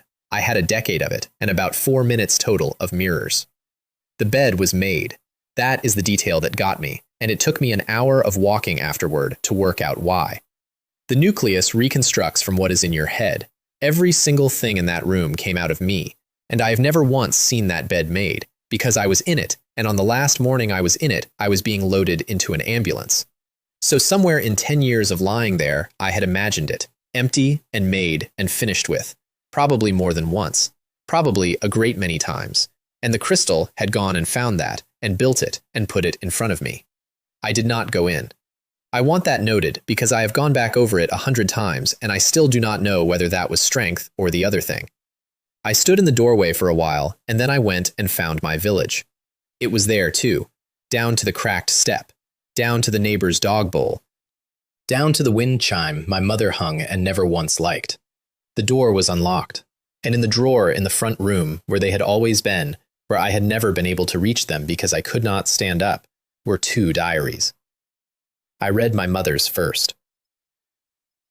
It starts on the day of the accident, and it is not dramatic because she was not a dramatic person. It is a list, the names of the specialists they saw, what each one said, what each one cost. The trip abroad, which took 4 months to arrange, and everything they had, and which produced a 5-line summary from a foreign doctor that she copied out by hand into the diary in a language she did not read. The business going under, in 3 sentences, in the middle of a page about my physical therapy. The healer they found in the 2nd year, who took what was left, who had testimonials, who turned out to be a man with a van. And then the entries get shorter, because she was working 2 jobs and coming to the hospital in between. And the last full page in the diary is a schedule. It is a plan for how to fit 14 hours of work and 4 hours of sitting with me into a day that has 24 hours in it. She did that for 6 years, and then her heart stopped in a stairwell between shifts. I read my father's second. His is worse. His starts after hers ends. It is shorter. The handwriting is bad and gets worse. There are men in it who lend money at a rate he writes down and then stops writing down. There is a job he takes that he does not describe in any detail at all, except to say that it is not the kind of work he would have done before, and then, a page later, that it is not the kind of work anyone should do. There is an entry about how much of the money is going to his brother's family and how much to the hospital.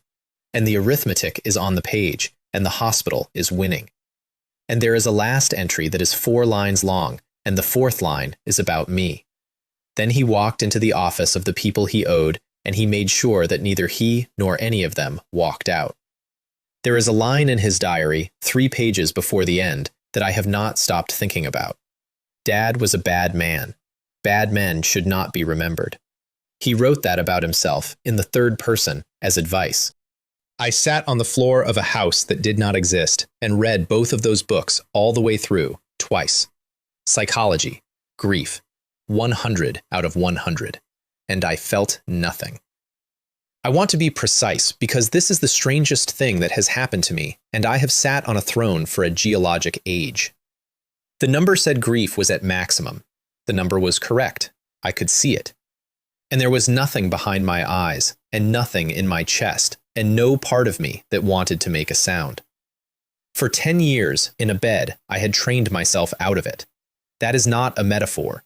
When you cannot move and cannot help and cannot even turn your own head away, feeling things is a skill you have to actively unlearn, or it kills you before the illness does.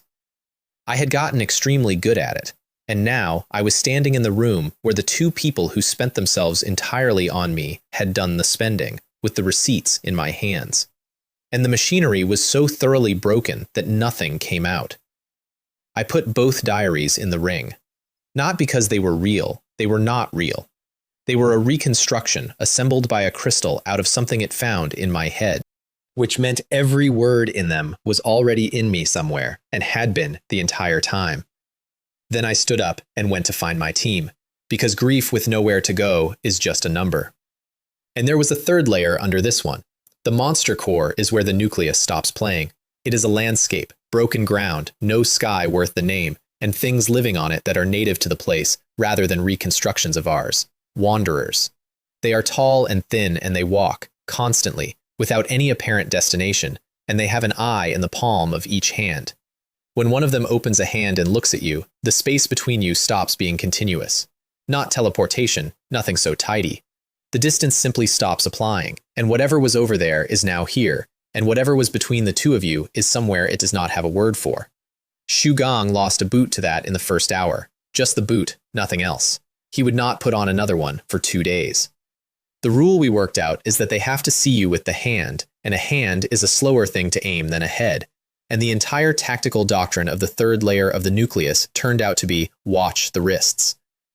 We met a player down there on day 2, and she was standing on a rock in the middle of a field of them, ignoring the entire situation, in the body of a child of about 9, Zhao Jingyi. She had been the 2nd in command of the Dawnlight Comrade Society. We recognized each other in about half a second, and the reason nobody died in the next half second is that she immediately put both hands out to the sides and said, before anything else, that the body was an energy budget. Down there, everything you are costs upkeep. A smaller frame costs less. She had done the arithmetic in her 2nd week and shrunk, and she had been living on the 3rd layer ever since, alone, on the smallest possible metabolism, because it was cheaper than going home to a world where the Brotherhood of Steel is looking for her. I did not kill her. I want to explain that because I killed 60 people in her guild's main hall in 2 minutes, and I do not lose sleep about any of them. She had a month of local information and we had none. She had never been in the basement.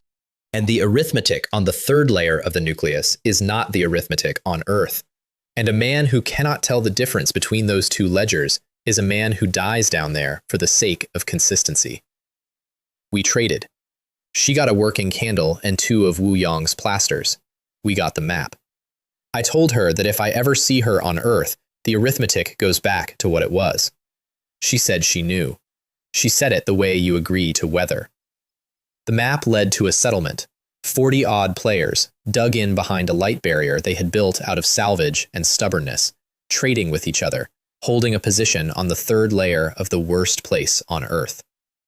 The man who had built it was called Stonemate, and I have never met anybody in either of my lives with a better claim to being a good person.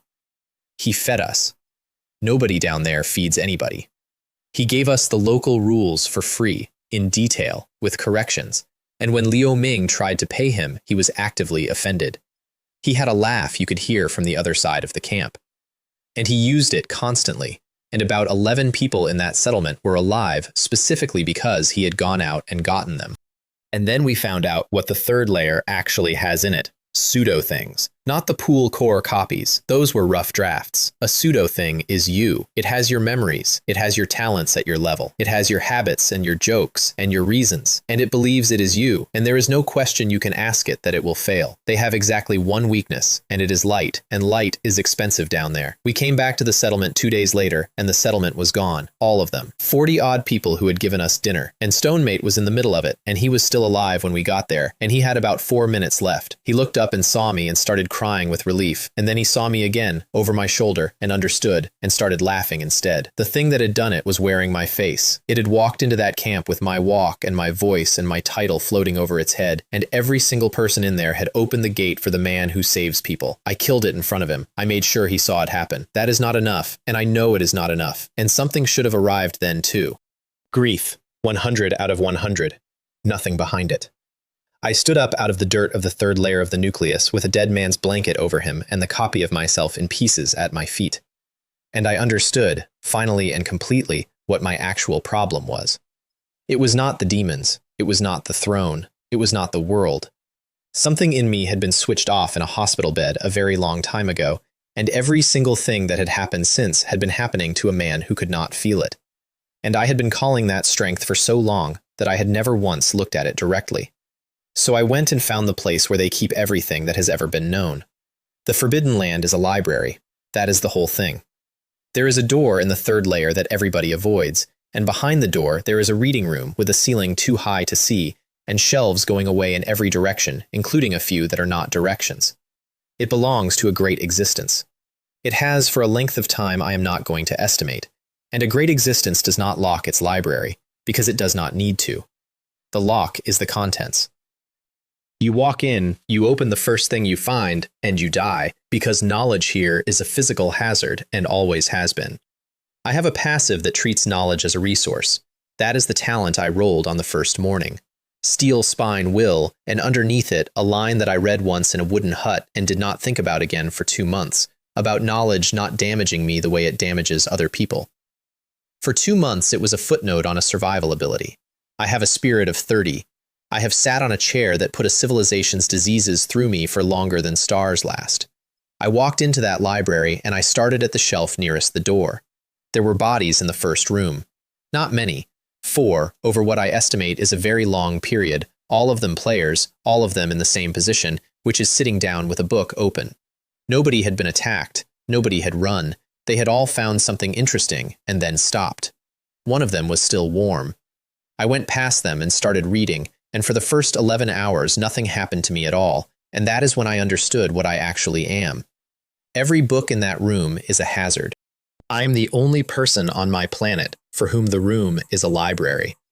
The first thing I learned properly was that my alchemy had another gear, multiple boiling.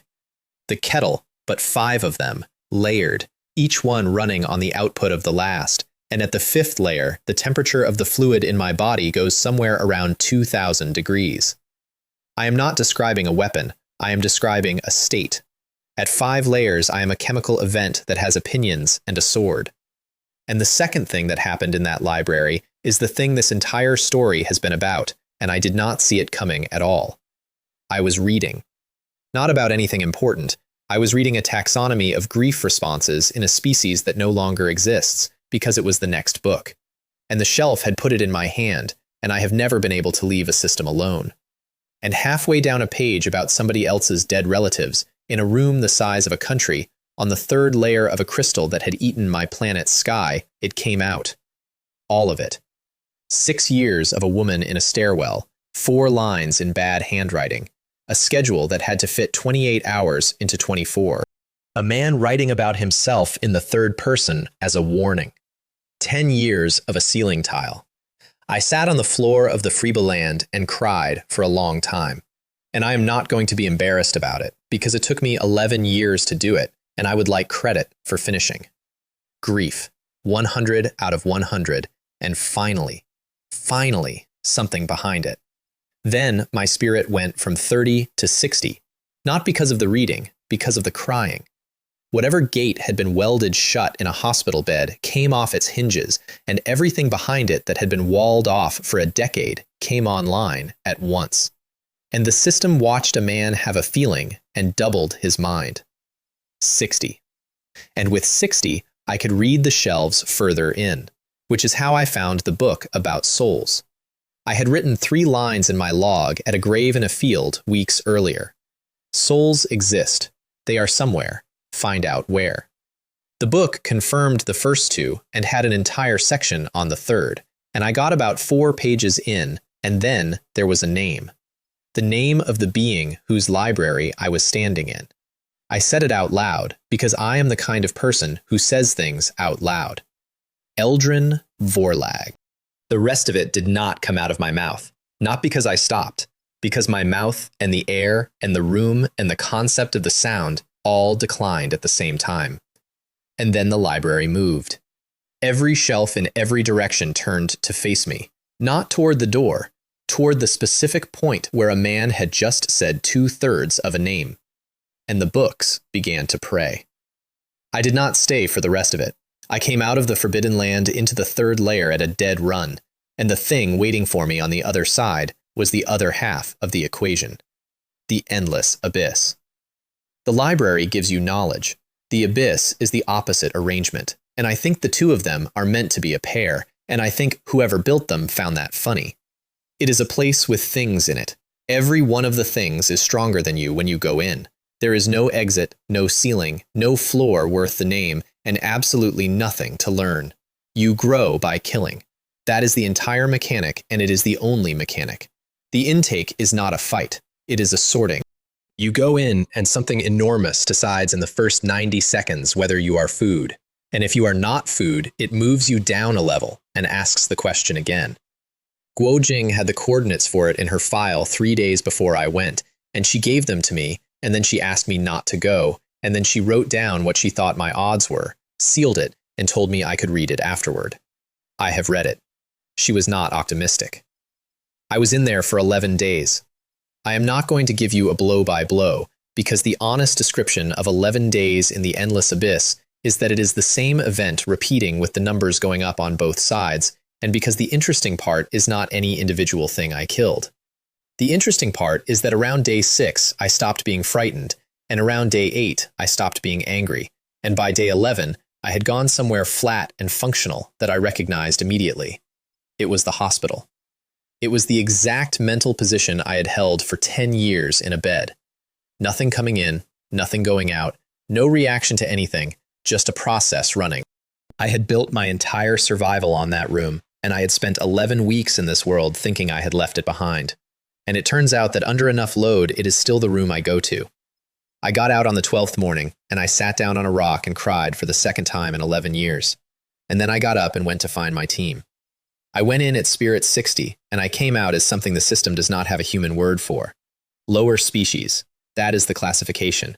Not lower as in weak, lower as in the bottom rung of a ladder whose lower rungs are above the top of the human one. The color from outside the sky was the superior species with question marks for stats. This is 2 steps below that, and it is 2 steps above where any person from my planet has ever been. Life field, 300. Spirit field, 600. Sanity, 1400. I had started this story with a spirit of 1.6, unable to sit up, being turned every 4 hours so my skin would not break down. I want to put those two numbers next to each other and then not say anything about it. And then I went back up to the third layer and settled the account. The pseudo things had not stopped working while I was in the library. They had spent that time doing what they do, which is walking into settlements wearing the faces of the people those settlements are waiting for. There were 5 of them at the top of the local hierarchy, and the 5 of them together had emptied every human position on that layer except the one my team was holding.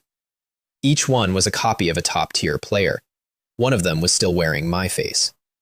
I went out alone, not because I am dramatic, because a pseudo-thing's entire method is to be indistinguishable from your friend, and the only way to fight 5 of them at once without losing somebody to a face is to bring nobody with a face I care about. Then I turned the kettle up. 1 layer is what I had lived on for 2 months. 2 layers is what I used in the Shah War.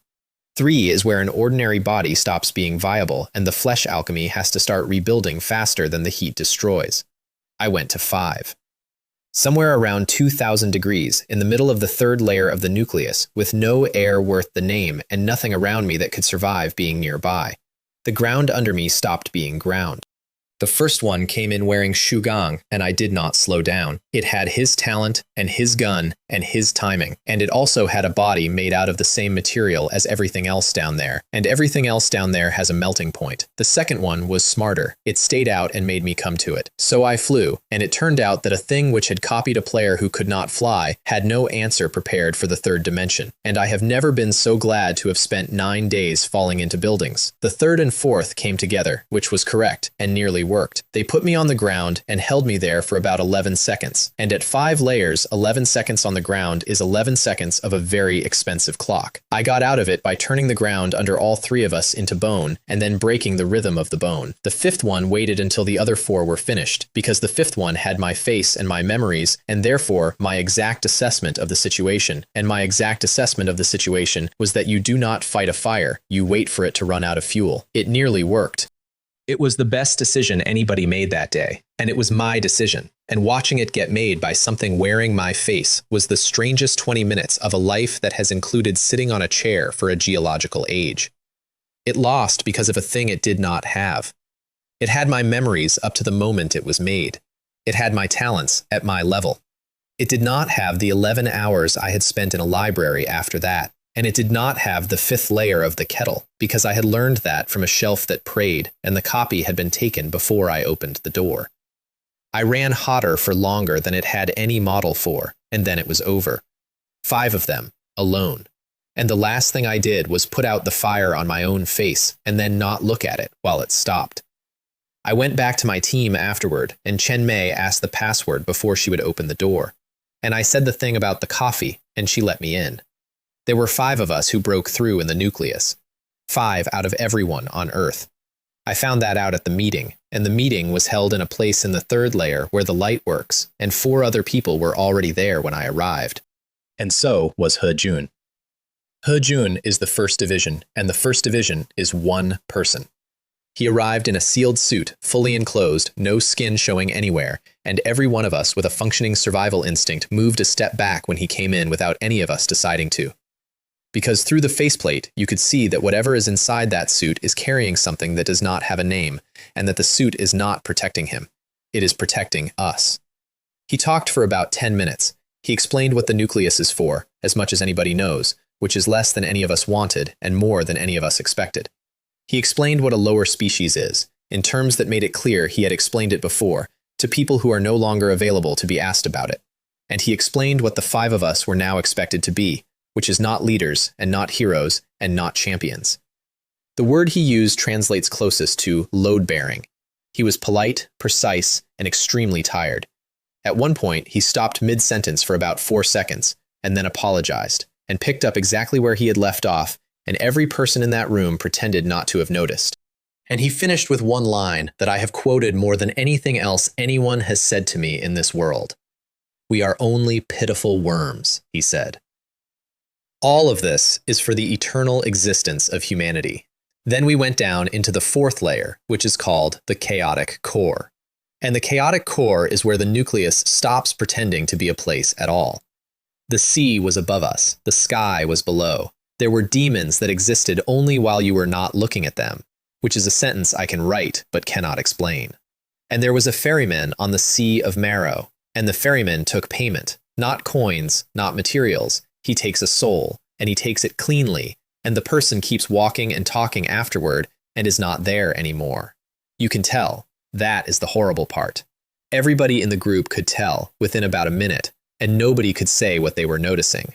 There were 11 of us who needed to cross, and the fare was 1.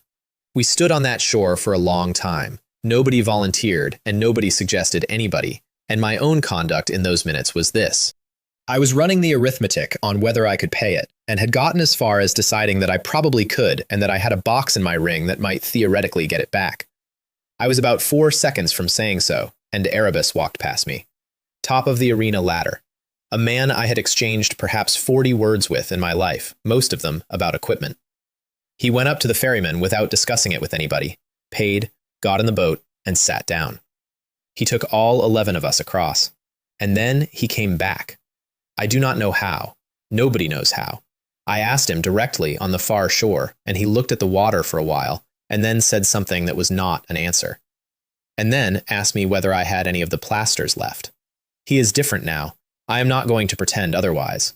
Whatever came back is quieter than what got in the boat, and it does not laugh, and it remembers everything. But it came back, and there are 11 people who would not be here, and I have not worked out what to do with that fact, and I do not think I am supposed to. After the crossing, the darkness came, and during the darkness, Hejun used something. I do not know what it was. I know that the temperature dropped, and I know that afterward there was a hole in the memory of every single person present, including, I am fairly sure, his own.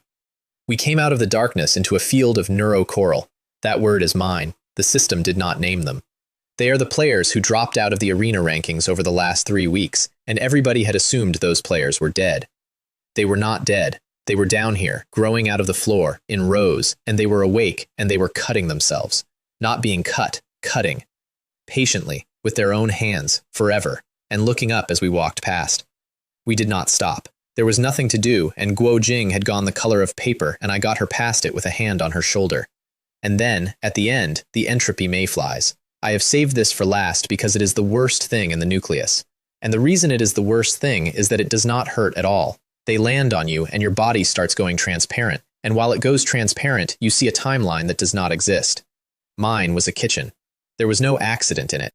I was 30 and I had a job I was mildly annoyed about, and there was a woman at the counter arguing with me about whether we needed a bigger table, and there were 2 kids under the table who were the reason we needed a bigger table. And my parents were sitting at it. My mother had reading glasses on, which she never had because she never got old enough to need them. My father was doing something with his phone that he was too old to be doing and enjoying it enormously. Nobody in that kitchen had ever been to a hospital. Nobody in that kitchen had a diary in a drawer. And it was not a vision, and it was not a trick, exactly. That is the mechanic. It shows you the timeline where the thing did not happen, and it is real. And it is running somewhere, and your body responds to seeing it by agreeing to stop existing in this one. I have never wanted anything so much in my life. I looked at it for about 4 seconds. I did not go toward it, and it was not a moral decision. It was that my mother had reading glasses on. She never owned a pair. She died at 44 in a stairwell, and she had perfect vision to the end. And the crystal had done its arithmetic and put glasses on her, because that is what happens to a woman in her 60s. And the glasses were the one detail in that kitchen that had not come out of me. Something else had filled that in. Which meant somebody had built it. And somebody who builds you a kitchen wants something. Then I turned around and walked away from my own kitchen and did not look back at it. And I got about 9 steps before my legs stopped working, and I kept going anyway. The kettle went to 5 layers on its own from stress and started cooking me from the inside.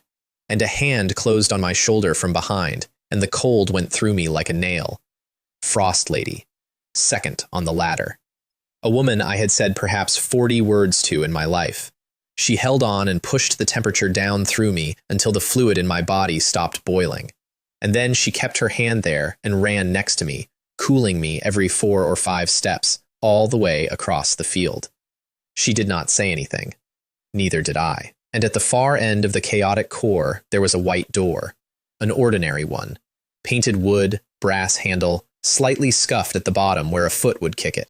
We opened it and walked out of the nucleus into the daylight of a world that had spent 1 week without us.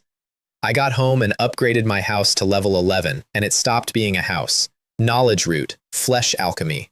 My shelter now teaches, not stores, not builds, teaches along a path with prerequisites, the way a university does, and the subject is the thing the color would not finish saying to me in a cellar.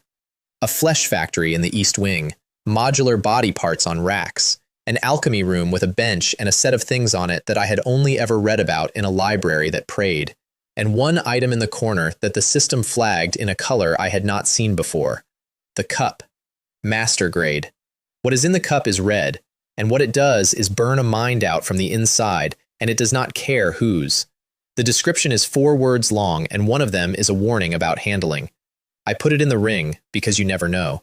Then I went to the portal to let my team know I was back, and my team came through it before I got there, and they came through it in pieces. Shu Gong was being carried. Lin Jie's left side did not work. Wu Yong had used up everything he had on the other 5, and had nothing left for himself, and had walked in anyway. I did not ask what happened. I put all 6 of them into pods, and I asked afterward. At the white door, said Guo Jing, when she could talk, at the very end, there is a group called Lost Paradise. I know them, I said. They were behind us in the queue, and when the door opened, they pushed. 10 players. They had waited until my team was 1 step from the exit of the worst place on Earth, at the point of maximum exhaustion, and they had shoved them into the last thing in the chaotic core in order to take their place in the line, for a shorter wait. I sat there for a moment with that. Then I stood up. Where are you going? Said Liu Ming from a pod. Nowhere, I said. Rest. He knew exactly where I was going, and he lay back down, because he is 45 and he has raised children. Here is what I did not do. I did not go alone, because I had learned something in the nucleus that I would not have believed a month earlier, which is that doing everything myself is a habit. And it is not the same thing as being strong. And the 6 people in those pods had spent a week down there without me and had come back up. So I waited 2 days until they could stand, and then all 7 of us went hunting. I got a new title out of it, Novice Hunter. The Land of Mist has a whole vocabulary for players who hunt players, and I had spent my entire career avoiding all of it, and here I was, collecting the entry-level qualification at the age of 30. And we got a team skill, Nano Rescue. Any one of us goes down, any other one can pull them out of the hole from range. Which meant, for the first time, that my team could take risks without me standing behind them. We found Lost Paradise on the 4th day, all 10, in a shelter they had merged out of 4 smaller ones. I want to describe how that went, and I want to describe it from the outside because I was barely involved. Chen Mei went in first, the girl who cried in the group chat on week 1. She walked into their courtyard, and every growing thing on the property turned to look at her, and a man called Lin Mu came out to see who was trespassing, and a flowering vine that had been decorative for a month took him around the waist and ate him. Shu Gong came in through the roof with a hand cannon the size of his forearm, which he had named, which I have refused to say out loud on principle. Lin Jie was faster than 3 of them at once. Wu Yong held them all standing. Liu Ming found their vault. And Guo Jing, who cannot fight, killed the biggest one of them. He was called Second Pal, and he had 2 meters and 110 kilos on her. And she had spent 3 weeks quietly building a weapon out of monofilament, and knowing where people are going to be 2 seconds in advance. He did not touch her once. I killed 2 of them, 2 out of 10. The rest of it was theirs. And I stood in the middle of a courtyard watching 6 people who had been a vegetable farmer, a prospector, an intern, a seamstress, a bodyguard, and an art student do that. And I did not help, and it was the single most satisfying thing that has happened to me in this world. Afterward, in their vault, Liu Ming found something that was not treasure, an address book. Lost Paradise had been running the same operation for weeks in other regions, and they kept records, because people always keep records. We spent a day sending those records to the families of everybody in them, which is a thing you can do now that the portal system works. And then, on the way home, the 3rd Division caught up with me. The 3rd Division is the one that keeps records too. They are the archive of the 9 divisions, and they had been trying to reach me for a week, and what they had was small, and I have not gotten over it. They had verified my parents. Not the diaries. The diaries were a reconstruction the nucleus had built out of my own memories, and I had known that when I read them, and it had eaten at me from underneath for the entire fourth layer. The third division had gone and found the actual records. My mother died in a stairwell between two shifts. Cause of death, exhaustion, recorded correctly by somebody who did not know her. And my father was not, in the end, a man who took a bad job. He walked into an office full of people who had been bleeding a dying family for 4 years, and he made sure that neither he nor any of them walked out of it. And he did it 11 days after her funeral. There is a police file. There is a number. There is a line in it that says the incident is closed. The diaries had not lied to me. The nucleus had not invented anything. It had shown me exactly what happened, using material I had been carrying around inside my own head for years without being able to look at. Dad was a bad man, he wrote. Bad men should not be remembered. I have decided that he does not get to make that decision, on the grounds that he is not here, and I am. And then the third division gave me the second thing, which was one line at the bottom of a page, and which is the reason I am telling you this entire story. There was a survivor in the file. My father's brother had a son. He was 8 years old when everything happened. He is 18 now, and he is alive, in the land of mist, right now. His name is Fan Mingyu. It took Liu Ming 19 hours to find him. He was in a guild called Gods, in a region 4,000 kilometers away, and he was not a member. He was the boy who carries things. The Gods Guild had about 400 players and a hierarchy, and at the very bottom of the hierarchy, there was an 18-year-old with no talent, no combat ability, and no shelter of his own, who slept in a corridor and ran errands in exchange for not being thrown out into the fog. They all thought he was mute. He had not spoken to another human being in 9 weeks, not because he could not, because at some point in the first week, somebody had hit him for talking, and he had done the arithmetic, and the arithmetic had come out at silence. I went there with Guo Jing and 200,000 mist coins and a full set of very bad intentions. I did not get to use any of them, which is Guo Jing's fault. We walked into the main hall of the Gods Guild, and about 40 players stood up, and the guild leader came down the stairs doing the thing guild leaders do, and I opened my mouth. And Guo Jing stepped in front of me, looked past all of them at a thin boy standing against the wall holding a crate, and said one sentence. Fan Mingyu, your cousin came to get you.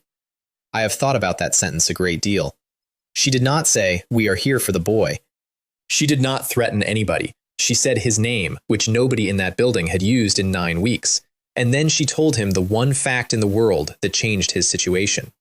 He dropped the crate.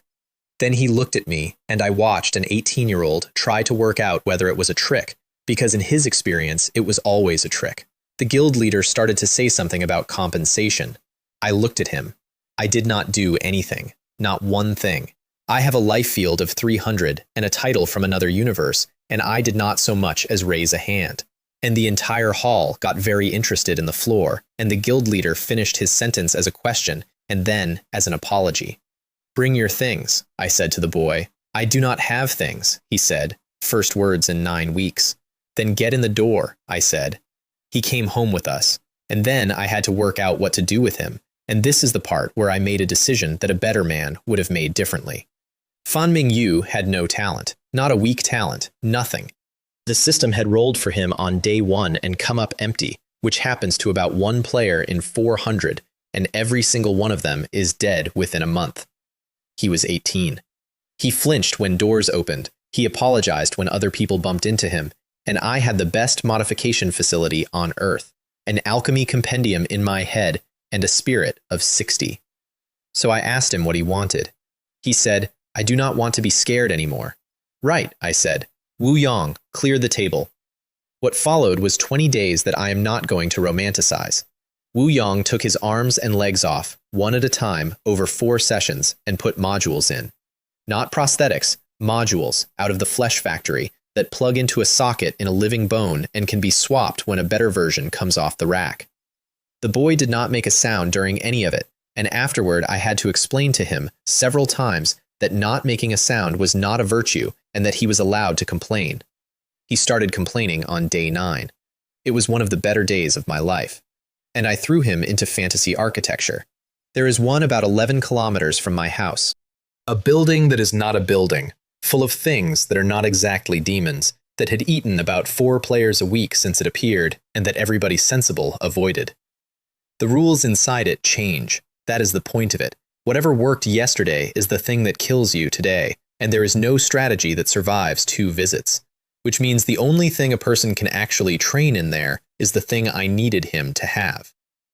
I would carry him to the entrance, put him down, and go and sit on the roof of the next block with a book. The first day he stood at the door for 50 minutes. I did not say anything. I did not look up. I read my book on a roof 400 meters away and let an 18-year-old stand in front of a door and have the entire argument with himself, out loud, at length, in a language I could hear perfectly well from where I was sitting. He went in on minute 51.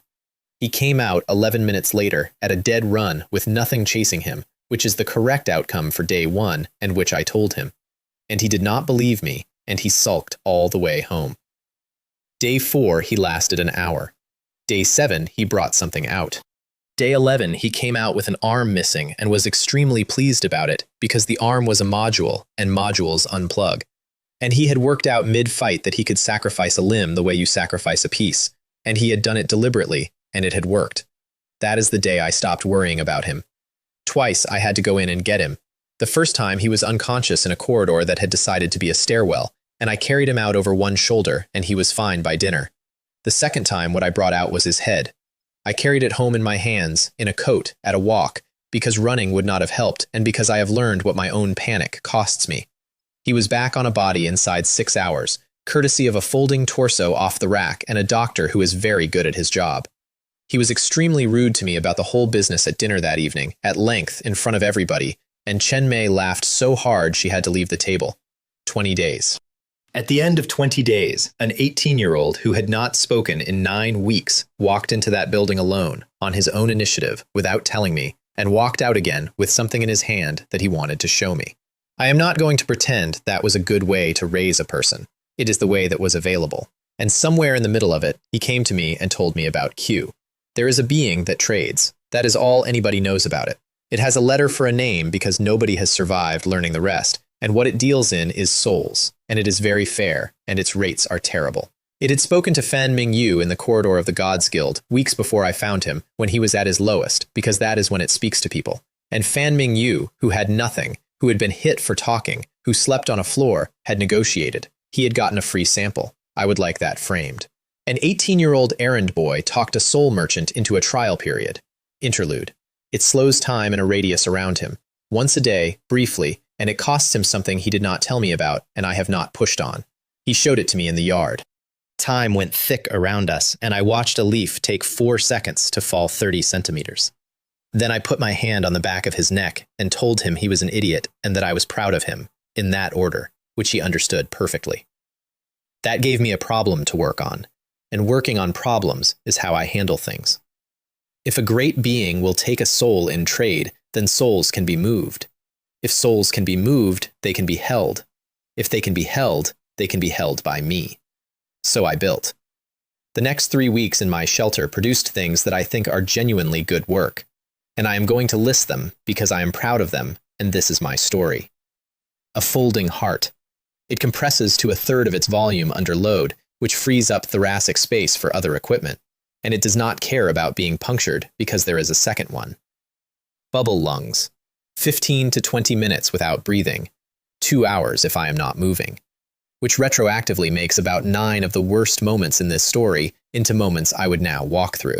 A phosphorus injection system with 20 nozzles seated under the skin, because I have twice now been in a situation where the correct answer was to be on fire and I had to arrange it manually.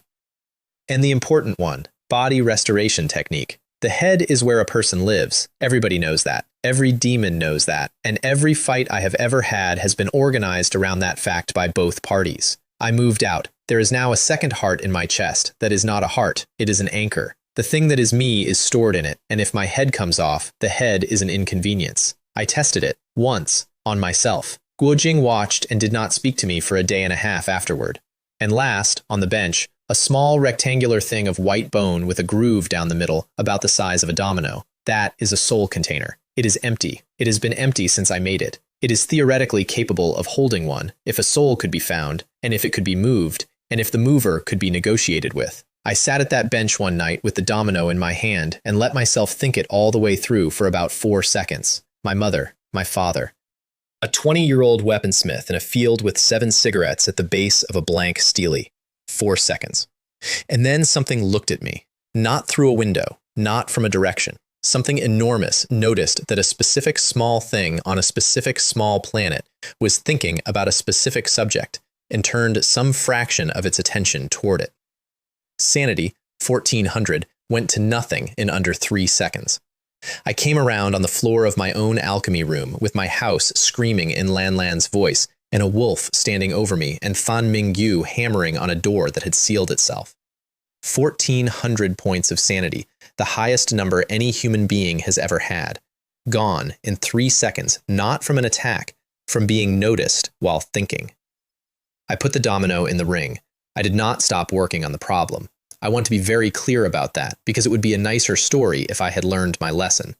I just stopped saying any of it out loud.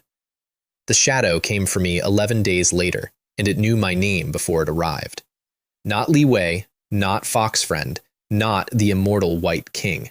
It called me by a name I have never held in a life I have never lived.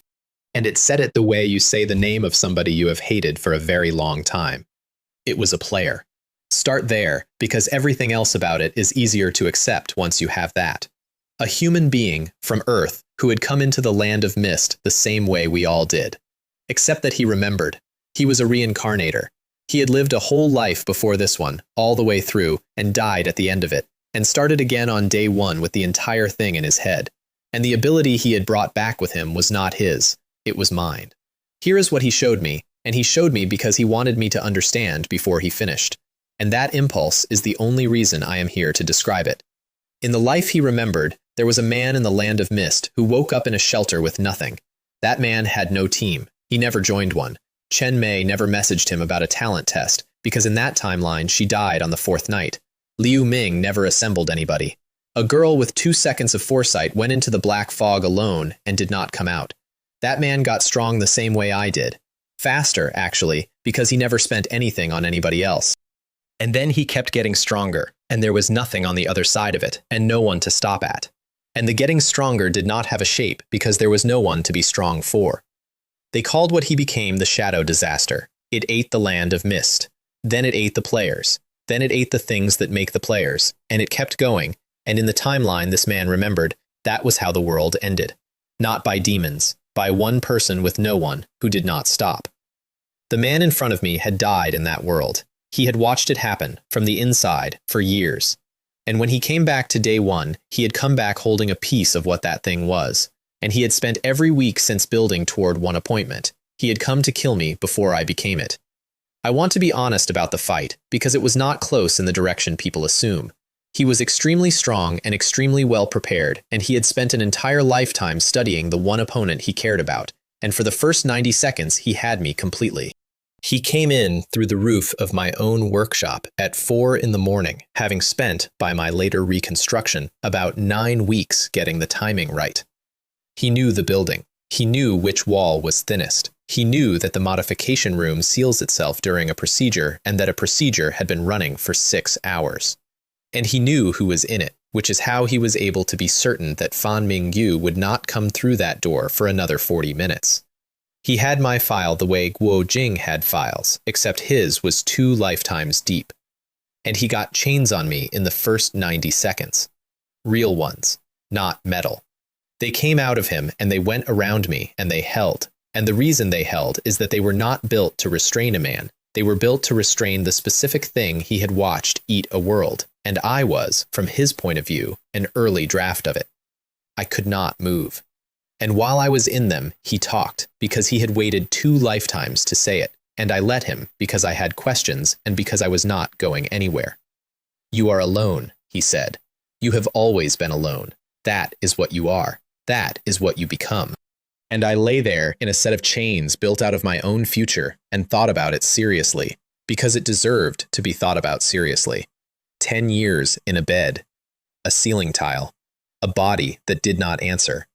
A silence so total that when the world ended and dropped me in a wooden hut in a fog full of monsters, my honest, immediate reaction was relief. He was not wrong about the material. He was wrong about the arithmetic. And I worked out where by about the fourth sentence. In his world, nobody came. In mine, a 19-year-old took his own arm off rather than leave a fight. A girl walked into the black fog with a candle because she had said she would. A con man crawled the last kilometer of his life to leave a coordinate open. A fat man stood on a burning staircase with his arms out.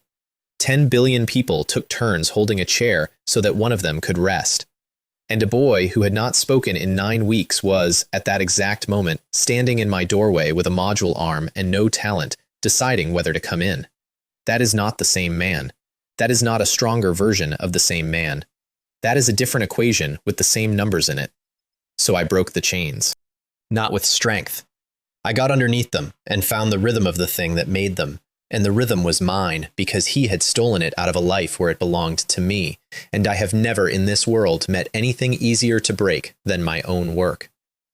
Then I took the cup out of the ring and I poured it over him, master grade, 4 words of description, and one of them is a warning about handling. He screamed in a way I am not going to reproduce, and then he did the smart thing, which was that he had come prepared to lose. Some kind of escape artifact went off and took him out of my yard and out of my region and, as far as I can determine, off the continent. He is still alive, I know that. He will come back, I know that too. And I have thought about what I am going to say to him when he does, and I have it down to 1 line. I do not want your ending. I already have people. Which brings me to where I actually am, which is a table. There is a house made of bone with a mind in it that speaks in a dead girl's voice and complains about my shoes.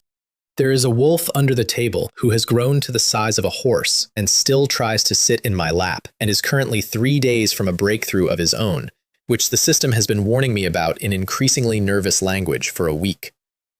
There is a boy of 18 at the far end who will not shut up now, ever, about anything. 9 weeks ago, he had not spoken to another human being in 2 months, and last night he argued with me for 40 minutes about whether a folding heart is worth the thoracic space. And he was right, and I told him so, and he was insufferable about it for the rest of the evening. He is 2 days out from a breakthrough as well. Wu Young has a chart. There is a farmer whose plants stand up when she walks past. There is a prospector who sends me a pack of cigarettes before every bad thing. There is a doctor who is now 20 and has stopped apologizing. There is a seamstress who designs armor. There is a bodyguard who names his guns. And there is a girl with 2 seconds of foresight who found me in the dark once, on foot, with a candle, when there was no rational reason to believe I was still alive. 11 weeks ago, I could not lift my own hand off a hospital blanket, and the largest event in my life was that a stranger in the next bed had a visitor. Last week, I sat on a chair for longer than the universe has existed, so that 10 billion people I had never met could see the sky. I am not telling you that to brag. I am telling you because of the 2 things sitting on the table in front of me right now. The first is a domino of white bone with a groove down the middle, which is empty and which is theoretically capable of holding a soul, and which I have not stopped working on for a single day since something enormous took 1,400 points of sanity off me in 3 seconds for thinking about it in a quiet room. It knows my name now, whatever it is. It has looked directly at me once, and it did not do anything, and I have not been able to decide whether that is mercy or scheduling. And the second thing on the table is the sky. The arena tower has been getting more solid for 2 weeks. It used to be a ghost through the clouds. You can read the writing on it now. I asked Guo Jing about it because Guo Jing sees 2 seconds ahead and sometimes considerably more when it is big, and this is big. She told me 2 years. She said it in a completely level voice, over a cup of coffee that cost nothing because coffee is free now and neither of us has ever gotten over it. And she looked at me for about a second too long while she said it. Guo Jing has never in her life needed an extra second for anything, so I know exactly 2 things about how much time we have. 1, that it is not 2 years, and 2, that whatever the real number is, she has decided I am not ready to hear it yet, which is fine. I have a house that grows organs, a wolf the size of a horse, a cousin with borrowed time in his hands, 6 people who came back for me when there was no reason to, an empty box for a soul, and roughly 1.5 feelings. Ask me in 2 years whether that was enough. Actually, no, do not ask me. Come and watch.